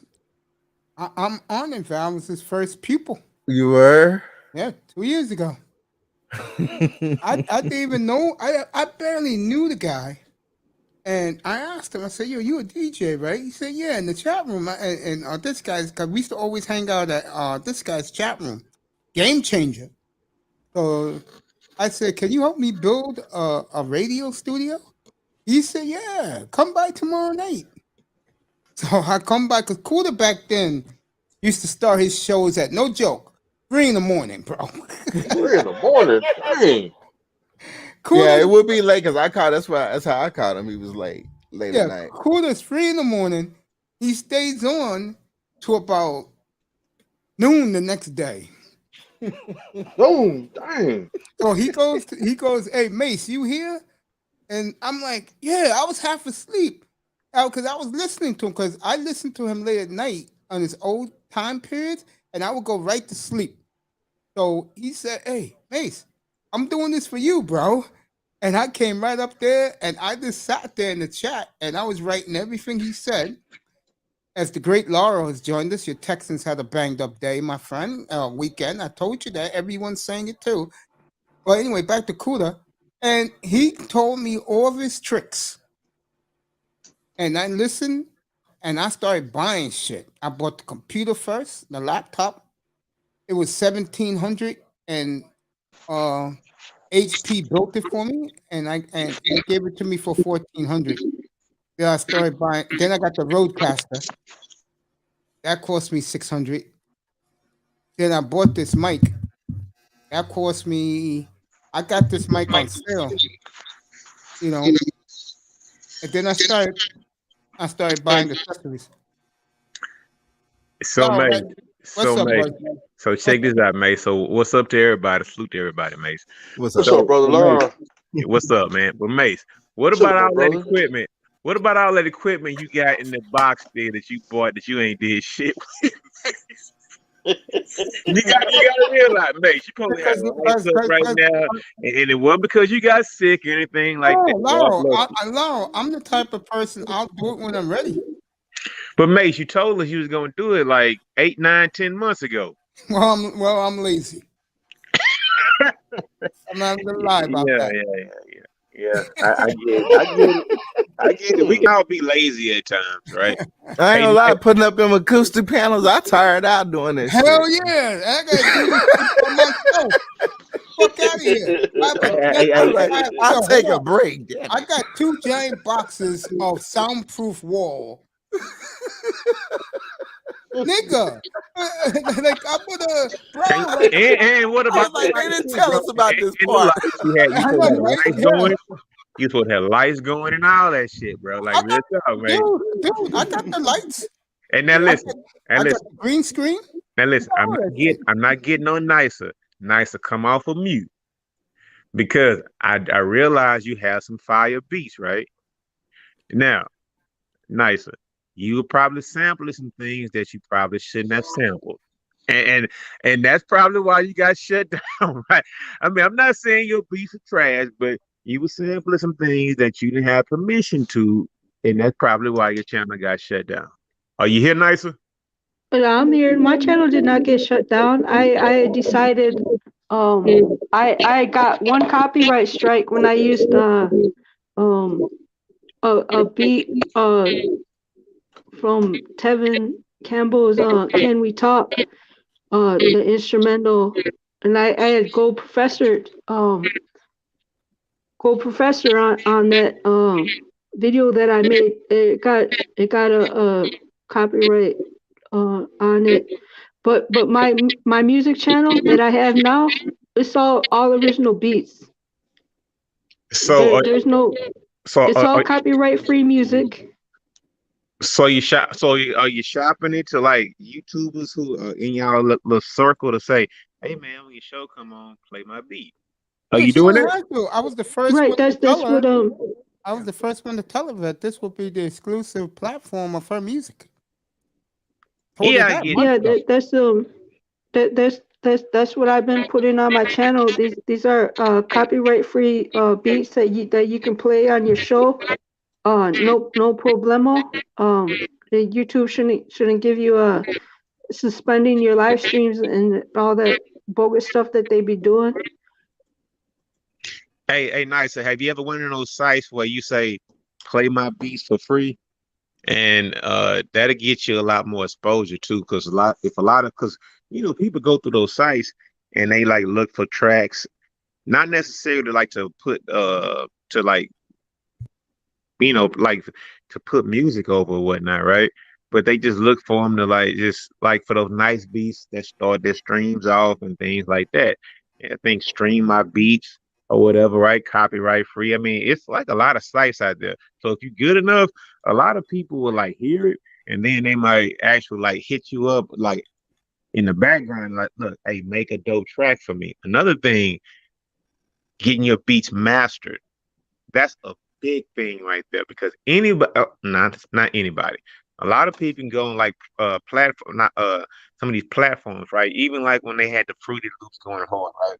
You can go on a platform and you can make some beats, but the thing is, unless people hear those beats that are mastered, where that bass comes through, and when they really emphasize, you know how cool to be talking about those tones and waves or whatnot.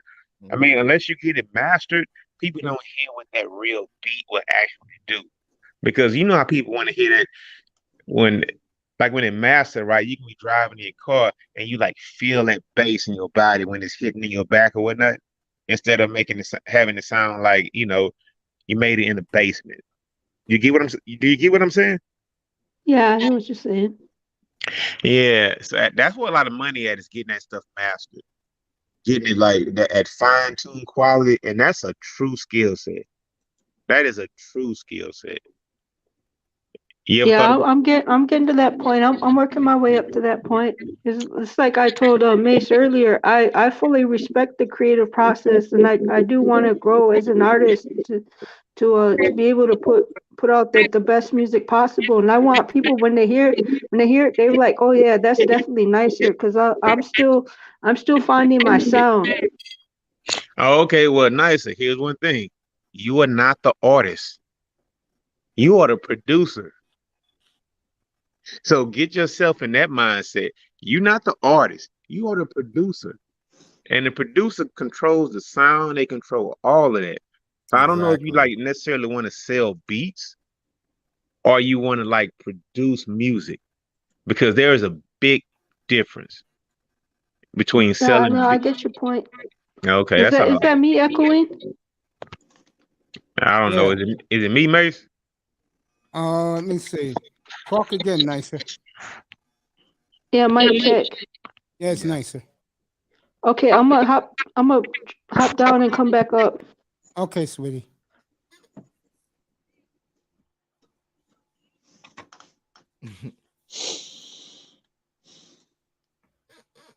Boy, I tell you, we should have some fun up here. We got the baseball. We got the baseball draft, June 17th to the 20th. Me, Tackman, and Tony Manzana will do all 20 rounds of the baseball draft. I don't know how Tackman knows these players. NBA draft a week later, 27th. And then we'll do the hockey draft again. How Tack knows these players. I told you the guru. Oh my God. Now, I ain't gonna lie. I used to know all the hockey guys, man. I used to, before I got sick, I'm talking about sick 10, 11 years ago. I used to follow them, the pee-wee hockey in the minor leagues, the juniors.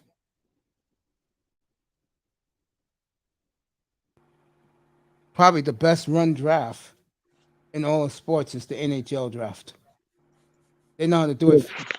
Real Facts TV, what's up, bro? Good to see you, Real Facts.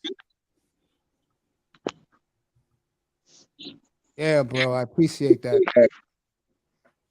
I see. Yeah, Laurel, that's coming from you, bro. What's that? Now I'm echoing. You know, let me know. Is that me? I mean, 'cause hold on, wait a minute, hold on. Okay, is that better, bro? Much better. Yeah. All right, okay. I think I had the YouTube playing in the background. My bad. It's all right, bro. It's all right. I'm just excited right now, man. Who are you excited for, man? What team you excited for? No, I like the Celtic Bucks tomorrow. Oh, okay, you like that matchup. Memphis and Golden State tomorrow. Memphis has home court. Hey, Mace, I'm not trying to come up here and change the subject. That's why I was talking about the music and the beats and cool or whatnot. I'm not coming up here to change the subject. We can talk about everything is on the table right now, bro. I mean, we can talk about whatever, so I'm good. Oh, okay. Well, let me get back to the NBA. I'm excited about that. Got the Oilers and the Kings on Monday night. I'll be doing that game. Hockey. Well, I'll talk about sports, but we don't have to talk about sports. I'm telling you, we don't. No, it's okay, bro. That's why I'm here. Hey, I'm just saying we don't have to. We can talk about music and beats and all that, bro. Again, we had a great yesterday and today with the football draft. Okay, Mace, let me ask you and Mr. Miami a question. Go ahead. Now, y'all better get ready, right? Go ahead. Tua has all the weapons that he needs for this season, right? Yeah. Yeah. So, I need a prediction with the two fastest wide receivers in the league. How many touchdowns should he throw next season in order for him not to ship his ass out the league? 27. No, man, that's not enough, dog. No, man, he has Tyreek Hill and Jalen Waddle, bro. Come on, dog. Come on, man. 27. That's it. 30. No, 27 is good enough. 30. Okay. That was You don't smart, think it bro. has to be like 35, dog? Nah, 27 to 32. But I don't see him doing it. Cause I forgot Tula got some ribs. Man, look, the guy's totally healthy. When he was at Miami, he was throwing bombs down the field to all those fast guys. He has the arm, right? He knows how to throw the deep ball. He has two of the fastest wide receivers right now on his team. True or false? And he still won't do it. So that means, well, Mace, I know you don't like Tua. So, Mr. Miami, right? Shouldn't do that to me, man. No, man, because you know you have a bias against Tua, man. No, You know I you don't. I just tell it like I see it. You don't like him, right, Mace? No, I don't. I don't hate him. I just Mace, don't like you him. went last year calling him a what? A little who? He's a little pineapple. Pineapple. A little pineapple. Okay, Mace, you don't like him. You didn't like him from day one. So, Mace, come on, bro. I mean, what does he have to do to keep his job? I just told you 27 touchdowns, 6 picks, and He has to throw for 3,200 yards. He does that, he stays. Not Okay. Tom Brady. He's ready to come. In order not to be Baker Mayfield, like Baker Mayfield just got Baker Mayfield, right? Because he was so over the last 4 years. He was so. He was good in 2020. He had a breakout year, but overall he was so, right? Yeah. Okay, and he got his ass replaced, right? He got replaced. So in order for Tua not to be replaced, what does the record have to be, Mr. Miami and Mace? And not to be replaced. Record wise, he has to go 11-6. 12 and I said 12 and 4. And I don't see the team doing that. So. Right now, I got them for. Right now, I got them at. I got them at 7-10. I got them. I got them 12 and 4.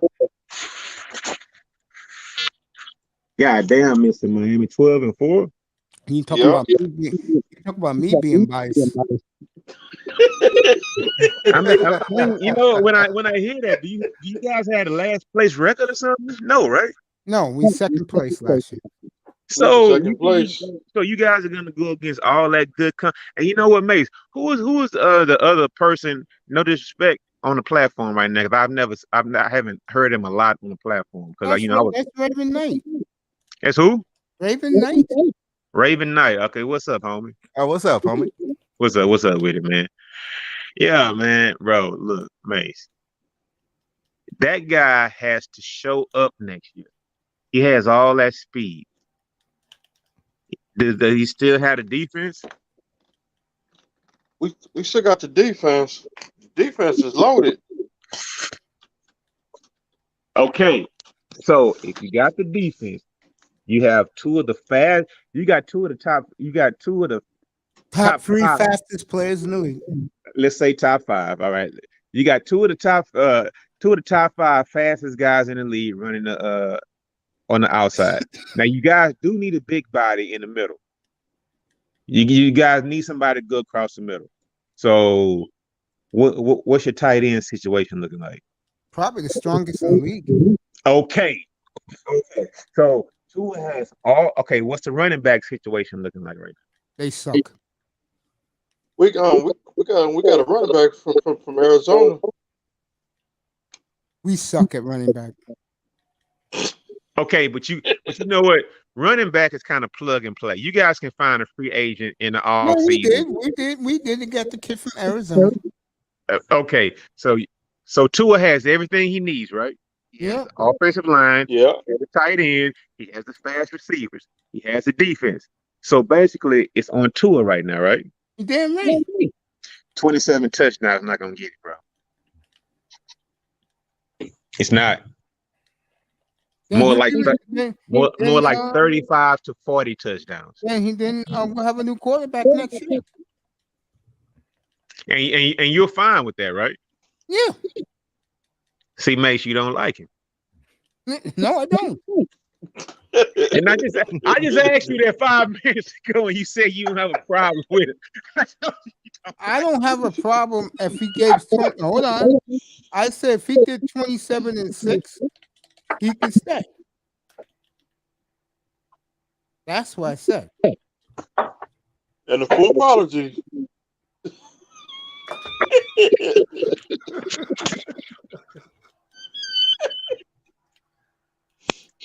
I'm sorry, Tula.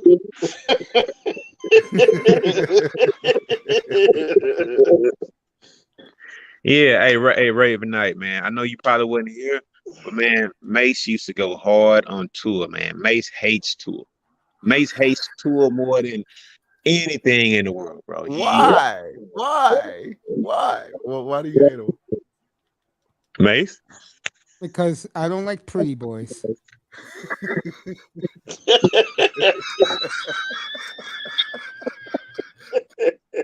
Mace, stop lying. Yes, you do, dog. I remember when Zach Wilson was fucking picked, you was like, Look at that handsome white boy. He's up there in his GQ suit. Miss Ma'am, you remember that shit? That's not Yeah. true. I did not say. Whoa, back up. I didn't Remember that No, street. back up. Oh, Back up. I never called him handsome, bro. Man, you called him a pretty boy.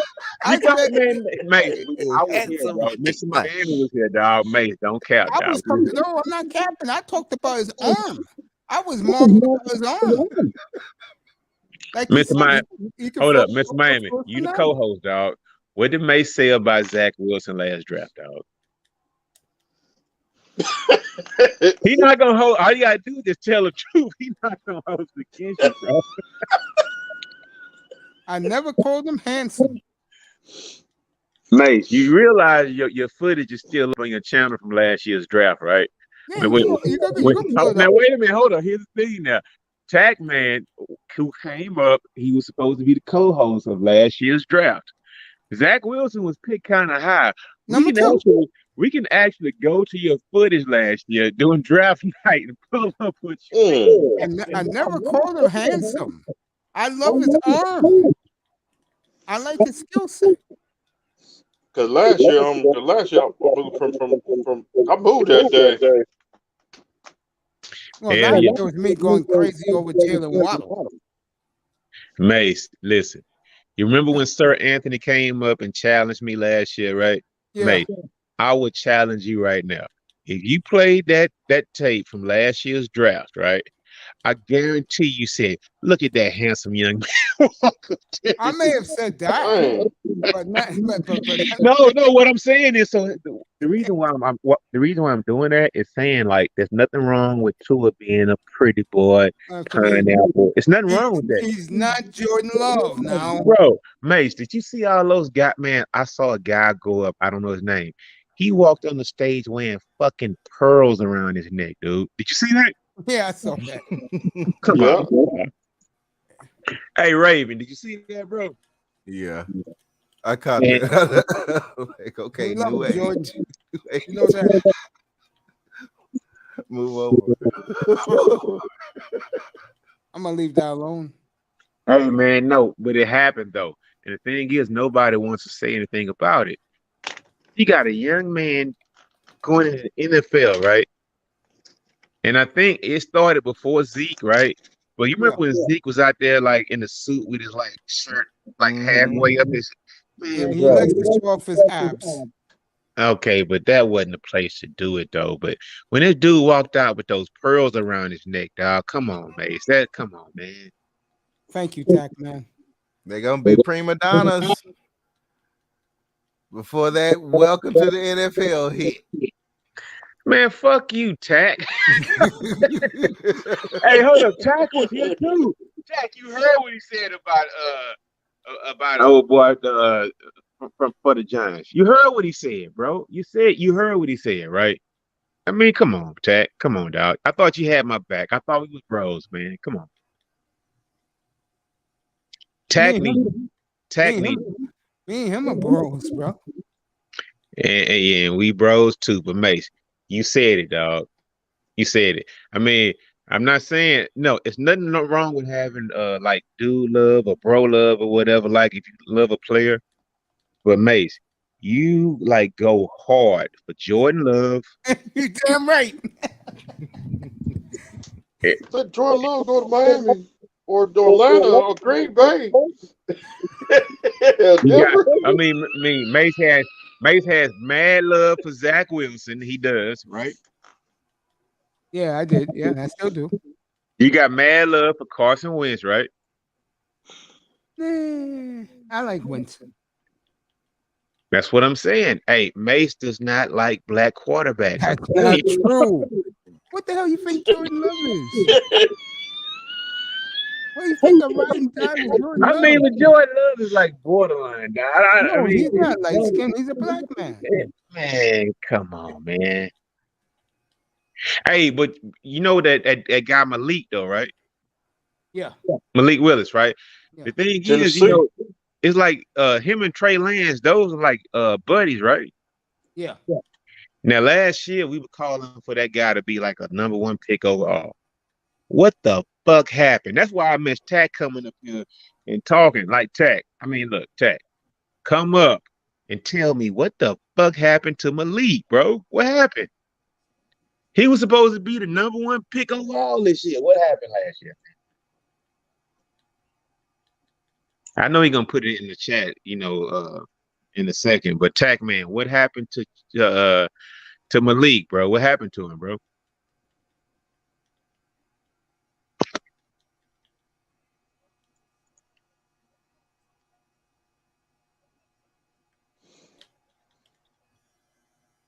Now, Tack need to hit that link, Mace, right? Yeah, I told him to come up. Yeah, Tack, go ahead and hit that link, man. Hey, cause Mace, check this out. Yeah. I was like, I was texting Tack or whatever, right? Mm-hmm. And Tack gave my team a B for our draft. Mm-hmm. And thing is like, I think I agree with that. Well, I tried telling you all weekend long they was doing a good job. Thing is, a B is not good enough, bro. And Tack told me where we made our mistakes at. Man, Tack could actually be not a GM, but I think that dude could be a scout, bro. And you know how much work Tack puts in on this stuff, right? Yeah, I was too. I had to have him up here. Exactly, man. And that's why I was like kind of saddened that when you didn't do the draft like Friday. Oh Lord, you're in love. You're gonna tell me that this guy is white?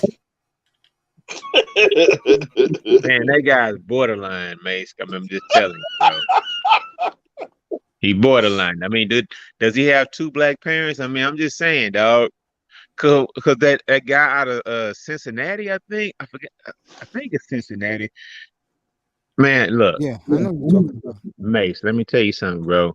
You know how and we can shift gears. You know how the divestment community around the manosphere talk? Man, look, they be talking a lot of shit, right? Yeah. And like my boy Platinum Elite said last year, you know where I'm going with this. Now, look where all this new black money going. And they got white girlfriends and Latina girlfriends like a mofo in that draft. You see that, Mace? Yep. Mhm. Did you see that, Raven? Oh yeah. I mean, practicing their options. We tried to warn them. They didn't think they was gonna see it. Oh well. Hey. Now the comeback for them is going to be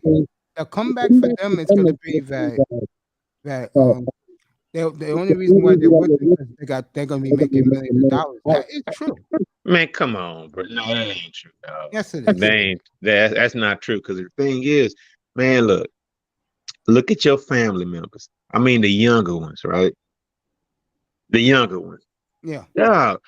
It's like, if I look at look, I'm not going to go there, but man, the younger generation, they don't look at that stuff like we look at it. I mean, if you grew up in the hood, I guess, but all those players, they don't grow up in the hood. They grew up in diverse communities, right? Yeah. So naturally, it's like they don't have those hang-ups about stuff like that. Like a lot of stuff we talk about online, man, those kids not talking about this stuff, man.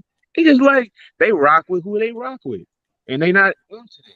But I mean, it's just kind of different. So when those guys have those white girls or those Hispanic girls or even all the black women, it's just like, okay, they mama black, right? Mm-hmm. So why they not choosing somebody who look like they mama? So that's the thing that I'm trying to say. Like, no, it's not about that. It's just like, nobody want to put up with y'all hard head ass sometimes. So it just, man. I totally leave those women alone, bro. No, you don't, man. Yes, I do.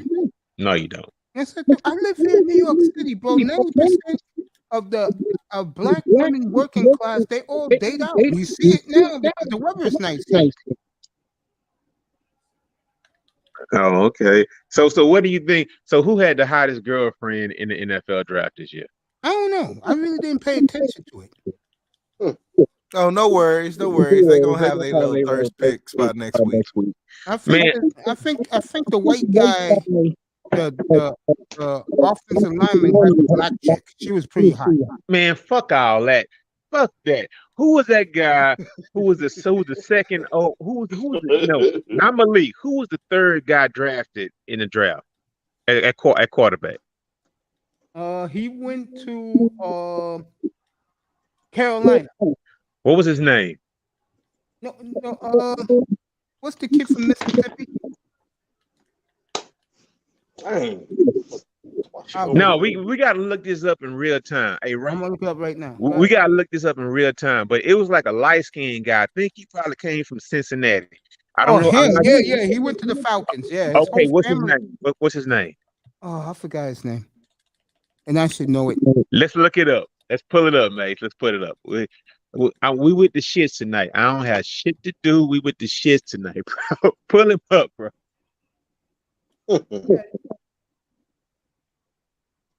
I got you. Because I'm not gonna lie. That whole family was white, by the way. Exactly.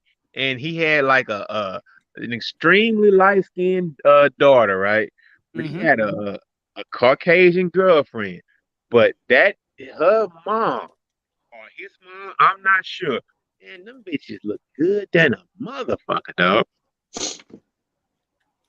I got him right here. And you're gonna have to share that screen of when, man, look, bro. Yeah, I'll get him.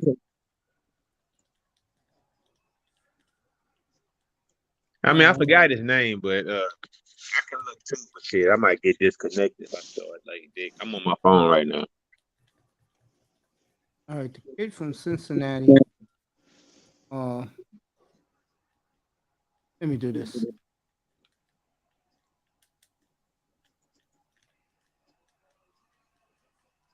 Give me one more second. No, I'm not in the rush. We not in the rush, mate. So you go ahead looking.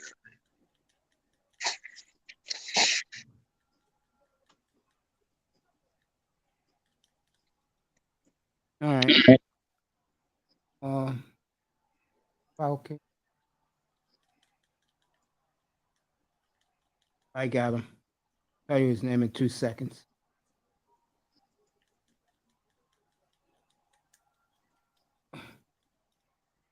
Okay, they're talking Drake London. I don't care about London.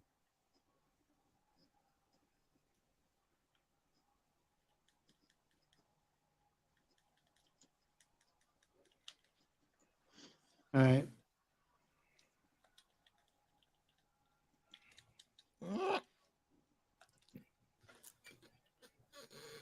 There we go.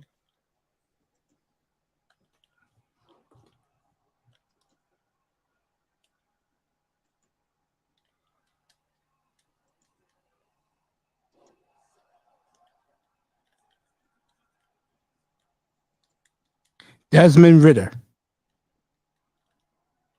That's his name.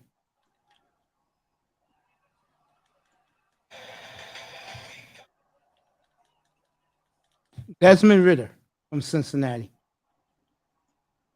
Oh, Laurel dropped off. All right. But that's who he was asking about, Desmond Ritter.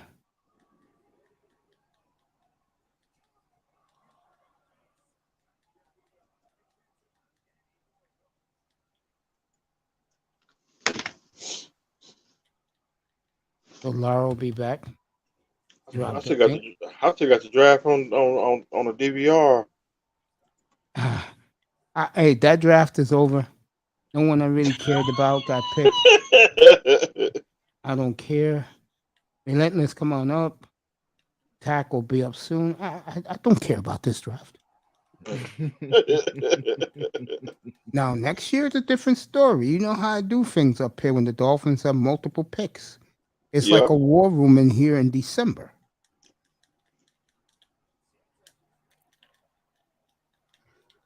It's great to see Larry Zonka make that pick last night.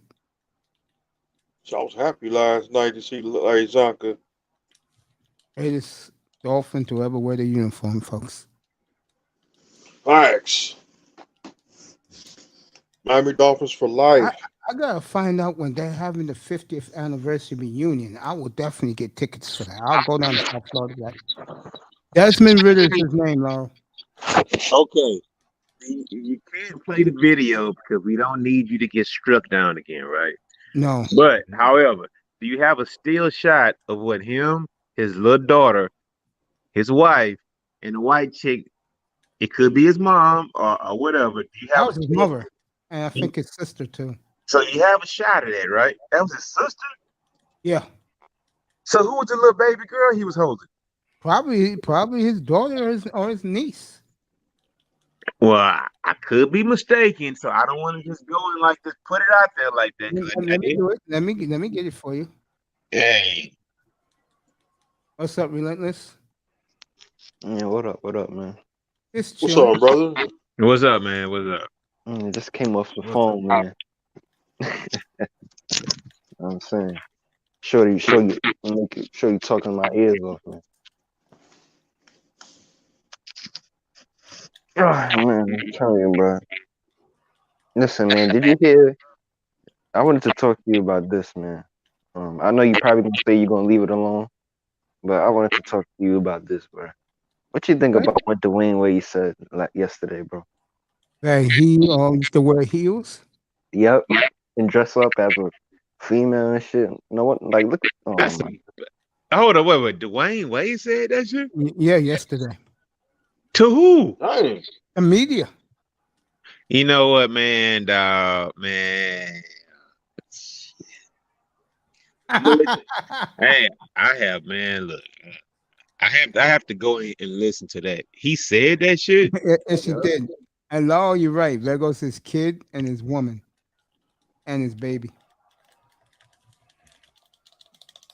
Hey, man. So when those divestors come around saying like we don't mess with nakers and all that kind of stuff, just pull up the N.F.L. draft and show like the top 100 picks and show who they with. So that shit don't matter. But the thing is, if a woman says that, don't take it personally because guys who really doing it, I mean, they not really choosing that way either. And I'm not mad at it because people have their own personal choice. But back to this Dwayne Wade, I never saw it, Mace. I didn't see that. I'll get it for you. So Miss Miami and Raven, you heard that? I didn't hear that part, young youngster. He said that when he was younger, he used to wear heels and put on his sister. Put on like girl clothes and stuff. I knew that since Wednesday. Nobody talks about that, man. It's just like, come on, dog. I mean, I'm still not sure, bro. I'm still not sure if it's true or not. I mean, I get it if he said it, but who knows if he ever did that, man? Come on, dog. I mean, he did that shit. Why would somebody come out and say, I used to wear dresses and you're a professional athlete, man? Nobody's gonna come out with that dumb ass shit. Not all these years later, bro. Ain't nobody doing that shit. It's like, dog, if you ever did that, because Dennis didn't Dennis do it, and then he played a couple seasons before he retired. Hey, there goes Dwayne Wade right there wearing stilettos. What he doing with Gary? Hey, look at that. I'm wrestling. Hey, Mace, him and Gabrielle Union be going shopping together and shit. Hey,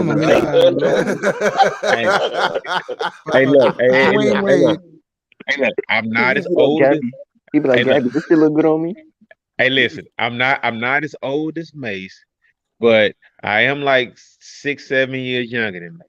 But what I'm trying to say is this: fucking Dwayne Wade was at the Kentucky Derby with like Star Jones, bro.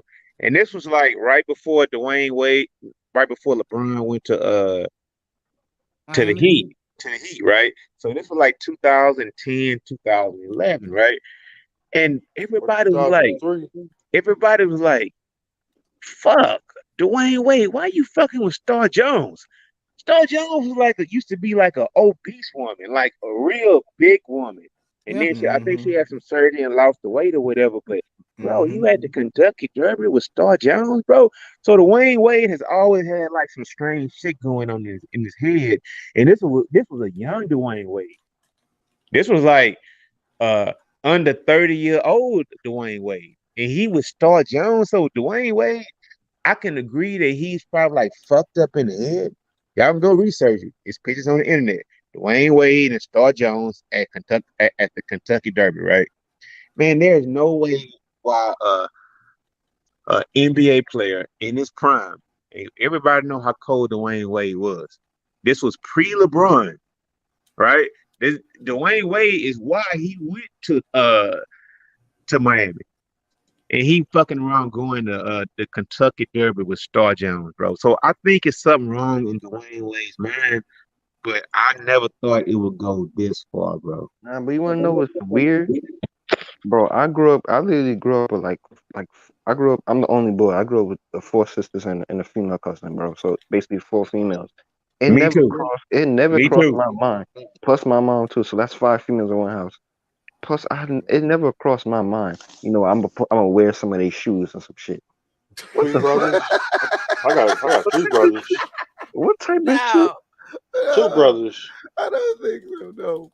Man, this nigga Dwayne Wade I really lost a lot of respect Laurel, you know, there it is. for Dwayne Wade, bro. You see it, Laurel?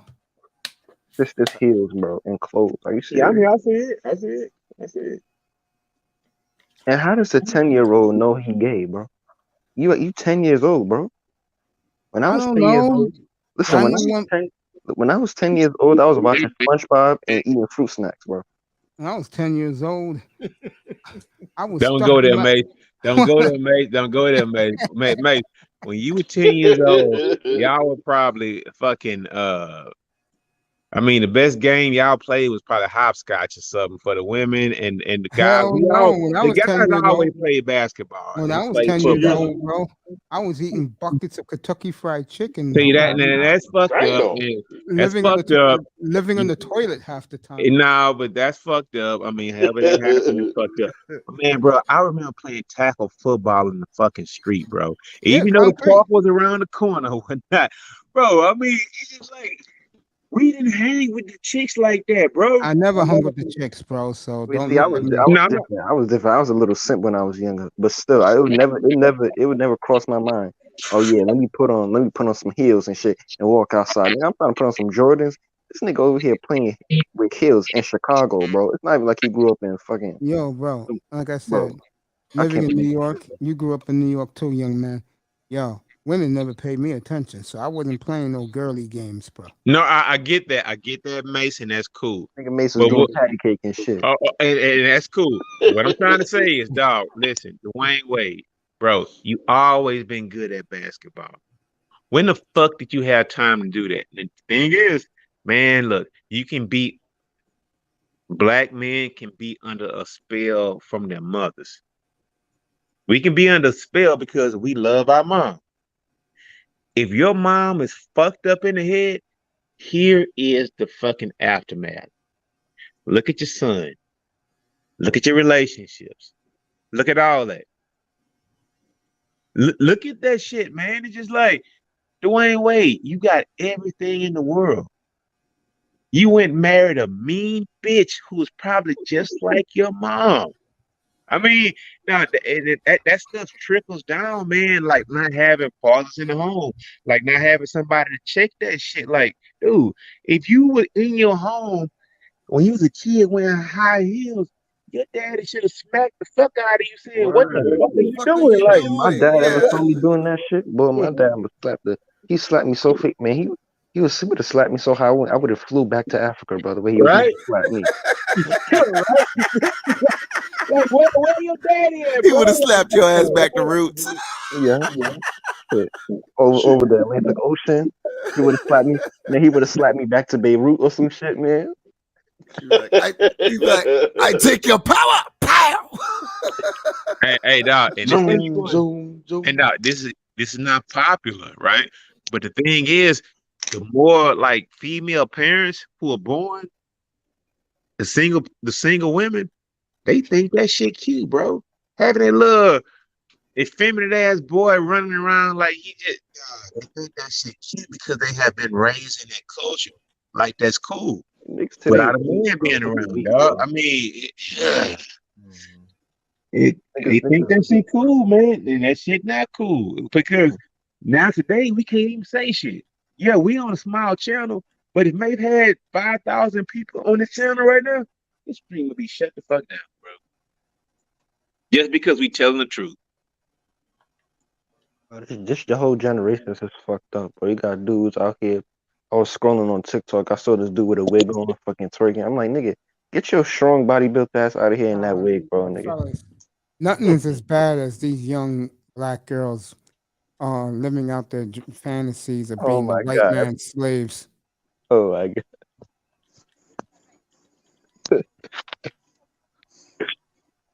Yeah, You know what? You know what though? Here's one thing. Here's one thing I can say. In the YouTube, especially in Black YouTube, the thing is, a lot of people are not really living this type of like. Okay, this like Saturday night, we only here chopping it up about whatever we chop it up about. Okay, most people are not doing that. But the thing is, that's the problem sometimes because people don't have these conversations in real life, and then sometimes people are scared because I'm the kind of person who like if I'm walking down the street, I will say, "What you got your son acting like that for?"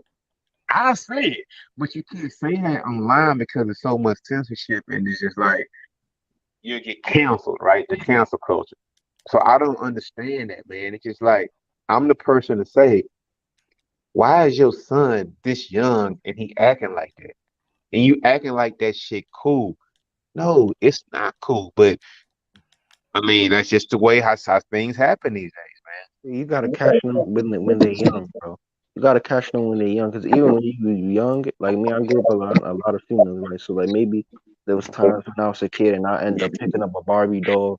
Like as soon as I did that shit, my dad used to check me right there and be like, "No, you go play with the action figure. You don't play with that shit." And so you gotta catch that shit when it's young, bro. I don't care if my son is 3 years old, 2 years old, catch him playing with anything pink, and nigga, bro, I'm slapping that shit out your hand, cause that's how it starts, bro. And then when you hell don't nip yeah. it in the butt, they get to 10 years old, 13 years old, thinking it's cool. Oh, I'm gonna play with all these girls and shit. First of all, the only time my son gonna be around girls, right, is if he's knocking them down, bro. You're not gonna be braiding their hair and shit. You're not gonna be doing all. man. Here's the thing, though. Here's the thing, though. You don't have to go over that board to where you only just see a woman that's like smashing on them.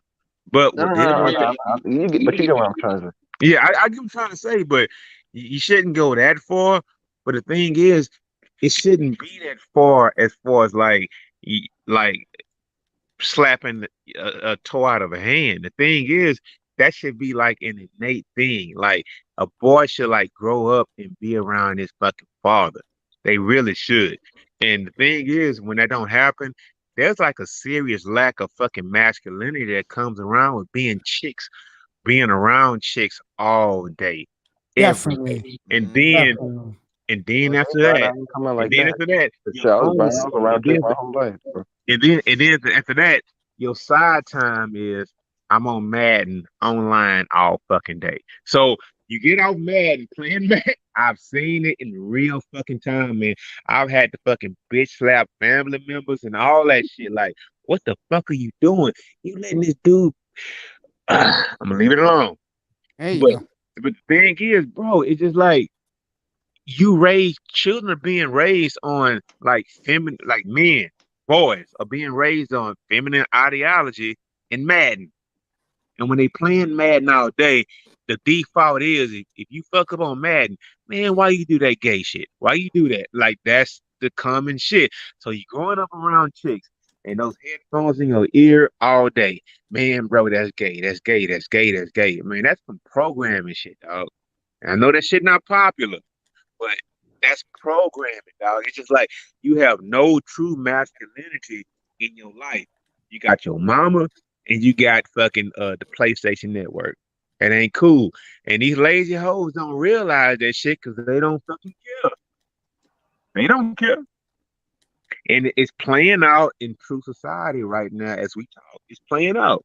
and we all see it. We all see it, man. Hmm. I think that TikTok shit is crazy though. Yeah, bro. I be seeing the swirlers on there, man. Have you seen? Oh my god, man! If I can pull this up and share my screen, have you seen this old dude? Have you seen? It's basically like a 25-year-old black dude and like maybe a 60-year-old white lady, right?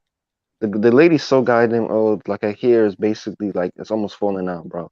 And they talking about how they're gonna have a baby, and it's just sad, bro.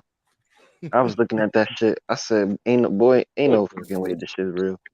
The man is like 25 years old, and she's like 60 something, and they talking about A lot of these brothers are desperate, bro. He has no identity, dog. Yeah. He looking for somebody to be his mama and take care of him. Are you Yeah. Like, serious? real talk. And she A don't lot even of look them like a do. healthy 60. She look like a 60 that been smoking cigarettes since the day she came out the womb, bro. Black men are desperate for anything these days, bro. I know that nigga ain't. You need to tell me that bitch Mickey War, bro. Come on, man. That shit's crazy, man. Then they going after young. I mean, they going after anything younger. Anything. And they can. Never And they go can. And they for can. this chick like I mean, that. I'm getting chased at. So I'm like, damn.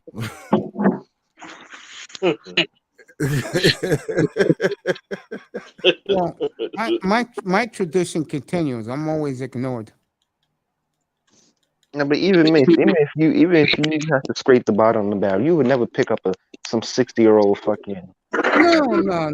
You know me. I would. No. That shit is No. crazy. Like, what the hell am I doing bringing that shit so she can come meet my parents and shit? The dog is not trash. Keep your crypto, okay? Shit, my parents would just even be offended that I'll even dare bring this chick over here, man. They'd be like, damn, shit, did I fail you that bad? Shit. Like, for me, if my son ever brought home a chick, like, even though I don't really like using the word ugly, because I don't think nobody is truly ugly. I feel like everybody has there's somebody out there for everybody. But Have you if my seen? son, hold on, I'm being nice. Let me be politically correct real quick. If my son ever brought home a chick who looked like motherfucking Fiona from Shrek, I swear to God, boy, I'll slap the shit out that dude, bro. Don't ever bring that shit to my house, man. Come on, bro. You can do better than that, man. Fuck wrong with this nigga. Like, come on, bro. I'm gonna leave it alone myself. I was gonna Leave say that alone. something. I'm gonna bite my tongue. Hey man, you don't have to. I mean, because people can say whatever they want to say. And dog, for Dwayne Wade, for Dwayne Wade, Yeah, Fiona from Shrek, man. Come on, man. Dwayne Wade in 2012 and 13, whenever that was, when he was winning those titles, and in 2006 when he won with Shaq, bro, that's Dwayne Wade. And Dwayne Wade acting like that right now. Come on, dog. I mean, come on, man. What the fuck are you doing, Dwayne? His son is not even dating a boy, bro. It's not even a boy, bro. The son is dating a girl who is a boy. Are you serious? See, I don't understand what's going on, man. I'm just Who's glad. raising these kids, bro? It's the motherfucking nannies they paying, bro. The nannies just teaching them this nonsense, bro. I'm telling you, bro. I'm just glad. No, it's not the nanny, because it shouldn't even got that far. It should have never got that far. I agree. It go with that bitch. That fucking that Gabrielle Union motherfucker. Oh, no, you know what? I mean, that's the story. That's the root cause of it. All roads point to her, without a doubt. But the thing is, it was something weak in Dwayne. Look, Mace, pull up a picture with Dwayne Wade and Star Jones at the Kentucky Derby. Okay. Pull it up. Dwayne Wade, just pull up a still shot. Dwayne Wade, and while he's pulling that up, everybody, Miami, Raven, everybody up here. You can just pull it up on the Google search and just look at who Star Jones is, bro. Who's Star Jones? Dwayne Wade was a young dude trying to fuck with something like that, dog. So he always has had those little There's a psychological problem wanting a mama ass fucking bitch on the side, dog. Just look it up. I know Hey, y'all you never didn't see seen it Bam before. Adebayo? You didn't see Bam Adebayo at the Miami Marlins game with a bunch of I fucking got it. glazed I ass got it. motherfuckers? Three I fat, got that. white women. I Yeah, got three that. I ugly got that. Beckies. But I'm gonna tell y'all Dwayne Wade where this shit started at. Man, show him a picture of fucking Dwayne Wade and Star Jones, dog. I got it right here. Relax. So this shit was happening 15 years ago, bro. Yeah, it was. I got it right here. Just give me a Some of second. these I'm trying to athletes be find it. having bad taste in women. They got all this money. Some of the women they be picking be fucking ugly as hell, man. No, I think they fucked up in the head. Lau, And you're they gonna got love this. Lau, you're gonna love this picture. This shit is comical. Damn, bro, you that bad, bro? and at this point in time, he was maybe considered better than LeBron James when they took that picture. And when he was considered in the league better than LeBron James because he had already won the championship with Shaq, bro. There you go on the left. I mean on the right. 2006. Boy, ain't no Dwayne way, Wade boy. was fucking galling that shit. Boy, ain't no dog. way, boy. You wanna know how old this is? Those Nah, are his no first. way. Those are his first pair of Converse. Ain't no fucking way. Now, Dwayne Wade was But galling she look that, like bro. one of the Like, deaconesses at the church, bro. hey, She dog. look like one of the deaconesses Look, at the church, man. so I get that Bam shit, but Dwayne Wade was galling that shit like 15 Now, years ago, bro. Like, real talk. this is Star Jones when she lost weight. She They used lost to a go lot to- of weight. They used to go together. Now, Yeah. hold up. Now, you got to show him Star Jones. No, you ain't got to show him. So, fellas, look at your phone, pull your I got it, tablet bro. out, Relax. and look at Star Jones before she lost the weight. Yeah, I know. I showed that picture before. So I'm saying, man, this shit been going on longer There than you go. just That's now. Star Jones before she lost the weight Oh my God. with the dark sunglasses. So Dwayne Wade was fucking wifing that. Not wifing, but galling that, suing that, wanting that to be his boo, wanting that to be his side piece. You know what the Kentucky Derby is, right? Man, that's where all the rich folks go to see their horses run. He pull up with that at the Kentucky. This is Dwayne Wade, bro. Y'all don't even know who the fuck Star Jones is, dog. I know who she is. You know I mean, I know you know, mates, but I know she dog, is. Dwayne pulled up with that shit, dog. So I know But it's who something is wrong with she? it. Who is she? She, you know She that used to sort have of- a talk show way back in the day where she was his judge. She was one of the first judge shows back in the day, Star Jones. I actually talked to her when I used to work for Amex. I used to kill Star Jones back in the day. Yeah. Yeah, I feel I you. mean, don't get me wrong. I mean, one of my Don't experience say with her, nothing she nice, was a dog. cool person. But yeah, Is that her throwing? I That's think that her was husband. when That's her husband Dwayne now. and her. But yeah, Oh well, I mean, you know they always got to go to the swirling side, man. Oh my God, bro. Okay, That's so not Raven, Bad. Raven, when you saw that, dog, how did you feel? Did you feel like, nigga, Dwayne, what the fuck you doing? I mean, how you feel about that? You saw it. I mean, no, because my interaction with her, I mean, and it was on some of her personal business. I mean, she was actually cool people. Now, I mean, But- maybe she but- was like but- that. Maybe but- that's why he was with her but- back then. Maybe that was part of her. But no, man, fuck all Who the that. hell is that nigga? Man, Dwayne Wade was a top 2-3 player back then, dog. Yeah, Hey, man, yeah. say, I mean, how you gonna click pull on the up nigga, with click Star on the Jones? nigga whose How do you face is feel all about in the that, screen. Ray? Who that nigga? Like, Raven, how Right you here? feel about that? Yeah. I mean, she was around some. She was Okay, around so some hold up. powerful stuff. Raven. Who's that nigga? Hold up. Let me say this, and I'm gonna shut up for like 10 minutes, right? That's Dwayne Wade. Hold on. Wait, wait. Like, you don't have to show no more pictures. I want Raven and all the younger dudes to say this, right? That's the equivalent of LaMelo Ball pulling up a Lizzo. Like, real talk. How Oh would my God, that I'm gonna be that wrong. Well, no, I mean, because now when I met her, No, she that's was the big. equivalent. That's She the was equivalent. no. When I met her, she was big. That was before her weight. So what I'm saying is right now, when man, fuck all the surgery and all that bullshit. What I'm telling you is that's LaMelo Ball being with if Lizzo has surgery and all that shit, blah blah blah. That's the equivalent of LaMelo pulling up at a big event with fucking Lizzo, bro. I mean, come on. I'm gonna shut up. How would you feel about that? I'm putting it in y'all era. You couldn't comprehend that, right? LaMelo I'm gonna ain't shut my up. era. Whatever that LaMelo is, far from my what I'm era. trying to That say boy is, ain't my era. I don't so in compare modern days these and kids times, to the old school. okay, so in modern days and times, Dwayne Wade hooking up with Nah, Paul the Jones back then niggas of is modern times equivalent. are now Bro, simps that's getting like John. dots Yeah, pregnant. yeah, that's like John Morant and Lizzo or some shit, man. Yeah, okay. I mean, I'm not saying LaMelo and Lizzo. Okay, LaMelo and Lizzo or Ja and Lizzo. It's the same thing. What y'all Mr. think about Miami, you see I'm that still picture? here. You see that picture with the Heat? Yeah, I see it. I still see it. You know that was fucking 20 years ago, bro. Yeah, 2003. That was I the haven't even best. seen LaMelo play a game. That is the best. I I'm know gonna who say he something is, right but I now. ain't seen him play This is a the game. best Heat team. it? So Mace I on this like. investigative shit right now. Yeah, that bitch was there, dog. That's like Lizzo being there with fucking goddamn LaMelo or Ja and all that shit, dog. You gotta say, man, dog, them motherfuckers and brainwashed dudes, bro. Like that bitch should never be in the picture, dog. But I it's still forget who going on. said it. I But it's forget who still going concept.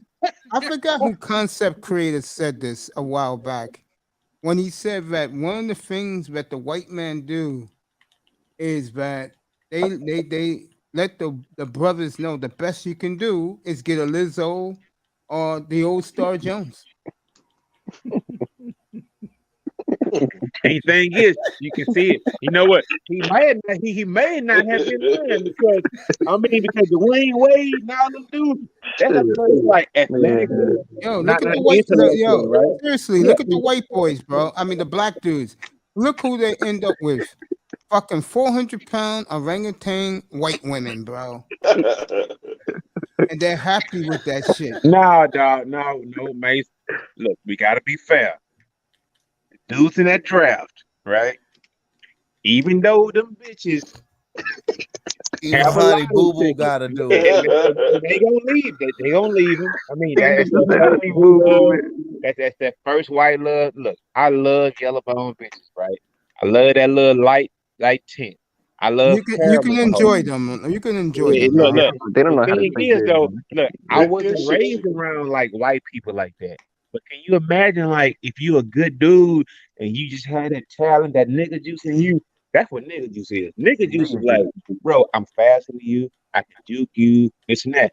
But if you have a bad parent, So it's nigga, like it's good to have that nigga juice for you fast. But what about the nigga juice that fucking edifies your mind and your soul? Like, yeah, it's more than that. Learn chemistry. Learn all of dog. That shit not there, dog. It's not there. It's a lack of that shit, man. So they're like kind of like pseudo barbarians, right? It's like like a female. Like I done been around bad bitches all the time, and they treat they fucking sons like lottery tickets. Like, yeah, let me find somebody to take this little nigga to football practice and shit. Let me see if I got a scratch off lottery ticket. Yeah, it's That's true. how Mm-hmm. that's how they don't care if they read, write, Yep. arithmetic, or none of that shit, bro. Thanks. Let Yep. me see if I have My you a son scratch gonna out buy me a ticket. house. Yeah, exactly, doc. I've been a part of that system, doc, and I saw it. I see it. They don't give a fuck. Let me tell you something. A bitch once told me, "Yeah, I want my son to be athletic, like Bill." I mean, he And then already I got was his like, schedule. you want him to be built athletic, Schedule. but you don't give a fuck about his motherfucking acumen, or you don't care if he, man, bro, like 16-year-old nigga, like if she told me this shit, They'll be. They already got him scheduled for athletics. So they're gonna have him scheduled My bruh. son gonna to be my in son gonna buy me film. a They brand gonna new Cadillac. And the thing is, like in this sector or whatever, right? I can stay low key, but motherfucker, no, I know what the fuck I'm talking about because I lived this shit and I saw this shit, and I've seen this shit in real time. I don't want to be a content creator, and I never will be. What I'm saying is that's why I challenge people. Like I challenge, like, dog, you gotta be real with these people, man. It's just like understand, make your money. That's cool, make your money, but you can't be blinding people and blind them to the fact that's going on. So if I was ever on the panel and I know that what's going on, it's like, yeah, I'm talking real fast. It's just like I'm talking real facts, and it's just like this. You have a young man, and we talking about like say Dwayne Wade's like son, right? Dwayne Wade's son has become something that we can't talk about on Mace's channel. And the thing is, it falls from the top to the bottom. So we can't speak about that publicly, but we all see it going on. We all see it. So Yeah, I was telling, I forgot who was up here. I was arguing with somebody. Who was it? I just told them that 90% of the working women here in New York, they all date out. Black women, they all date out.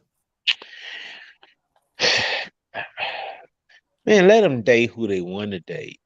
That's not a big problem because whoever you run across in life is like you run across them. I mean, so a lot of times if you're looking for a good person, it doesn't really matter what like they like actually like, as long as they are like honest with you.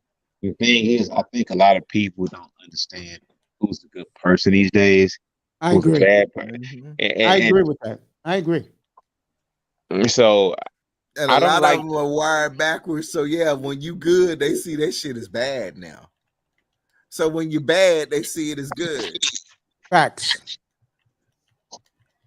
Facts. So if you want her really bad and she one of them backward wired bitches, you just treat her like shit. That's why she'll worship every step you make. So That is very true. I mean, that's how them toxic females are. If you want toxic, it's like coffee. You want coffee, you want regular decaf.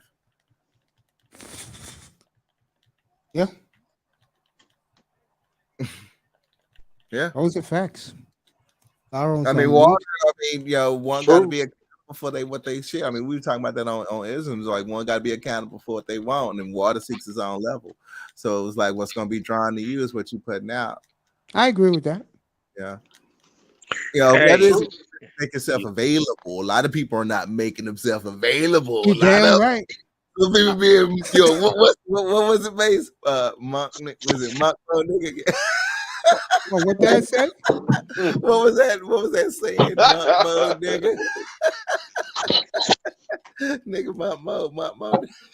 Oh, that tack man called me a monk nigga. What makes you've already admitted to being a monk nigga though, right? And I'm proud of it, yeah. All right, then. So you can't knock that dude because you admitted to it. Now you can't knock him, bro. You can't knock him. So it's all good, man. But the thing is, overall, and I don't think anybody lying. And we see what we see, so nobody's lying. It's just like this story would never be told to the masses. It would never be said. It's just like it's been a cheat code for years and years and years and years. I mean, it just depends on what year you were born in, and it's like you just see the deterioration and just go on and on and on and on. At a certain point in time, you can't even say shit. Like back in the day, now look, man, I'm 46 years old. Back in the day, man, you should be like, you say, why your son twitching and like fucking walking like that? Dog, you could say that back then, dog. You could say it, man. In like the 90s and 2000, you could say it. Well, I mean, Martin was basically doing what Flip Wilson used to do because Flip Wilson, as comedian, did the drag, and Martin did it in the 90s with Shanae. So it's like, it got etched in the black culture. No, it ain't. No, stop it.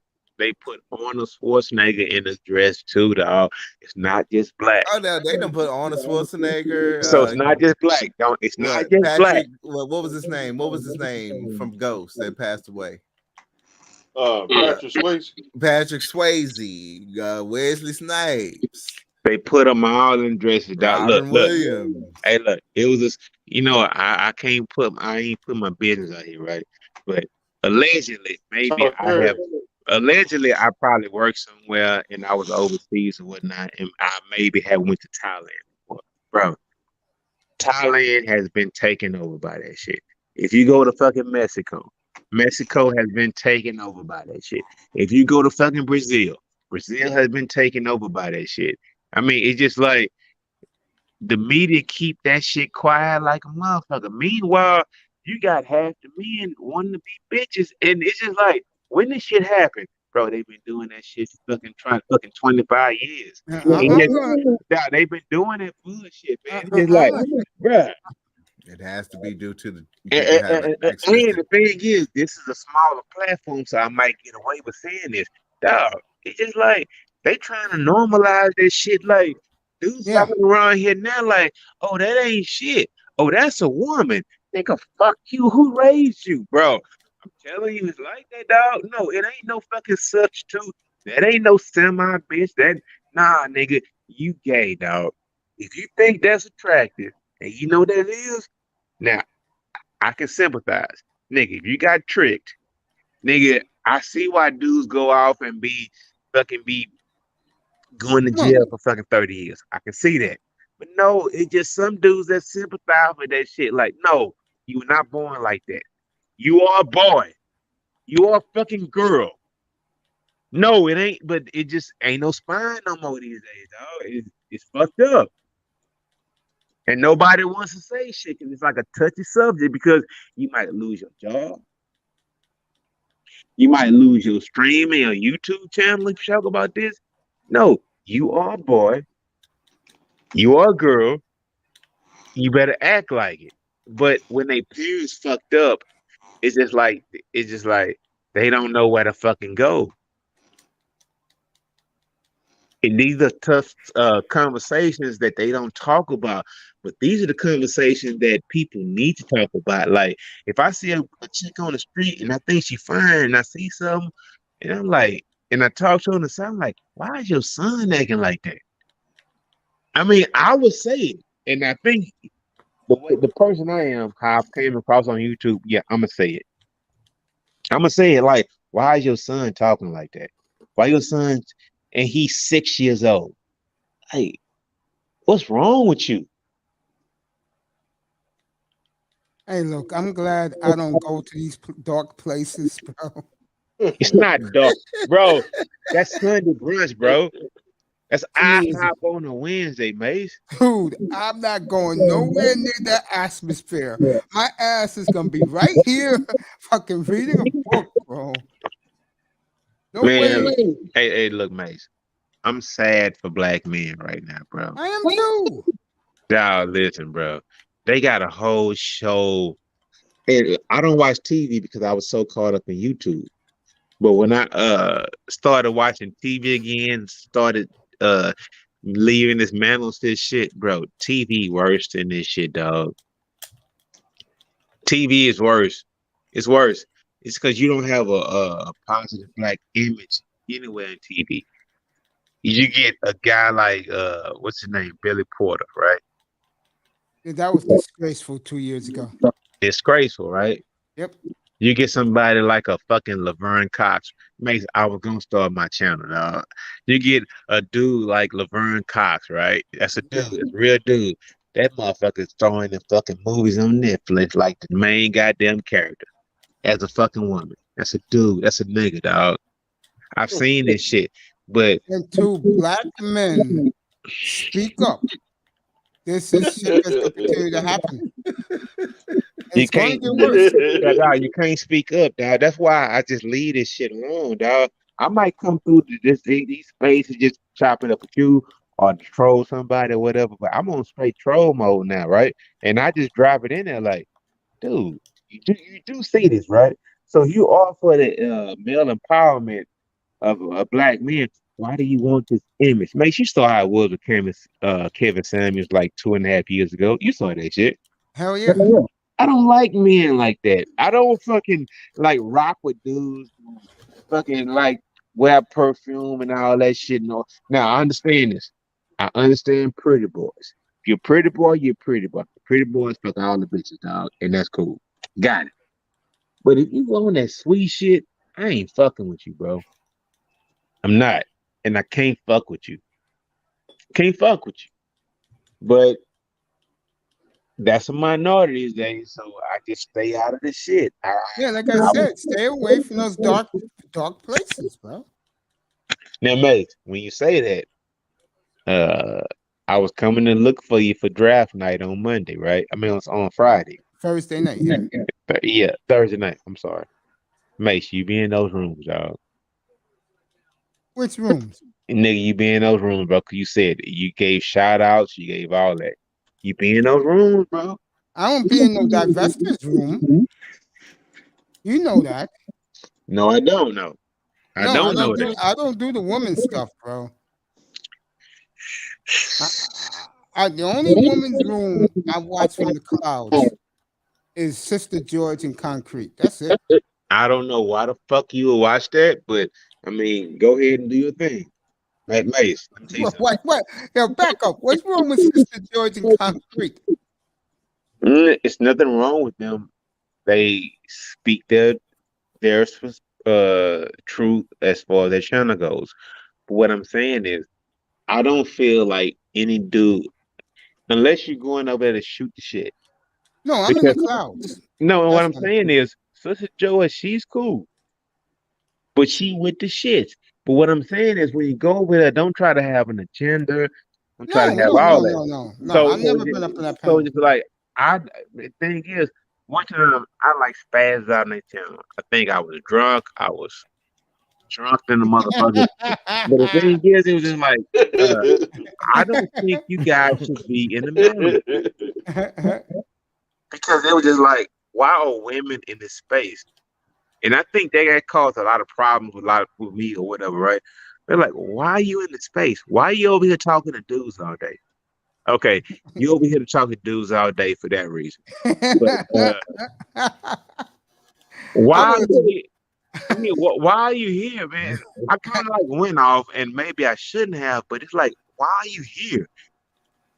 I mean, you wouldn't want to be in any other place but chilling with the boys.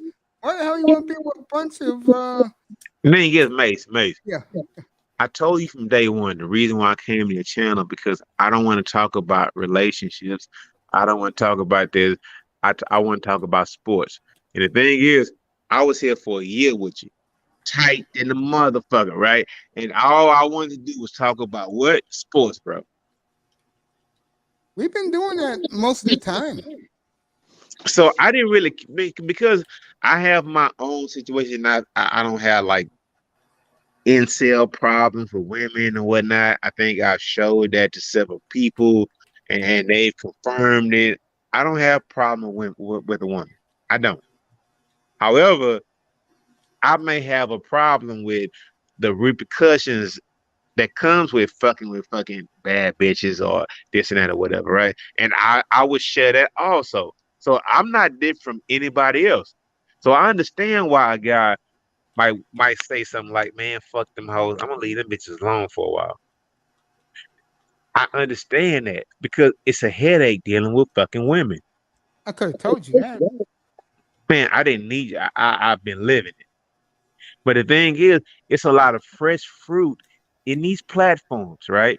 A lot of guys who grew up in these platforms who grew up not knowing any of this. All they know is loving their mom. That's all they know. Man, bro, I'm trying to tell the truth. All they know is loving their mama, and you know I'm not lying. So the first thing is, when they mama let them go when they 18, because that's what these hoes do. I'm not lying. The first thing they're gonna do is go look for another fucking mama. We can't talk about this. Is what I wanted to talk about when I was talking to fucking Kevin 2.5 years ago. Like, dog, why you want to talk about these hoes? Black men have too many problems right now for you even trying to do that. Like, what the fuck is wrong with you, dude? Like, dog. But I just fall back because I'm not gonna do that shit again, ever again, bro. I ain't gonna do it. You don't want to, hey, I can't give no advice. I'm not trying to. Go ahead and listen to your daddy every day, right? Listen to your daddy, Kevin Samuels, every fucking day. Go ahead and listen to that, man. If that's how you want to be, all whatever. Be a perfume ass nigga. Mace, I'm not fighting that fight ever again, bro. Not online. If it's my own family, yes. But online, I'm not fighting that fight ever again, bro. I don't blame you. I don't listen to him. I sit back and sip on drinking from that DJ Screw. Hey, listen, hey, I'm from H-Town, bro. So look, I get it. Hey, Miss Double Miami. Hey, Miss Miami. Yes, sir. I be listening to Headed to the Classic, dog. I get ready to go. I'm gonna pull up that DJ Screw that Headed to the Classic or whatever. Hey man, look, doom. You know what I'm talking about?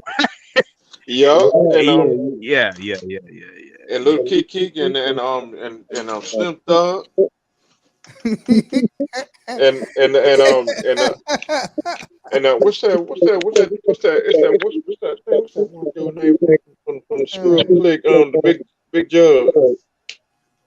Who was that? Big Jug from Screw Click. Big Jug. Nah, I don't know about him. I mean, look, I grew up in Southside Houston, Texas, so I pretty much know what you're talking about. South side. I mean, maybe some shit slipped by, but Miss Miami, you're on the right. Look, mate, we've been on your channel, and Miss Miami has talked about several like Southside or Houston, Texas motherfucking classics. You know about Lil Kiki. You know about Fat Pat. You know about who else you know about? Big Mo. You know about Big Mo. You know about all that. So yeah. And this is like music from like 25 years ago. So miss them, and that's one thing about like Miami or whatever. Miami don't be set tripping on like listening to music or whatever. That always going on with like those dudes from like up north trying to fucking like monopolize the goddamn music industry or whatever, right? But it was like the South shit. Yeah, we all listen to each other, bro. Like real talk. Now Mace sounding lost or whatever. Mace, you know what I'm talking about, bro? I know what you're talking about. No, you don't. Yes, I All do. you know is You talking about these Houston old school rappers and all DJs. you know about is fucking goddamn Memphis Bleak and motherfucking goddamn Jay-Z, bro. You don't know about shit else, bro. Dude, I used to listen to No Limit all the time. I used to 3-6 Mafia.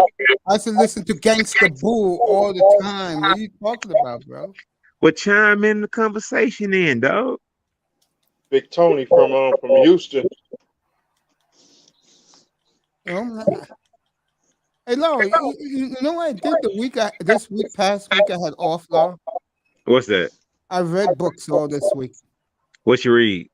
I'm reading Mike Florio's book right now about what's going on, what truly goes on behind the scenes in the NFL. I'm gonna read Tariq Nasheed's book next. Man, Mace. By why everybody hates black men. Hey man, look, do what you do. The next book I want to read is Zurich Axioms, right? I know you don't know what I'm talking about. What the hell is that? It's Zurich, ZRU. Man, look. Sounds like a German. It's like a German book. Man, it's basically about going hard on investments, like going. It's like going, man, Mace. I've like transformed. Like, look, I still have whatever I got going on, right? But once we started that stock group like a year ago, or whatnot, I've like been like hungry for shit. And the thing is, now I was trying to catch up so much that I think it kind of fucked me up instead of just falling back and just learning about everything. Well, you and your boys got something going, don't you? Man. Thing is like, is this? It's like if it ever pops off, it's just like I'm willing to do a documentary to how it all started off because we were like some dudes just hanging around talking about fuck the Texans and fuck the Dolphins, right? Mm-hmm. and we formed a whole stock group, right? Between guys and people on YouTube might not even know that, and I don't even want them to know it. But people who people who name, people who have channels. Am I lying, Mace? No, you're not. They still in that stock group, and we trying to look. This shit don't happen online. It really doesn't. It don't happen online. So we've been doing this for like over a year and a half. It doesn't matter if you ever ask me. At this point, it's like the general public even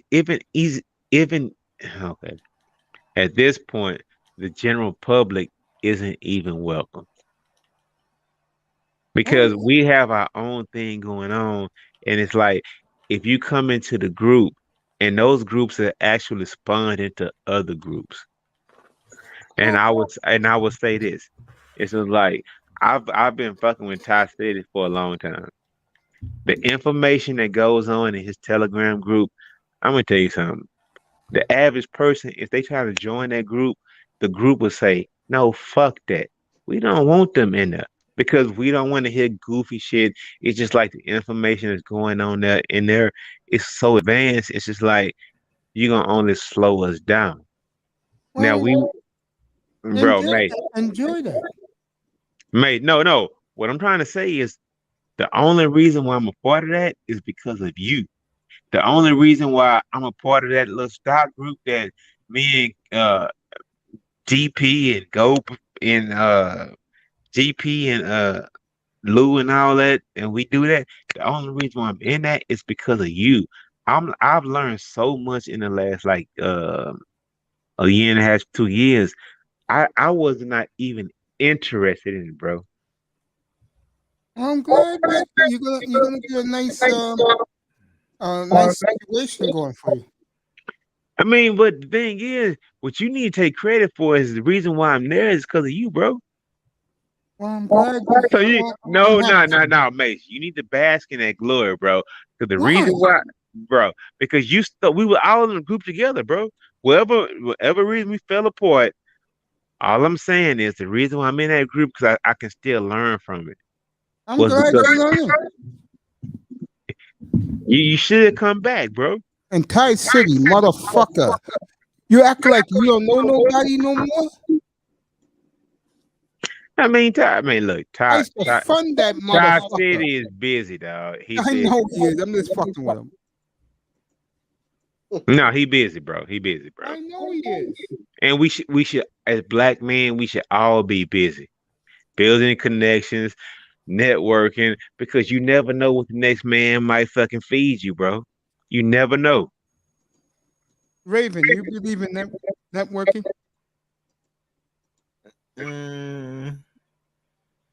When it suits me, yeah. What about you, Mr. Miami? What's up? Do you believe in networking? Mm-mm. Hey man, look, listen. That's part of the problem. Mace, I understand it might be 1.5 people here talking to me, right? Mm-hmm. Mace, right now I'm in Omaha, Nebraska. Nice. No, the city is not nice. The weather is fucking cold as fuck right now. Like it's basically like May 1st, January 30th, right? I mean May 1st, April 30th, right? Dog, it's fucking 45 degrees right now. But they have a Berkshire Hathaway event, right? Man, I've been speaking to people because for some reason I have a rapport with people, right? And I've been speaking with people and I've seen these events go. I see the event going on. From what I've learned from going through your stock group, right? Outgrowing that, going to Ty City's fucking goddamn VIP fucking Patreon group. I have learned so many things over the last year and a half. It's like I got these people flying in on private planes, listening to garbage by fucking Warren Buffett. And I'm like, okay, so if he says Mace, I'm telling you, all this started because of you. So that's why I say if you feel like when you put yourself down and you speak on yourself like that, no. It's like I came to your channel to start watching sports and chilling, kicking it, falling back, right? But Mhm. I met people through your channel that have taken me to a fucking different plateau, right? R- Like in real time and in real talk, right? So I'm speaking the lingo sometimes when I'm in certain rooms to where I can captivate a lot of fucking people to like Warren Buffett. I may sound like a complete fucking fool right now to a lot of people, but I can see that Warren Buffett is about to sell like wolf tickets to a lot of millionaires and billionaires saying, take this dollar. And I know I understand I'm in the wrong room. Y'all may not comprehend what the fuck I'm talking about. But through you, Mace, I found that like channel, that conduit to where that made me want to like feed my mind with different things. So I'm trying to talk about geopolitics. I'm trying to talk about finances. I'm not trying to talk about Pookie and Ray Ray in the projects or what this bitch choose and all that kind of shit. I'm on some different shit. So y'all can be on this, but if it just like I'm just on some different shit right now. That's why I don't fuck with the manosphere no more. Because the thing is, all this information is just like it's just like damn, bro. It's just like you waited to your fucking mid 40s to be like interested in geopolitics, right? And I put my hand in my fucking face like, I've dropped the ball. But the thing is, it's never too late. Cause I'm gonna tell you, geopolitics is way more fucking goddamn fun and interested in talking about than fucking uh whatever the fuck Fresh and Fit talking about. It really is. I don't watch Fresh. Now, Bro. this is for you, Chris Logic. I don't watch Fruity and Fraud. That's what she calls it. Fruity and Pro. Who Chris Logic? You don't want to know, bro. I don't listen to him. I'll be sipping on wait a drink. minute. Hey, wait, how she look? Hey, mate, how does Chris Logic look, bro? How she look, bro? She fine, bro. Oh, really? But she hates us, bro. Hey, what about that other chick, dog? That the one that got all the kids that got to subscribe the subs, bro. Woman's Sphere? And not well, I didn't say no name, not her. It's somebody else. Who got the shit? Man, I don't be listening to this shit no more. Bro. Even I'm bro. telling you, I don't follow the women's stuff, bro. You I a just goddamn know- lie, mate. No, Stop no, lying, no. mate. No, I go to Red Oh, Supreme's room. got the name. This hold up, I got the name. The sixth to God is motherfucker. Nope, Who's I've that? seen her one time, bro. Oh, she fine. There you go. Oh, she is. Laurel, that's not. Yeah. Laurel, that's not me. I don't go to six. No, Sick. that's cool. That's cool. I just wanted. I just want to know the name. I don't watch that shit no more, bro. Dog, look, my favorite content creators. I don't watch that shit no more, dog. So I be getting some shit like on the side type shit. Like I'm not. Man, I'm about the money shit. And trust me, it's enough people in this space that's about that money shit the way you don't have to deal with this ghetto shit. But this ghetto shit be fun. And I love this shit. It's just something that draw me back to this shit, dog. Like, so what's up with this Chris with this fine motherfucker, dog? Like, what's up, bro? Chris Logic? No, not her. The sixth to God is motherfucker. I don't know. You gotta talk. You have to talk to Raven. What's up, Ray? She has her own channel with content. She good. She look good. On a scale of 1 to 10, dog, what's up? Oh, I put it up there. She above an 8 to me. She damn near. I can give her about 9.5. Okay, so you're gonna give a baby mama 9.5. Now come on, dog. I know my legendary words across YouTube, but yeah, I get that one. I vouch for that one. She cool people. I'm gonna leave that alone. No. What about? I mean, see, a lot of dudes look at her because everybody want to fuck her because she fine as fuck. But people personality wise, she cool people. She got. Hey, dog. Hey, look. I don't mind. Now nigga trying to get their fuck on. That's what they should be. It's cool. But what's up? I've never listened to 1 minute of the content. I haven't. So I've not look, all I heard is a couple of dudes saying like, yeah, she'll get it. So what I'm trying to say is what she talking about to where everybody forget about what the fuck she talking about to say, yeah, I And I mean, get her it. show have a whole bunch of. Oh, I mean, she's done shows with Danica as well. I mean, her shows is basically red pill topic, trying to get these sisters' heads right.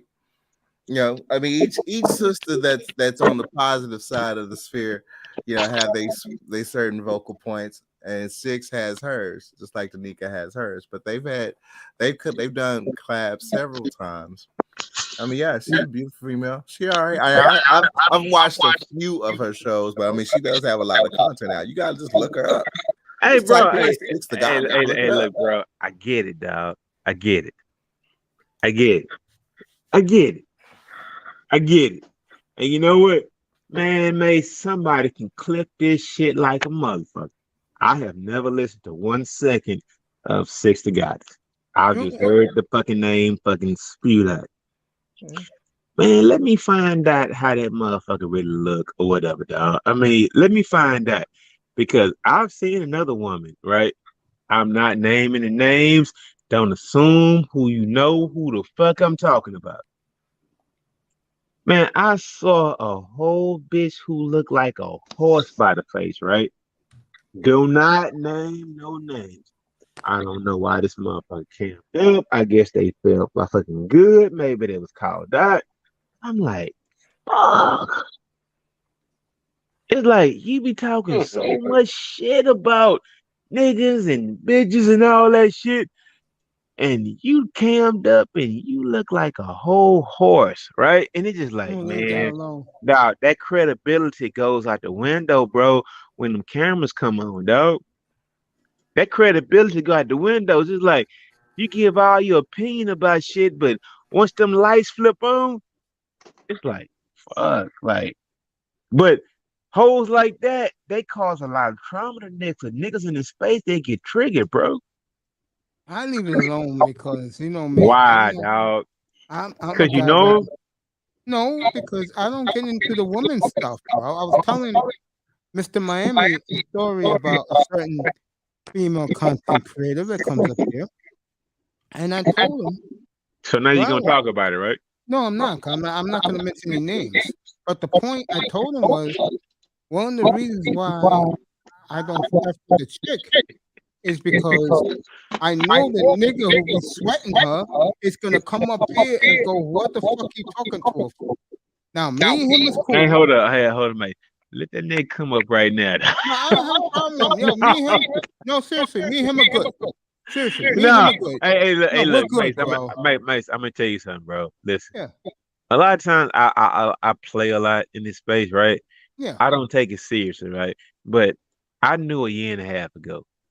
I'm not gonna name any names. They don't have to confirm or deny. But it's like this. I knew dudes was sending bitches in here to try to juice dudes for their money. I knew that shit like 2 years ago. Like, a real talk. Like they sending like fugazi ass like women on here who pretend like they care about men's rights, try to fucking finagle them, like hit that cash app, nigga. Look, bro, I know that. Yeah, I believe that too. I would talk to anybody about those tough questions, even people who I fuck with, because I feel like content creators should have more of a responsibility to our people. So if you feel like you have these people in your flock and they will listen to you and do whatever the fuck you say, ask for something more than the fucking cash app and all that shit. Give these people a little bit more fruit to say like improve your life like this, but it's not about that. And I hate that about this space because I was in this space and I dealt with that shit. No, it's not about all that. And this is go from the top to that top nigga down to the bottom motherfucker. No, if you have a fucking goddamn following, no, you have a responsibility.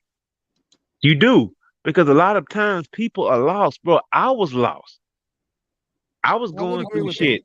I I agree was with that. lost. I was going through shit. I wanted to hear a message that like perpetuated my point and how I felt about shit.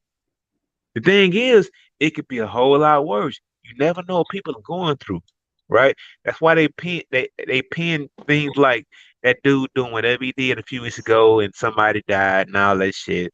And people trying to say, well, he listened to this country, creating that country. No, yes.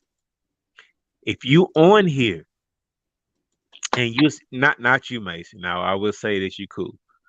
But if you're on here and you speaking to people and you trigger somebody in the wrong way, you are responsible. You I need to be totally agree. responsible for the words you say. I've That's heard, why. That's why I can really go deep on some shit, but I don't because what happens if I damage someone psychologically who's listening, and then God forbid they do something crazy? bro. I've heard Obsidian say shit like bust they head up into the white meat. Yeah, you said it, nigga. You can hide it all you want to.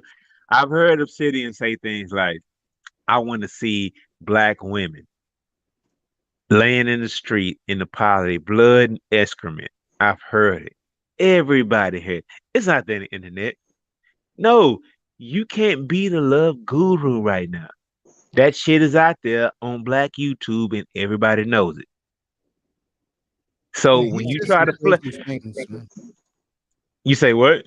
He says some crazy shit. He has. But he's not the only one. Oh, there's a lot of them, bro. There's a lot of them.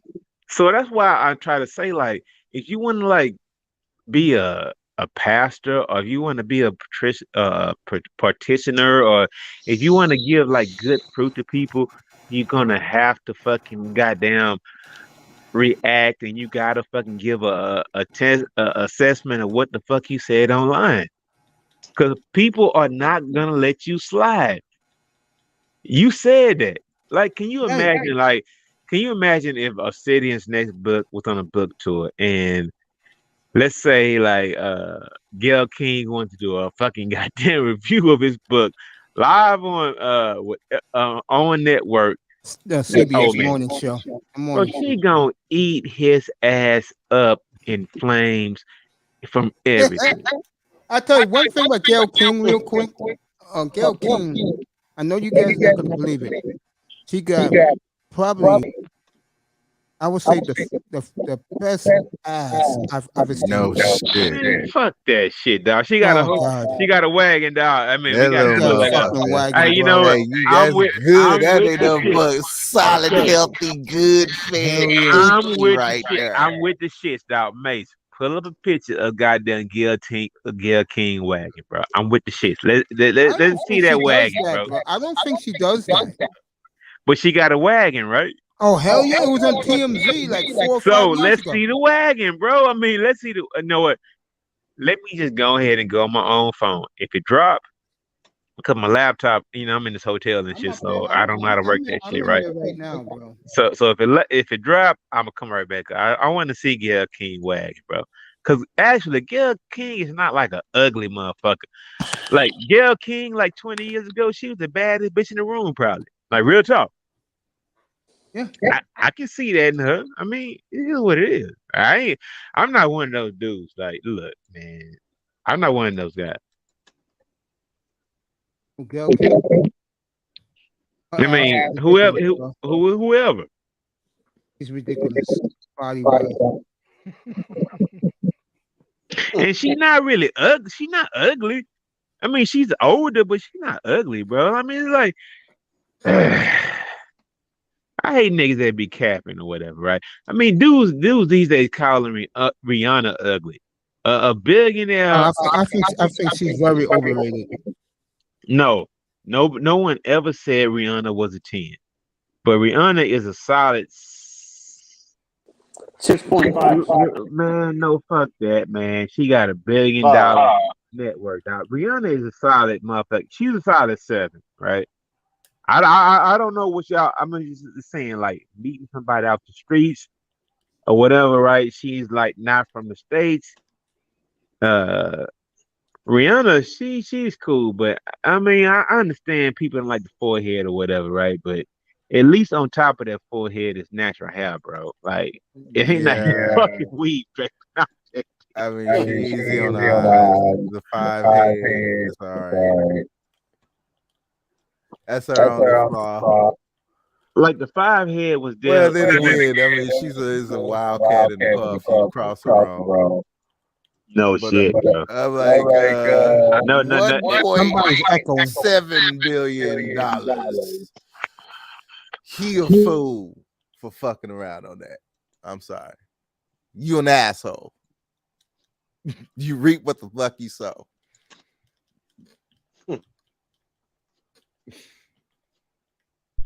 I got to side with Riri on this one.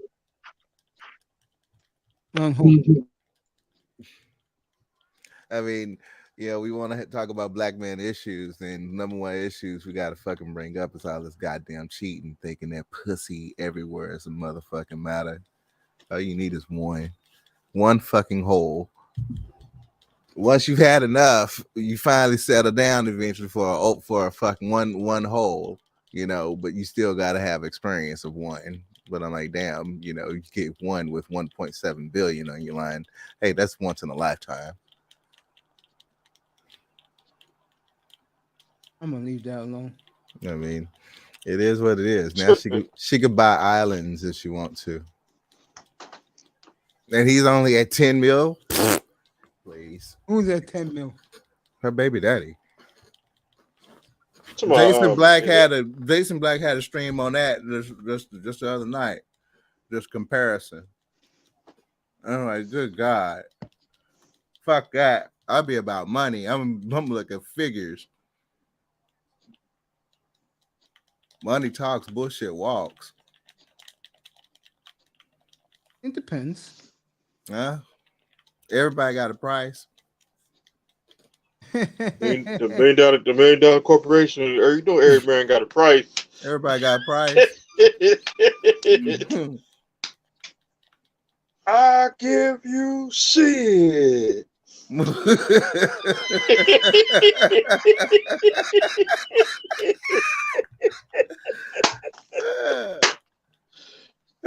The next member of the corporation, I will give you Nikolai Volkov.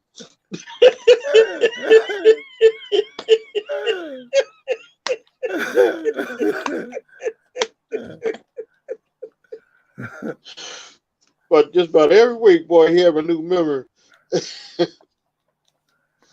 Yeah, and she too emasculated that boy.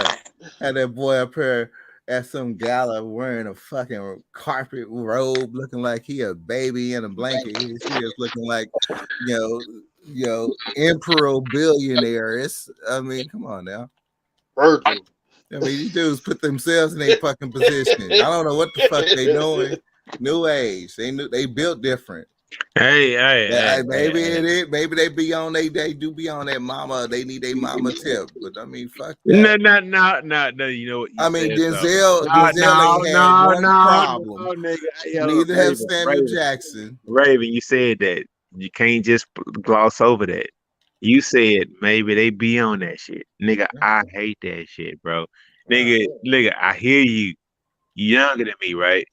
And you saying like maybe they be on that bullshit. No, they should not be. They shouldn't be on that. I'm saying they don't. I mean, they shouldn't be on that shit. I mean, that shit is weird. But the thing is, if you know what, if you have less than them, right? If they know your situation, you're a young man, bro. It's just like, yeah, if you fuck with older bitches, yeah, they gonna hold that shit. Man, look. Ain't now, bitch. Whatever she got gonna hold shit over my motherfucking head, dog. I'm not gonna let that shit happen, and that's how it is. No, bitch. I don't care what you do, nigga. You finna bow down to me, you mother. Man, no. Fuck that. Niggas want a mama. They want a bad bitch that make money, and I get it. Get that paper if you can, but no. That shit come with fucking goddamn heavy repercussions, dog. That mean you the bitch. If you a nigga and you think you handsome and all that bullshit, you think that, you know what? You might get you a bitch that buy this and buy that. that bitch look at you like you her bitch, dog. I've seen it. I know it. I would come on YouTube and motherfucking me put the videos out because those my sisters. Mate, what I told you about my yellow bone sisters over a year and a half ago, dog. Told you about that, right? Yep. Saw that shit fucking 20 years ago. Saw it. Done it. Lived through it. That's why Saw you leave that these shit. women alone, fellas. I keep Saw, telling you no, guys. we ain't leaving hoes alone. We not doing it. No, we not leaving hoes alone. We not leaving hoes alone. Look We at the love hoes. comfortable life I live. I'm not coming along. I've enjoying being single. It's like Yeah, the Christmas listen. vision. Oh Single my god, too. these females have lost their fucking mind. I'm gonna sit back and eat popcorn. It pays to be single. Yeah. No. Uh-huh. Listen. And here we go. Uh-huh. Like I said, Shoot, look. that's something even Hey, look, Johnson talking look. about. I'm far from an incel vibe, right?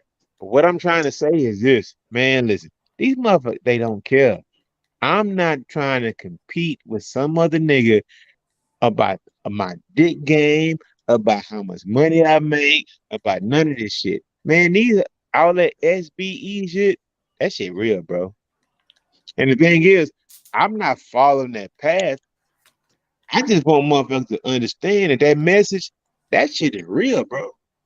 These hoes don't care about shit. I just gave you an example, right? It's just like they don't give a fuck. I've seen a motherfucker who always motherfucking fucking and dogging out and motherfucking put that bitch in the pillow and all that shit stabbing her head. Nothing came along and bought that bitch a motorcycle, nigga. Like real fucking talk. And she told me like she mad at me that she treat this nigga like in a fucking suck, man. Dog, look, you better make sure these bitches like you. YouTube is not ready for these conversations. That's why I only fuck with so many people because it's like y'all make y'all money, right? Do it. Y'all niggas ain't having the same conversation, dog. It's real life. This is real life. And y'all fucking feeding bullshit to people that's gonna fucking get their head bumped that's gonna get them fucked up in life.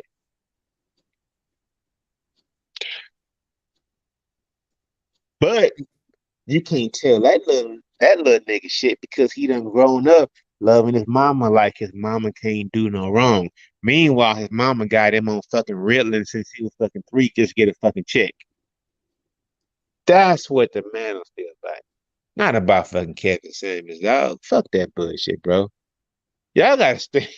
I mean, look, I'm a black man. I'm a hood nigga, dog. And I'm sick of hood niggas fucking my image up, dog. Like, real talk. I'm sick of that shit, dog. I'm sick of that shit. I I'm sick agree of with that. you, Manzano. He is a strategist, but he's not supposed to. Yeah, go ahead, Laura. What'd he say?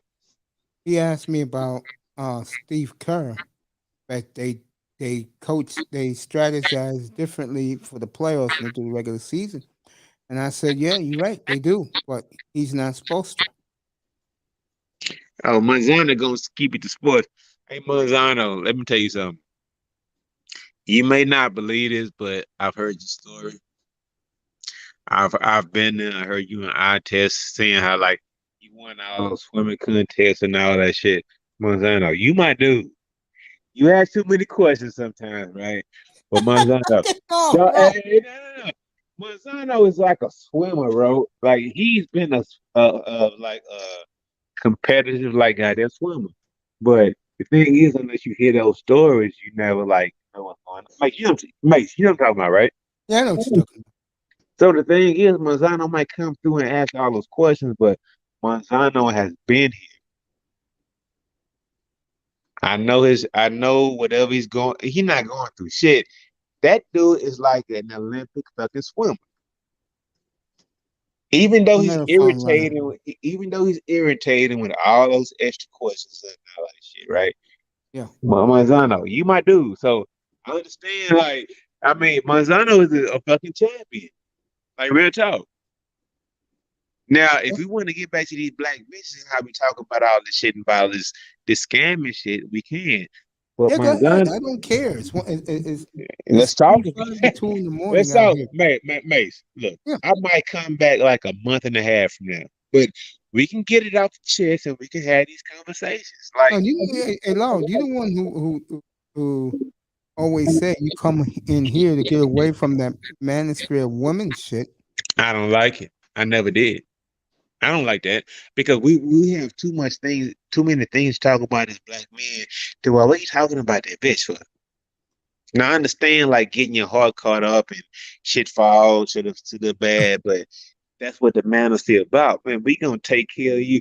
Or if a dude come through like my life fucked up, I need to find a purpose in the path.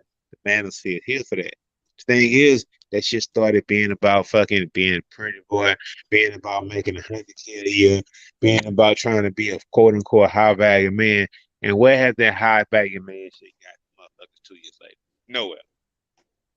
You getting put in a trick bag, dog. Like, but I'm not gonna spend my life trying to convince somebody of any motherfucking thing. I shouldn't. So what you talking about, Mace? I was sticking to this topic. If you want to stay here, it's not a problem with me. I'm just chilling. Man, I don't have to talk about this. Man, bro, we can talk about Jalen Waddle and goddamn Tyreek Hill as far as like the outside receivers for the Miami Dolphins and which y'all going to running back. We can talk about all of it. Well, let's talk about the Houston Texans then. Okay, so you know what? Here's the thing. Okay. I like the draft. There you go. But Michi from Alabama and like I was like, they reached for that pick, man. They reached for it. They reached, and I would give us like a B plus. But we had a couple of questionable picks, bro, and I didn't really like it. But however, Nick Casario, in my book, you have done better than any other GM has done because I mean the boy's not set that fucking high because he took over for goddamn Bill O'Brien. And he got a quarterback last year's draft. Bro, and Bill O'Brien fucked our franchise up. I'm telling you right now, bro, if Tua performs well on Monday of Thanksgiving, bro, I am going to go all in on Bill O'Brien and Jack Easterby. Somebody, hey, you know what? There needs to be a There needs to be a documentary about how the fuck do you have Dwayne How the fuck do you have DeAndre Hopkins, right? John Watson and a squad that's ready to try to go to the Super Bowl, right? Yeah. And all of a sudden in one season, Hopkins is gone because supposedly Hopkins had too many white baby mamas. He out of here. That's right. And what drove Bill O'Brien crazy was they were obedient, like treating exactly DeAndre Hopkins like he was their master. Okay, so what about Dwayne Brown?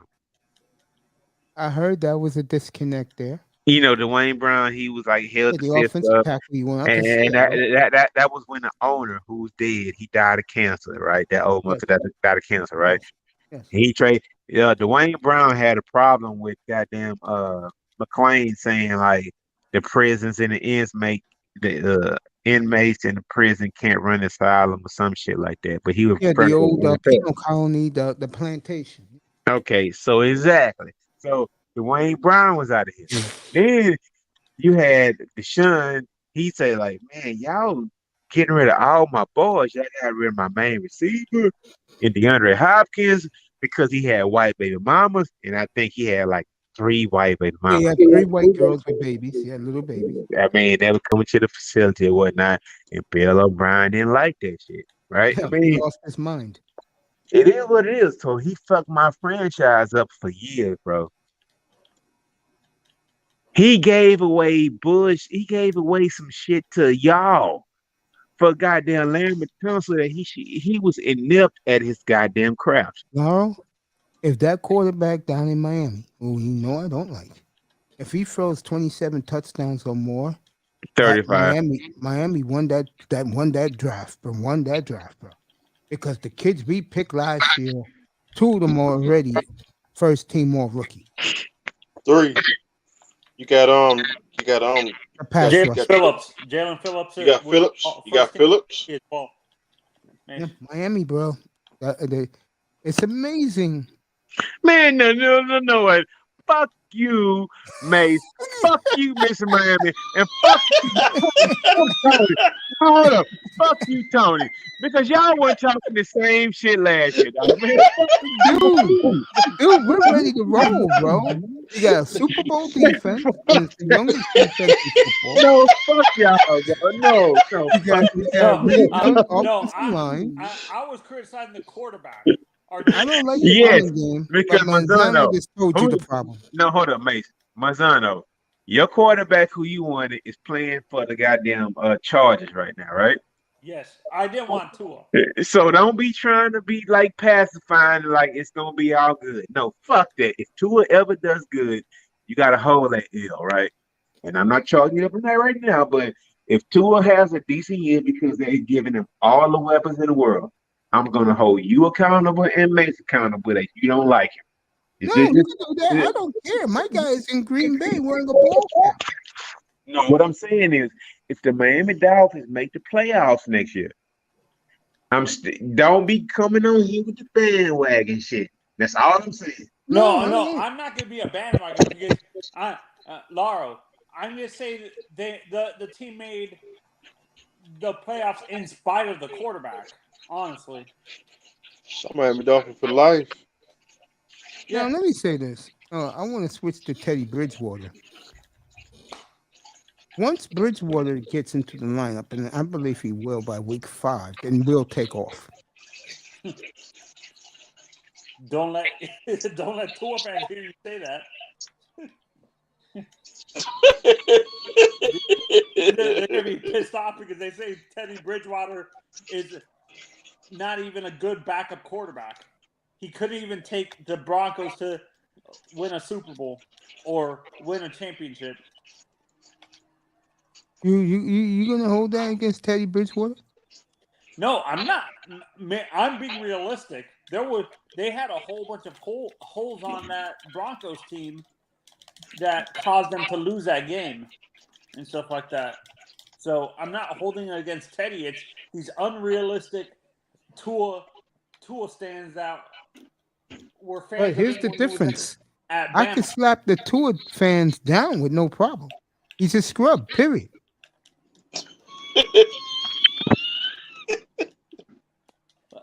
Lauro, and honestly, I give your Texans an A this draft. To be honest, that's my grade for your.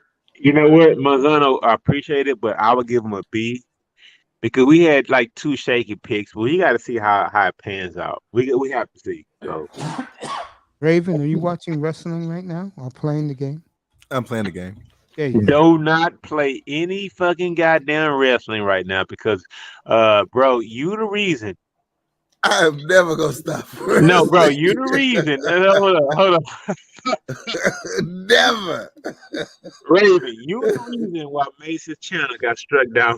No, I am No, not. it wasn't Raven. It was Platinum. Oh, it's Platinum. Okay, well, Platinum. Man, bro, I don't go to half the man. I don't get like a third or like a man of that. And I love playing, bro. But it's just like I've been on some different shit, and you know what I'm saying, it's gonna help everybody in the space period. Like when everybody adopted, it's like, bro, I got the answer for you. But then that's a different story. But yeah, man, Mason, I can't believe you didn't do the first night of the fucking draft, bro. I came here for you and Tack, dog. And it's like, Mace got man, I thought you was sick again, bro. Hey, I was suspended that day, bro. I heard. Yeah, you told me the other day, but I had no idea because it was because of like Raven. The old wrestling match. I had no idea it was like Raven. They took the video down. It was not my fault. Why do people think what? See, Mace. I know it wasn't your fault. It was Platinum. So Platinum made you play the WWE, bro. Yeah, he wanted to see Kamala. Yeah, WWE is very strict on what they allow you to even post on their channel if you're watching. You can't even show their shows on your. You can show yourself reacting to it, but you can't actually show highlights of their product because they're very strict on the copyright laws and stuff. Yeah, It's like Facebook too. You can only show something that's been like a source on the public domain or something already. Yeah, here we go. Here we go. The Rock can't even call himself The Rock, Dwayne Johnson, without the permission. Triple H can't even call himself Triple H without the express written content of the fucking WWE that he can call himself Triple H. Dog. That's why The Rock is still like kind of like tied into like the WWE. He don't need that check, dog. The Rock out of here doing $20 million a fucking goddamn movie. He don't need that shit, but he still has a relationship to where, bro, everybody still knows him as The Rock. Man, you remember that shit back in the day, bro? When The Rock and Stone Cold was like coming down, like, bro, it's like, man, look, you don't have a copyright for your life. You talk about like the music industry, man, they fucked over those guys like there was no tomorrow. It's just like, no, you don't have a copy to none of that shit. All those dolls, all your name, all that shit. That's why he's Dwayne Johnson doing those movies. I mean, they can't say like Fast and Furious, like Fast and Furious 15 or 16 or 17, whatever it is on there right now. He can't say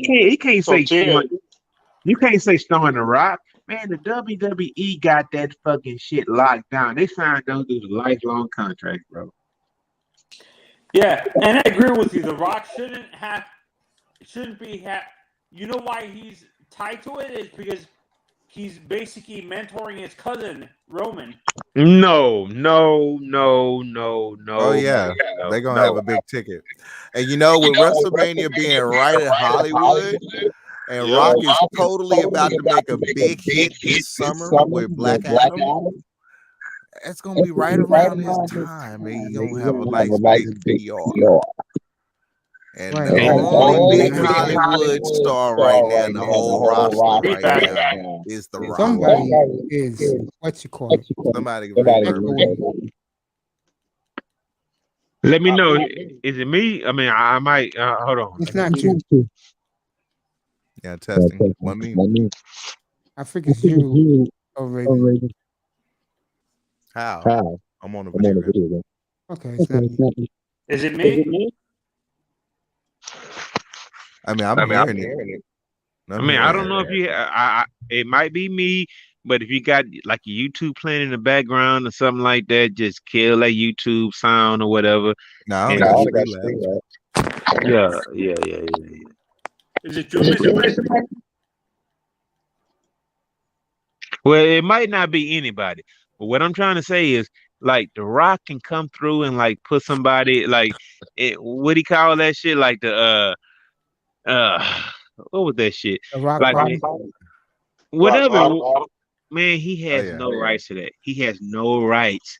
It's just like that belongs to like that McMahon family, and it's just like, bro, The Rock is like damn near tied into a fucking lifelong contract with the WWE, bro. Like who's working the music for wrestling? Who knows? Who knows? Because man, come on, man. Look, who knows? Who knows? But the thing is, they locked all those rights up. That's why The Rock still has to come through every now and then, embarrass himself, and go into that bullshit. Right? Because man, we found out he has to show up every now and then and get in the ring and do whatever he has to do to his body and embarrass himself. But we've all seen The Rock in all these movies, but that's Dwayne Johnson. They don't say The Rock not one time. As soon as somebody says The Rock, shit, Vince getting paid, bro.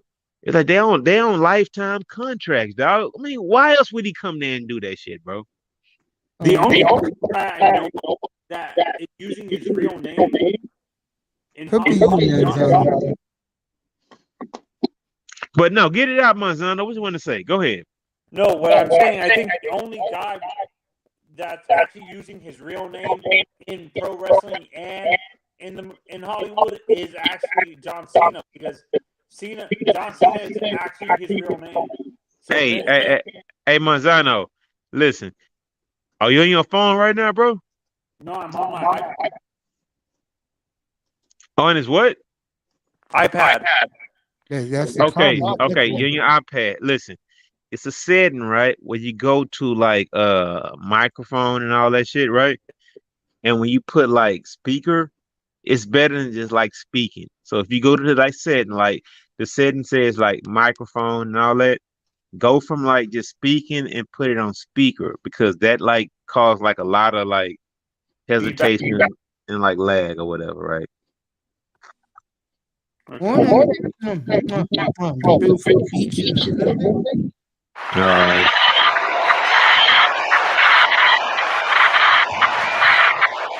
It was so nice to see you, my dear.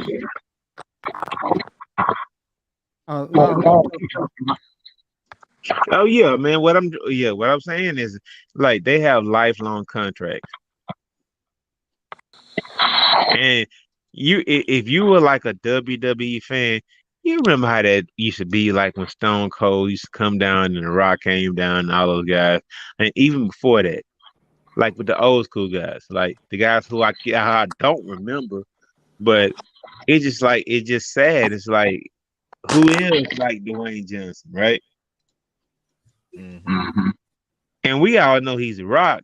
He's had his own movies and this and that, but why is he still tied into like WWE after 20 years, bro? Well, they totally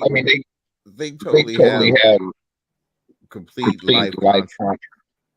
Who is it? He might be making a comeback. So Manzano, to answer your question, yeah, those guys have life contracts, bro. But Vince owns the right. Exactly. He owns the rights. He does. And I'm not even hating on that. But it is what it is. So who going to the next WrestleMania, bro? Well, we got a year to find out. Could be Rock and Roman Reigns. Yeah, it could be that. And and Miss Miami. So you want to see that matchup, right?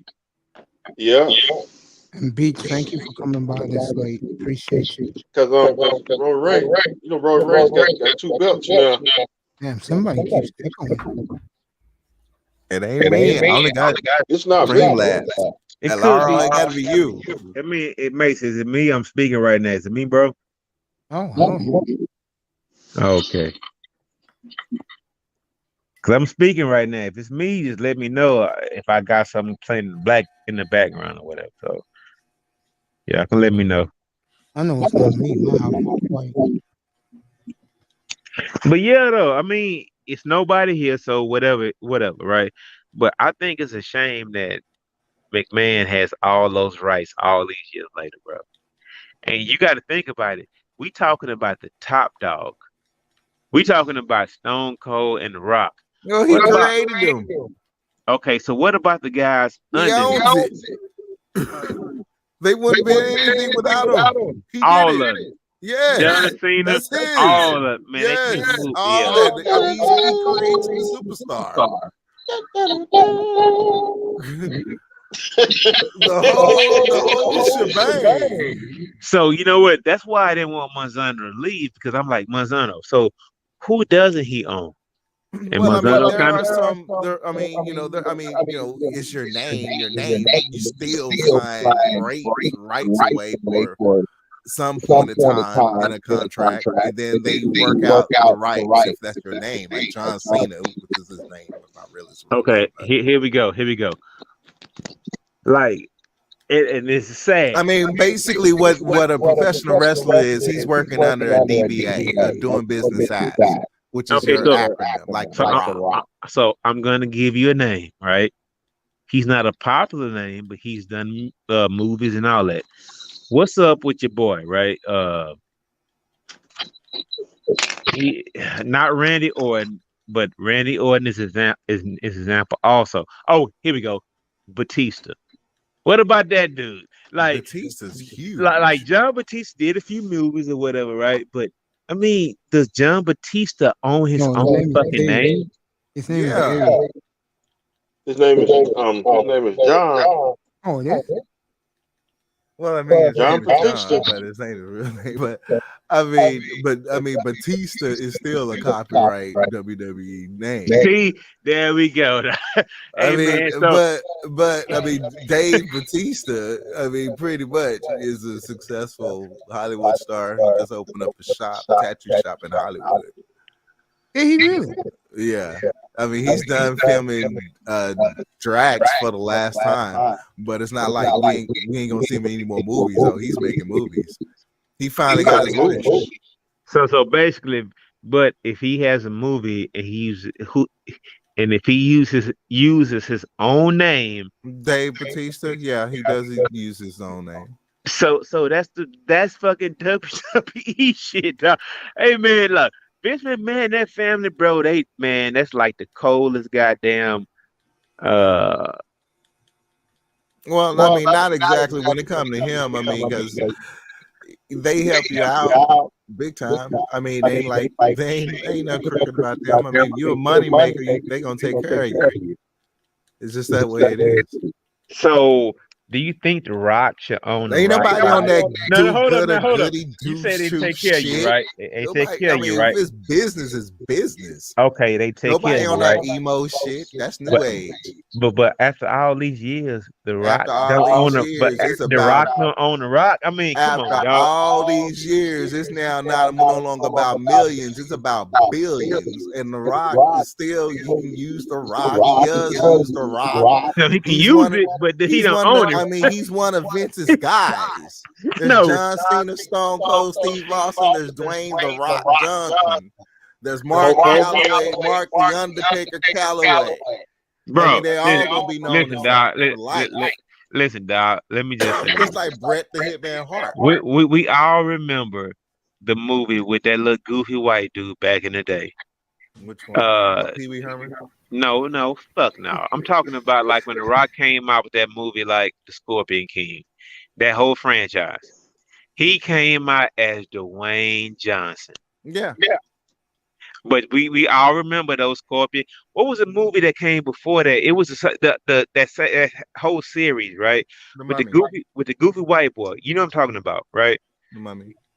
The Mummy. So when he became a part of that Mummy franchise, the Mummy franchise was big as fuck. We all know that. We all know that. The thing is, he couldn't be The Rock. You know why? Because Vince owned that shit. He couldn't be The Rock. Vince actually gave him a break in his contract so he can actually go make it, and it actually turned out to be a major hit, which it wasn't expected to be. Okay, so the movie following that, he was still man, bro. I mean, yeah, but I mean, Come he on, did dog. it. He did it for the positioning that it would put the WWE with females. Okay, so Because here we as go. soon as females saw Raven. him on the big screen, they Okay, so watched Raven. and So ratings Raven. went up. That's all Okay. democratic. Fuck all that, Raven. Let me ask you something. So Nah, at that point in time, have a good night. did Vince own his name? I mean, as far as what you might think, at that point in time when he was doing those movies, right? Did Vince own his name? In your opinion? Vince McMahon, he all the names. Got all the names. He got all the names. And he left. Oh, okay. Well, he might come back, but yeah, man, Vince McMahon knew all those names. He owned all of them, bro. He owned all of them. Of course he did. I'll talk to Shaq in a second. I'll be right back. Don't leave. No, I ain't going nowhere, man. But no, you know, look, hey, bro, look, I love pro wrestling, dog. I loved it. I used to. But the thing is, man, those guys be getting over, bro. Like Vince McMahon, bro, it's just like, God damn. You own you own everybody like that, bro. Like, god damn, like shit. I've been watching wrestling since '83. Damn, 83, bro. Like shit. And you know what? I probably have too, Miss Miami, bro. It's just like, but once it switched over, it was just like I stopped watching. You remember like I don't know if it's like Thursday nights or like Tuesday nights, but remember when WD was hot like in like 96, 97, 98, 99, when they were like Yeah. on Fox or whatever, bro, that was like the golden era, bro. It was just like fuck. And shit. The Rock was a young guy and all that shit when he still had all his hair. You remember that, right? Yeah, and shoot, that's when WWF was good back then. Yeah, that shit used to be on Fox on Thursday night. Man, that shit used to be the fun back then. That shit changed, dog. It was just like fuck, like shit. And you remember that little reality TV show they had, right? Yeah. Oh shit, man. Well, yeah, Mace. Well, fuck it, we can keep it going without Mace. Well, Miss Miami, you remember those days, right? I mean, so Yeah. who was your favorite guy back then? My guy was like Stone Cold and The Rock, dog. Mine's got to be Triple H, Shawn Michaels. I forget about Triple H, dog. So what was that group that Triple H was a part of, man? DX. The Generation X. That used to be the motherfucking shit. He had another one when he was in WCW, the Blue Bloods with Sports Steven Regal. Exactly, bro. When he was trying to be all preppy and shit, trying to sound all like British and Yeah. And he managing right now in AWE wrestling. Oh, for real? Hey, man, dude, you brought some memories back, bro. I remember when Triple H used to be that little character, right? When he tried to act like he was like British or now. I remember that shit now. Yeah, hell yeah, man. Like, that shit used to go off, bro. Like, and Vince owned all that shit. Or if you want the rights to your own name, you better fucking pay me. Remember when WCW used to come on back in about '89? I used to watch it about every night. Man, I remember like from fucking like 90 fucking from 90 fucking oh not even the 90. Hold up. I'm wrong. Not the 90s. I remember like it wasn't the 90s. I'm tripping. It was like from 2002 to like 2006. Man, look. That WWE used to be the fucking shit, dog. Man, look, they had their show. Used to come on Fox every goddamn Thursday night or whatever, right? They promoted it, man. I don't know what happened. Well, I know what happened. It was like greed and money, but that was around the time when The Rock started doing this movies, bro. Remember that, right? Yep. And Hulk Hogan started making movies too. All of. Stone Cold had about 5 or 6, 7 movies, right? Yeah. I can't remember the name of them, but I remember he got signed to do those movies, but it wasn't nothing like. But then once Vince realized, right, and Miss Miami, you were here for this. Once Vince realized that those guys were willing like use their regular names, what did Vince McMahon do? They came out in the WWE, started making and producing their own movies. Remember that? Yeah. That's when WWE got their own studio. Exactly, man. It was just like, oh hell no. So once The Rock went out there, he was like, okay, I ain't gotta be The Rock. I can be Dwayne Johnson. But enough people loved him enough to do that. But everybody wasn't in that same like circumstance like that. So it was just like, oh, once y'all start getting traction, let's sign y'all guys. Let's sign y'all guys. And that's when Batista started doing those movies. That's when John Cena started doing his movies. That's when everybody else started doing those movies. Man, they would get fucked like a motherfucker, bro. They didn't make no real money off that because that I mean that was like the next generation. It was like The Rock was the last one to slip out the door because they shut that shit down after The Rock, bro. They shut that shit down. Dave Bautista did those movies, and you saw WWE Productions in the titles of the movies. That's when they start coming up with the cartoons and all the movies. Still all your publishing, still all your fucking. So when Monsanto said that shit like a half hour, I'm like, nah, bro. They stole like what's better? What's different?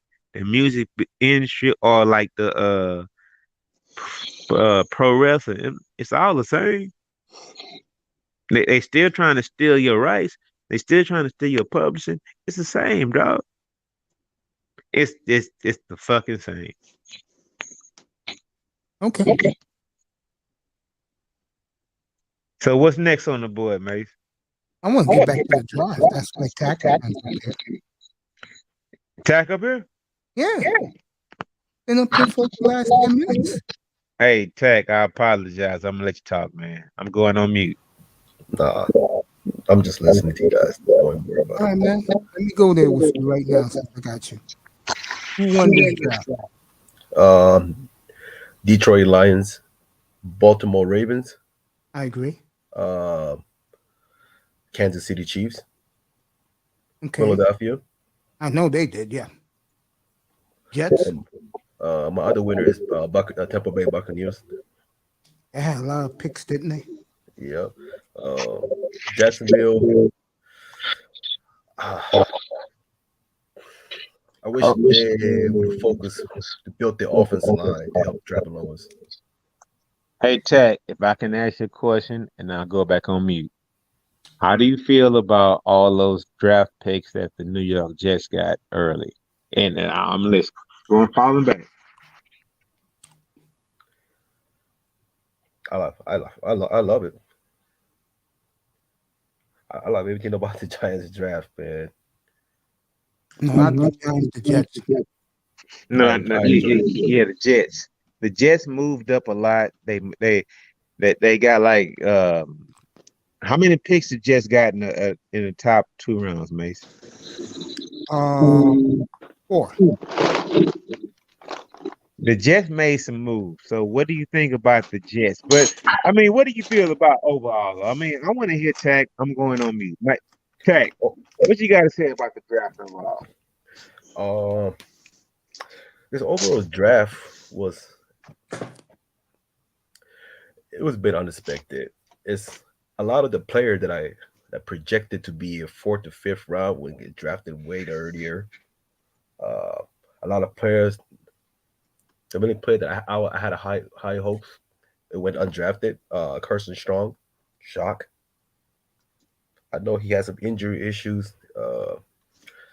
Somewhere last year, so I don't know that's affecting him. I don't know, but yeah, this was really interesting.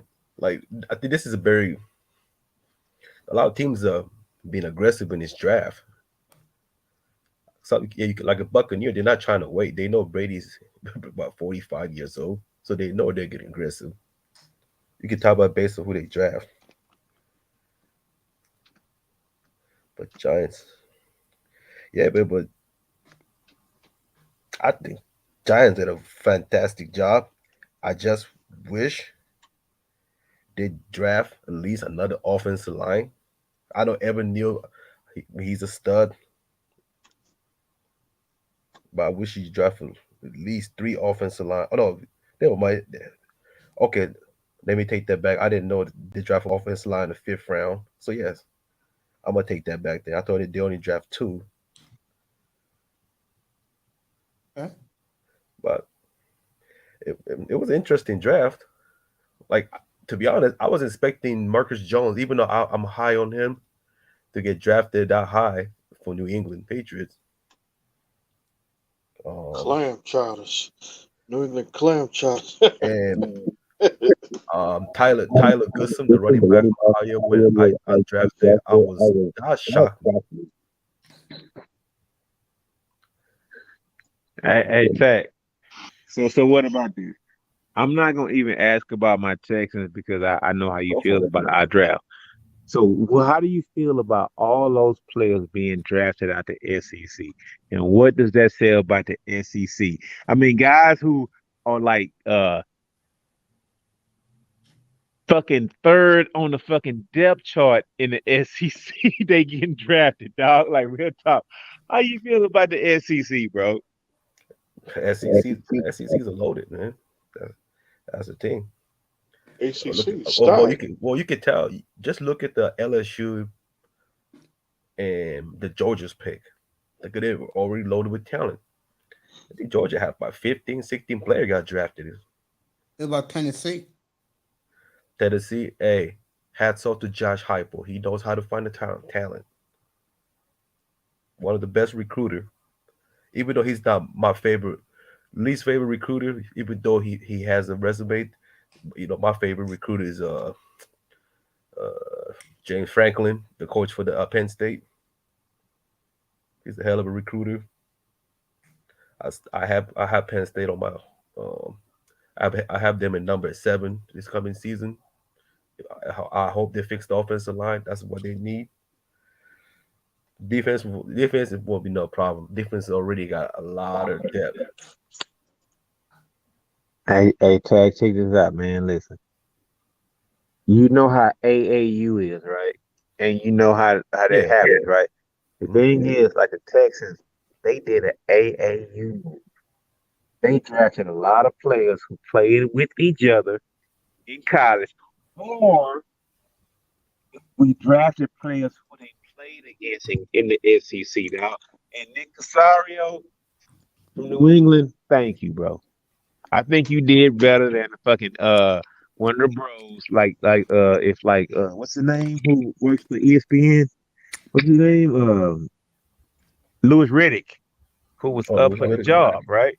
So what I'm saying is, man, look, we drafted a lot of SEC players who played with each other or against each other, right?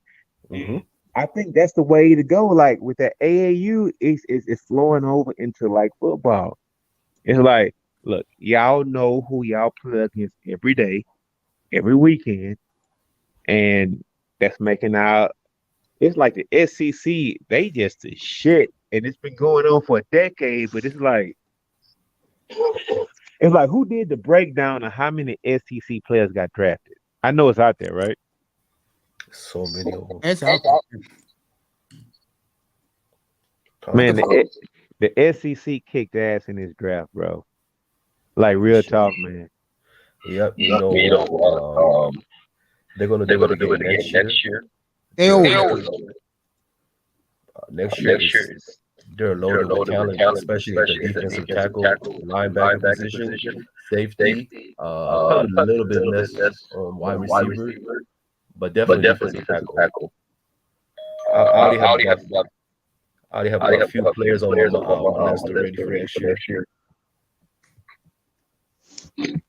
So the SEC is a shit then, right? And do not sleep on ACC. Yeah, okay. 34. I can tell you right now, got it right here. 34 SEC players. Got drafted. Wow. Yeah. I'm amazed. 9 by Georgia, 7 Alabama, 4 LSU, 3 Auburn, 2 Mississippi State, 2 Florida. So, mate, the thing is, you said 4 LSU, and we got 2 of them. Mm-hmm. My team. I'm just saying. And then like outside of like the 2 that we drafted in Texas, we got a guy from A&M at number 13, Martin, right? Yeah. And they got Michi. I know. Now look, Tack, you up here? I know we reached for Michi, right? He reached, but what do you think about Michi, like overall? Like, what can he do? I don't like the pick. He's a small guy, whatever. What you think about it? From Alabama. Are you happy with Mitchie or no? No, are you happy with him? How do you I'm, like it? oh, I love. I'm happy with Mitchie. Especially he's a quarterback friendly wide receiver who likes to get open, who always fight for the consistent catch. His concentration can be lack once in a while. Like he has a good hand at the same time he can have a bad hands. Like he will drop a crucial catch and could have been a 70-yard touchdown. But Let me he know. has barriers of a route tree.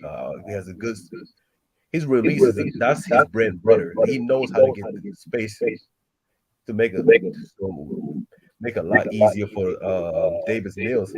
I think him and Davis Mills will have a great connection. I hope so. I mean, I hope so. But Go ahead, AC Nate. is going to come back, so I'll redshirt him this year. So, what about that linebacker who tore his Achilles at his pro day? Abadaji or what was his name? But Debo Jabo from Michigan. Yeah, I know. I think I would have rather had him in that pick, bro. I mean, instead of Michi, bro. Because Nah, Michi, I think Michi was the right pick. you think so? I mean, I think so. You gotta help a young quarterback. A lot of Davis Mills is not a bad quarterback. I'm out here. I watch Pac-12 games. I watch half of the Stanford game. He got sneaky athleticism. He has a good decision making. Correct. And you give him the right time, he can air it out. You watch some of the games, the last 5 games of the Jackson game. You give him opportunity, he can air it out. 65 SEC players were taken.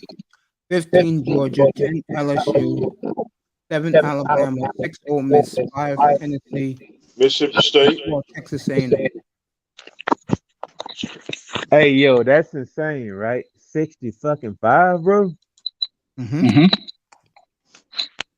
Yeah, that's insane. You're like, that's crazy. Damn. So the next best conference, how many guys did they have drafted? We got the SEC at 65.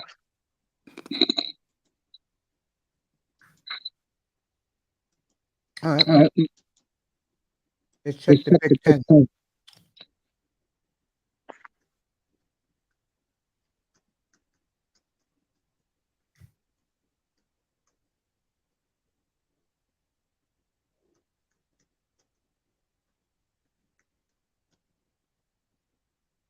Is that a record though? No. I mean, like for real, like anybody. Is that a record? Like 65 players drafted in the draft? Damn. But shit. But you know what? If it's anything, man, I wish Texans that went after D'Angelo Malone from Western Kentucky. Yeah, I don't know that guy. I don't know. No, he's a one-trick pony, but he's a pure pass rusher. Like he like you look at his college career, he had 170 plus quarterback pressure. Okay, yeah. Yeah, you know what, Tech? That's cool, but man, come on, man. How many sacks did he have though? No, he led the league even the sack, what, 7, 6, 5, but he got a lot of triple teams. Okay, I hear you. That's why I'm asking you. That's why I asked. I'm trying to figure out how to like those blue chip guys, right? I understand how the blue chip guys can fall because they're not getting consistent reps. They only show flashes because Nick Saban, he gets the best of the best every year. Yep. Right? Yeah, he did it again.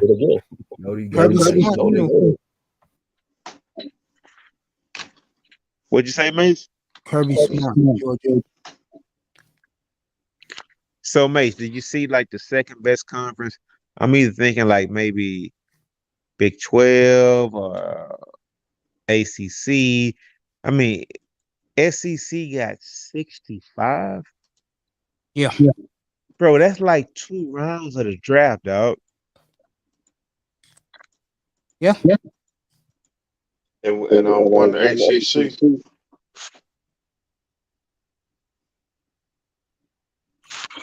Was any Miami Hurricanes drafted?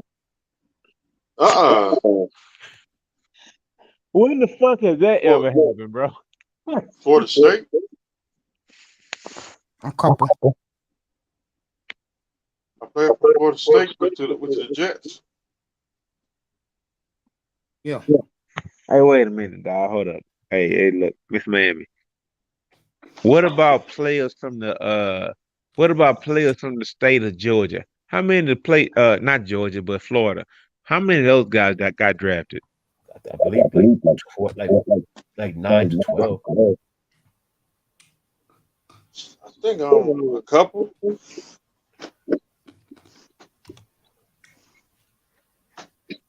I mean, but are those guys in the SEC? Man, the thing is, the SEC is the shit right now, bro. Yep. And next Always year, been. and next You year, want to know ACC gonna ironic be the when shit. it was? And Saban got the LSU, changed everything in the SEC. I agree. I agree. But goddamn, what Saint Nick is like, he 4 deep at every position now. It's like guys who go there just it's like they don't care. It's just like I'll play behind this All American. I'll play behind that All American. But I know when I get a chance to shine, I'm gonna play and I will get drafted. That's So, Calipari. so it's amazing how Nick is able to sell competition. 'Cause a lot of guys they don't want to compete. They don't. For it. You only entertain. I don't know how Nick Saban does. Gets into his helicopter. I'm not kidding. Gets into his helicopter. And when his helicopter lands to a high school football field, he's coming after somebody. Bro, Kevin Sumlin had a helicopter, bro. And he called it a swag copter. Yeah, So but it's like, Kevin Sumlin didn't win anything. Nick Saban is the winningest college football coach ever. I don't know what he's selling all those single black moms, right? But man, they send him to that school like a Easy. He's the John Calipari of college football. You play for him. You play for Dabo. You play for now Kirby Smart. You're going to be in the pro. I mean, because you got those guys that had those spurts, right? Mm-hmm. They had these spurts like Jimbo Fisher or whoever the fuck else, right? But bro, Nick been fucking solid for 20 years. No, not even more than 20. Like, I'm going to say like 25 because he started at Michigan State. Yeah, man. It's just like, bro, like Nick Saban. Yeah. He got a couple national championship rings, like 7. That's not a couple, bro. That's called 7. He's won 8. Don't forget he won at LSU. Yeah, right. bro. That's not a couple. That's called 8. That ain't a couple. That's 8. So he got it locked down in the SEC, man. It's just like, but the kids still want to come here and play for him, though. Watch a football like Nick Saban. The scene that moved me was when him and Bill Belichick was in his wife's kitchen. I'm talking about Nick Saban's wife. And Bill Belichick said he is the greatest football coach ever. I'm not gonna say that. I would say he's the best college football recruiter ever. He's the best Saban's a hell recruiter. of a football coach, man. What Okay, happened in Miami? Yeah, exactly. I was going there. So what Yeah, happened? but I'm gonna go there. I'm gonna defend him. What happened in Miami? He didn't understand the salary cap. Because remember, when he was in Cleveland, free agency wasn't the way it was when he got to Miami. That was like a decade and a half later. 2007. And the football league changed. I give him an excuse. I give him a pass because Dolphins are a dumb organization.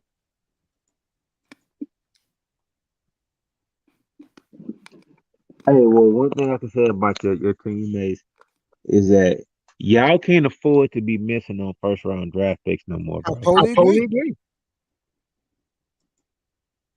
You know I don't like the quarterback. Well, you don't have a choice but to accept him. But the thing is, you guys need to nail all your picks, bro. They nailed them last year. Okay. Sure did. You got Waddle. That's it. Who's our safety again, Mr. Man? Hollywood is Von Holland. Hollywood Holland. Who's our pass rusher? Phillips, Jalen Phillips. Yeah. He had 8 sacks. And the left tackle, which now he's moved to right tackle. Kid from Notre Dame. He had 3 sacks in one game. That's all you need. Basically, the Dolphins just signed to steal the pass rusher from Nebraska.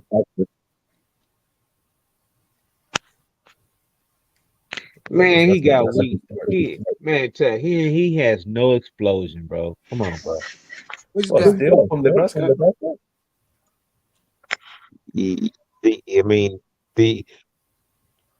Are you thinking that he's like a player that's gonna start for a few years, or is he gonna be superstar?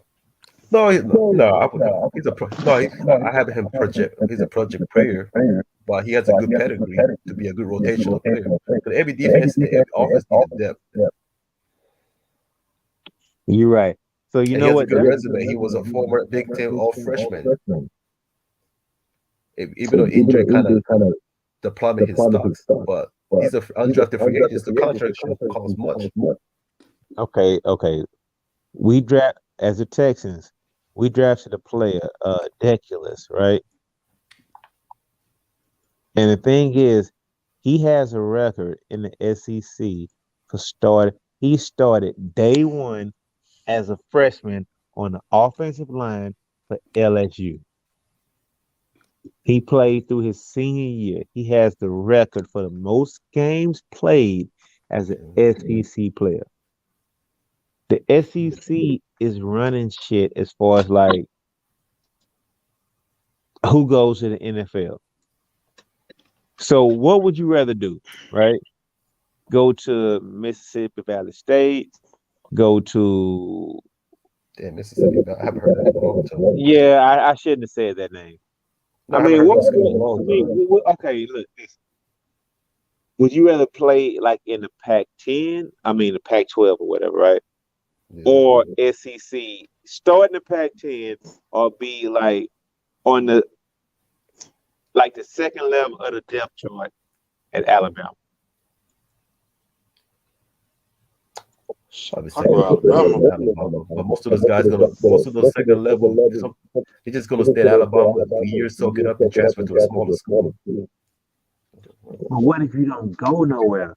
What if you just stay there and just, ride it out as a backup, and then you shine in your senior year? That's exactly what the running back with Alabama did. He stayed 4 years, and he finally got his first starter, and the rest is history. Look, he got drafted.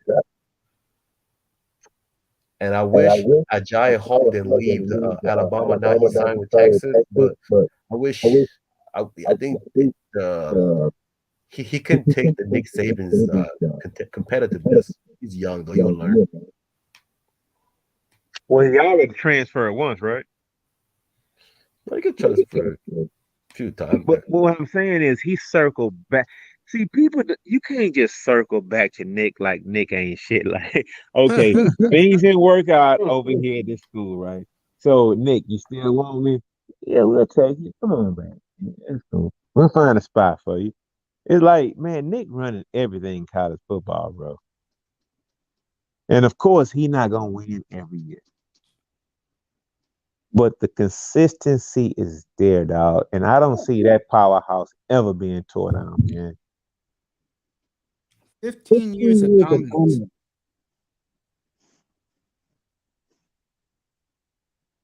15 years. That's a long time, Mace. Saban since 2003 has won 8 national titles. He been coaching almost 20 something. But that's cool though. But how long has he been in the SEC? Let's forgive that. 20 years. 20 years. Let's forgive that year where he went to fucking the Miami Dolphins and 18 years. 18 years. And he won 8 championships. Hey Tech, how do you beat that, Tech? What is it? Sorry, I was off a little. 18 years in SEC. Nick Saban won 8 titles. How do you beat that, Tech? You just can't beat. You can't beat. You gotta join them. Damn years. So it would never stop. Nope, it won't stop. But if you can't beat them, join them. But the other conference gonna start making some noise too. That's gonna start with Pac-12 and ACC next year. Just wait. Especially Miami Hurricane, Mr. Miami, you should be excited, man. There could be a lot of prospects coming from Miami. Nick Saban got 7 rings, national championship rings. Yeah, and Mr. Miami, since you a Hurricane fan, remember this guy's name. He's gonna make some noise next year. Jacoby George, wide receiver from Miami. Remember, he's gonna be a fucking home run hitter. Man, fuck that though, Tech. Look, the wide receiver class next year is gonna be weak and trash as fuck. Now, trash is fact, but it will never be good as this year. I definitely. Nah, it's far from trash. So next year it won't be good as this year. So this year was a wide receiver. Right, that's it. That's what I said. Next year's a defensive tackle and linebacker and safety. Next year's the quarterback, 7 of them first rounders. And quarterback will be stronger, way stronger than this year.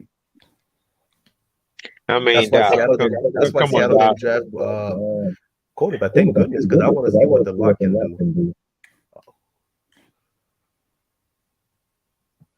Yeah. Nick Saban been coaching college football for about since 1995. Man, he should have stayed at LSU, dog. LSU and those people in Baton Rouge. If he never left to go to the Dolphins, if he had stayed at LSU, LSU would have been what Alabama is right now. Nobody can deny it. Am I right? If Saban would have never left.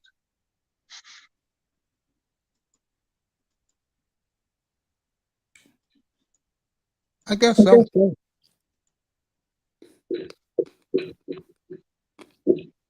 Because they still good. They've been right there. I mean, LSU was always there. So LSU had every grounds at being what Miami, well, not Miami, what Alabama have become in the last 15, 16 years. LSU was right there. And they've always been there. They still got the talent. But it's something about that goddamn Nick Saban, bro. What is it, man? He's all football. He doesn't know how to have fun.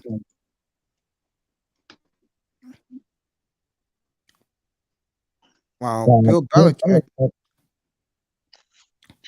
He's out there. Billy B's out there chasing hot lines, bro, on his yacht. Hanging out with Jimmy Johnson. Lord of the Keys. Who was that, Mace? Belichick. Nick Saban, first of all, and I love him, he's a simp to his wife, bro. His wife calls the shots in the family. Hey, man, look, I'm not trying to get into anybody's personal life. I understand. More power to you. No, all I'm trying to say is that Nick stays close to home because of his wife. Plus, Nick just loves football. And again, Belichick, that was very nice of Belichick to say what he said about him. Right in his face and his wife's face. Yeah, I hear you. Hey, Mace, look, I'm about to tap out, man. I'm finna go to fucking sleep, bro. I still be listening. Hey, Tech, man, I need to hear that breakdown of everybody draft, bro. I mean, Mace fucked up showing WWE on this channel, so you can come back for the first and second round. But I want to hear that draft analysis, bro. Like real talk. Uh, I can send you to the. I can send you to just text me, and I'll send you the breakdown for each player. Oh, okay, that's what's up. Hey, yeah, hey Mace, I'm gonna talk to you later, bro. Okay. I'll be on tomorrow. Okay, that's cool. Hey, tomorrow we can talk Thumbnails. about these playoffs and this basketball, bro. Yeah, Miami tomorrow, doubleheader.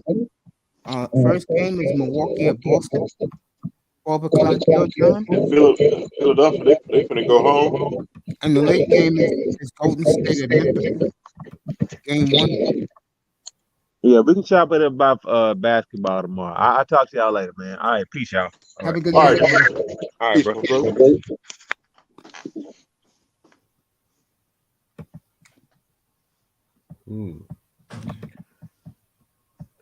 Give Lauren what he wants. He wants to know who did the best, who did the worst. Oh, okay. We can go there. Who did the worst? I would say Washington Commander. That's the worst. Okay. Jahan Dotson is a great wide receiver, the home run hitter, game changer. But I'm sure they could have got a later round. And Sam Howell, that was a good pick. Cole Turner, I was shocked. I thought Cole Turner was drafted by 7th round, but that's fine because Cole Turner is a good product. It is a good prospect who anticipate on blocking. He has a soft hands. Don't have breakaway speed, which is fine, but he can take advantage of his size and quickness to give the hard time to a safeties and a cover linebacker. Okay. So Christian Holmes, that was whatever pick. Brian Robinson, the 3rd pick. I thought that was a little too early. I thought they could have got him in 4th round. That's one of my worst one. But this one, a lot of team did well. So, and you know,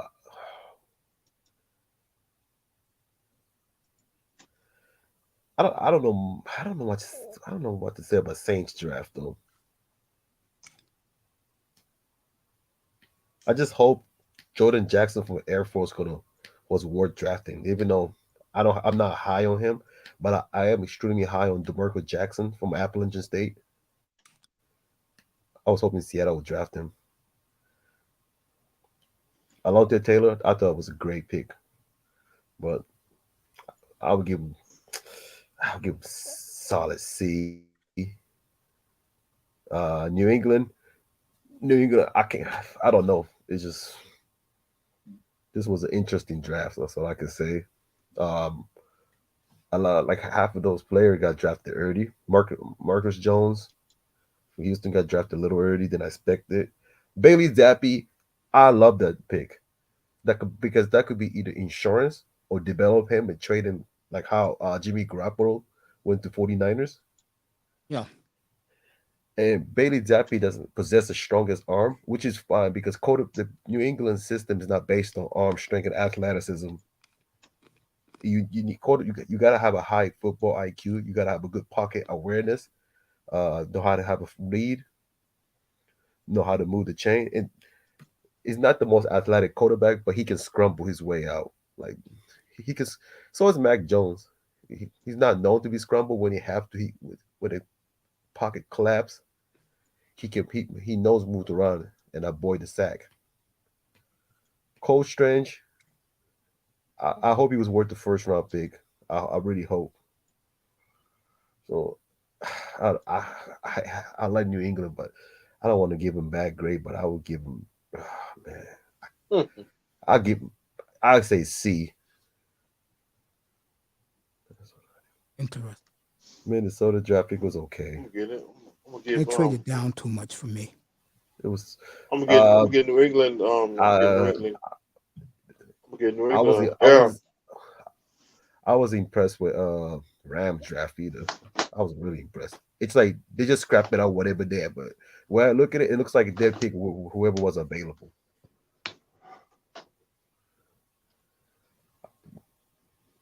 I like Yeah. Quentin Lake. That was a good pickup. Um, Daniel Hardy from Montana State. Mm, I don't know. Either he could be a cat body or good rotational player. Perhaps he could start, but who I don't know. I thought Chargers did a great draft. I said Raiders did a great job too. On where They they loaded was. up I the think defense, facts. but definitely Detroit, Kansas City, Baltimore definitely deserve an A+. Sky Moore was a bit surprised, but I understand because now Tyreek Hill is gone, so you need a speedy wide receiver. That's what I told. So it makes sense. Leo Chanel, that was a steal. I was shocked Isaiah Pacheco got drafted. I thought he would go undrafted. Nadia Johnson from Marshall, he could be a steal too.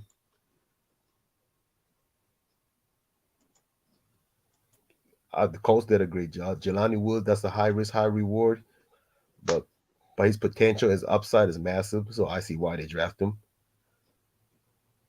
Andrew Ogletree, I was shocked. Uh, yeah, but Texans definitely great job. And Green Bay nailed it too. Zach Tom, I don't know how Zach Tom fell all the way to 140. I was shocked. And thank goodness Green Bay finally drafted 3 wide receivers. Christian Washington, that's a perfect fit for the big body receiver. Finally, Aaron Rodgers can throw it out. Other than Devontae Adams, now you got a big body receiver who likes to catch in the traffic, contesting catch, back shoulder catch. That's what Romeo Dub's gonna do.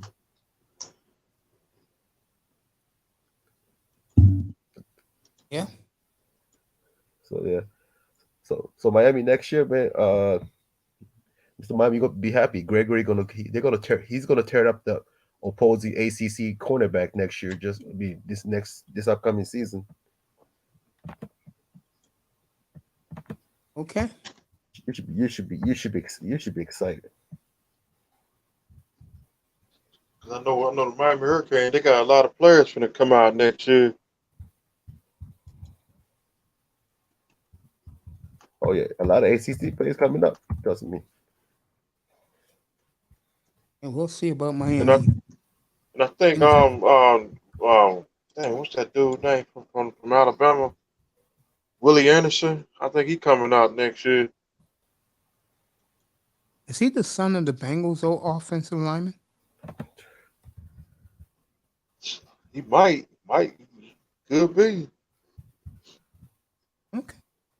Could be a possibility. Back, you be here tomorrow? Yeah, probably like 5 o'clock. Your time or my time? My time. All right, I'll see you 8 o'clock tomorrow night. Thank you, my good man.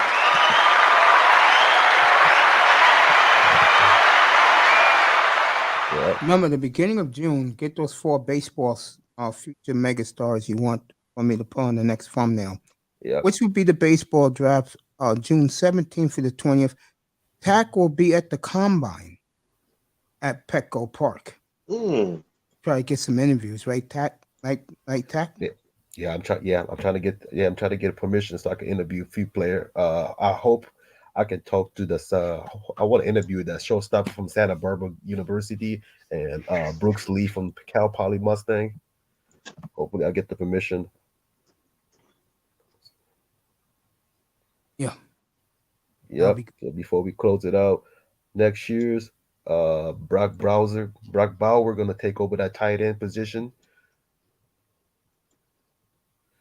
Okay. Jordan Addison going to turn up the opposing cornerback. My other player one is edge rusher, man. Zion Fatui, the edge rusher from Washington. He should be a top 10 pick next year. as long as everything goes well. Alabama gonna have a fucking 3 running back gonna destroy the SEC. Gibbs, the transfer from Georgia Tech. My other sleeper is Dallas Turner, number 15. It's time for to get some snaps. That kid's gonna be wild. And I have a players I already project for project for fit for each team by half of it. I have one player for Miami Dolphins. In a sense, you guys are both the Miami Dolphins fans. I have someone that you should keep an eye on. His name is Brian Brees, defensive line from Clemson, number 11. You should definitely keep an eye on him. I will. And another player. I'm not a fan of USC, but another wide receiver should be on top of the prospect for next year is Gary Bryant Jr. out of USC. All right. But And with that, folks, sleep well. I'll be back tomorrow afternoon for the NBA, 12:45 Eastern, or the Gargantua. Thumbnail's already up. Mace is the marathon man. Mace take a medicine man. Mace take a medicine man. Mace with a medicine. Let me leave that alone. Anyway, we'll see you tomorrow morning in the West Coast, tomorrow afternoon, East Coast. He got 75 different prescription, man. Boston and Milwaukee tomorrow. He's eating like a Skittles, man. And the late game will be Golden State Memphis, game 1 from Memphis, Tennessee. Shout out to Platinum Elite. I hope he gets to go to the game tomorrow. Toya says he'll be at the Mavericks game next weekend in Dallas. And then me and her talked today about the airline wars. He's pumped up for that. Dallas and Phoenix. Oh man, that's a great matchup. That's the old airline wars. That's a great matchup. Yeah, that is a Mark great Cuban's already matchup. popping up. But let's see. I gotta see who can contain Ayton though. Yeah, sponsored by Lean. And that'll be great. That's all tomorrow afternoon, folks. I'll be back up again in exactly 10 hours. I'll get me a good 8 hours of rest, take a shower, then I'll be right back up here for the NBA. Let's take a shower, man. Sponsored by going over there. My favorite, Mexico. Game I'll 1, be back in 10 hours, man. Boston and Milwaukee. May's coming back, man. 10 hour, he'll be back, man. Oh man, let me get out of here. Good night, everybody. No sex, no drugs, no women. Good night from the Oasis, everybody. Don't jump in no cars like L. Wilson. Do sponsored by Lean. Sponsored by lines of cocaine. Folks, we're just having fun up here. We'll see you tomorrow afternoon, NBA, 10 hours from now. I'll be back Smoke on a the air. fucking pipe for your boy. Good night from the Oasis. No sex, no Good drugs, night no from women. Enjoy. Oasis, man. That's a cool smoking. We can smoke it twice.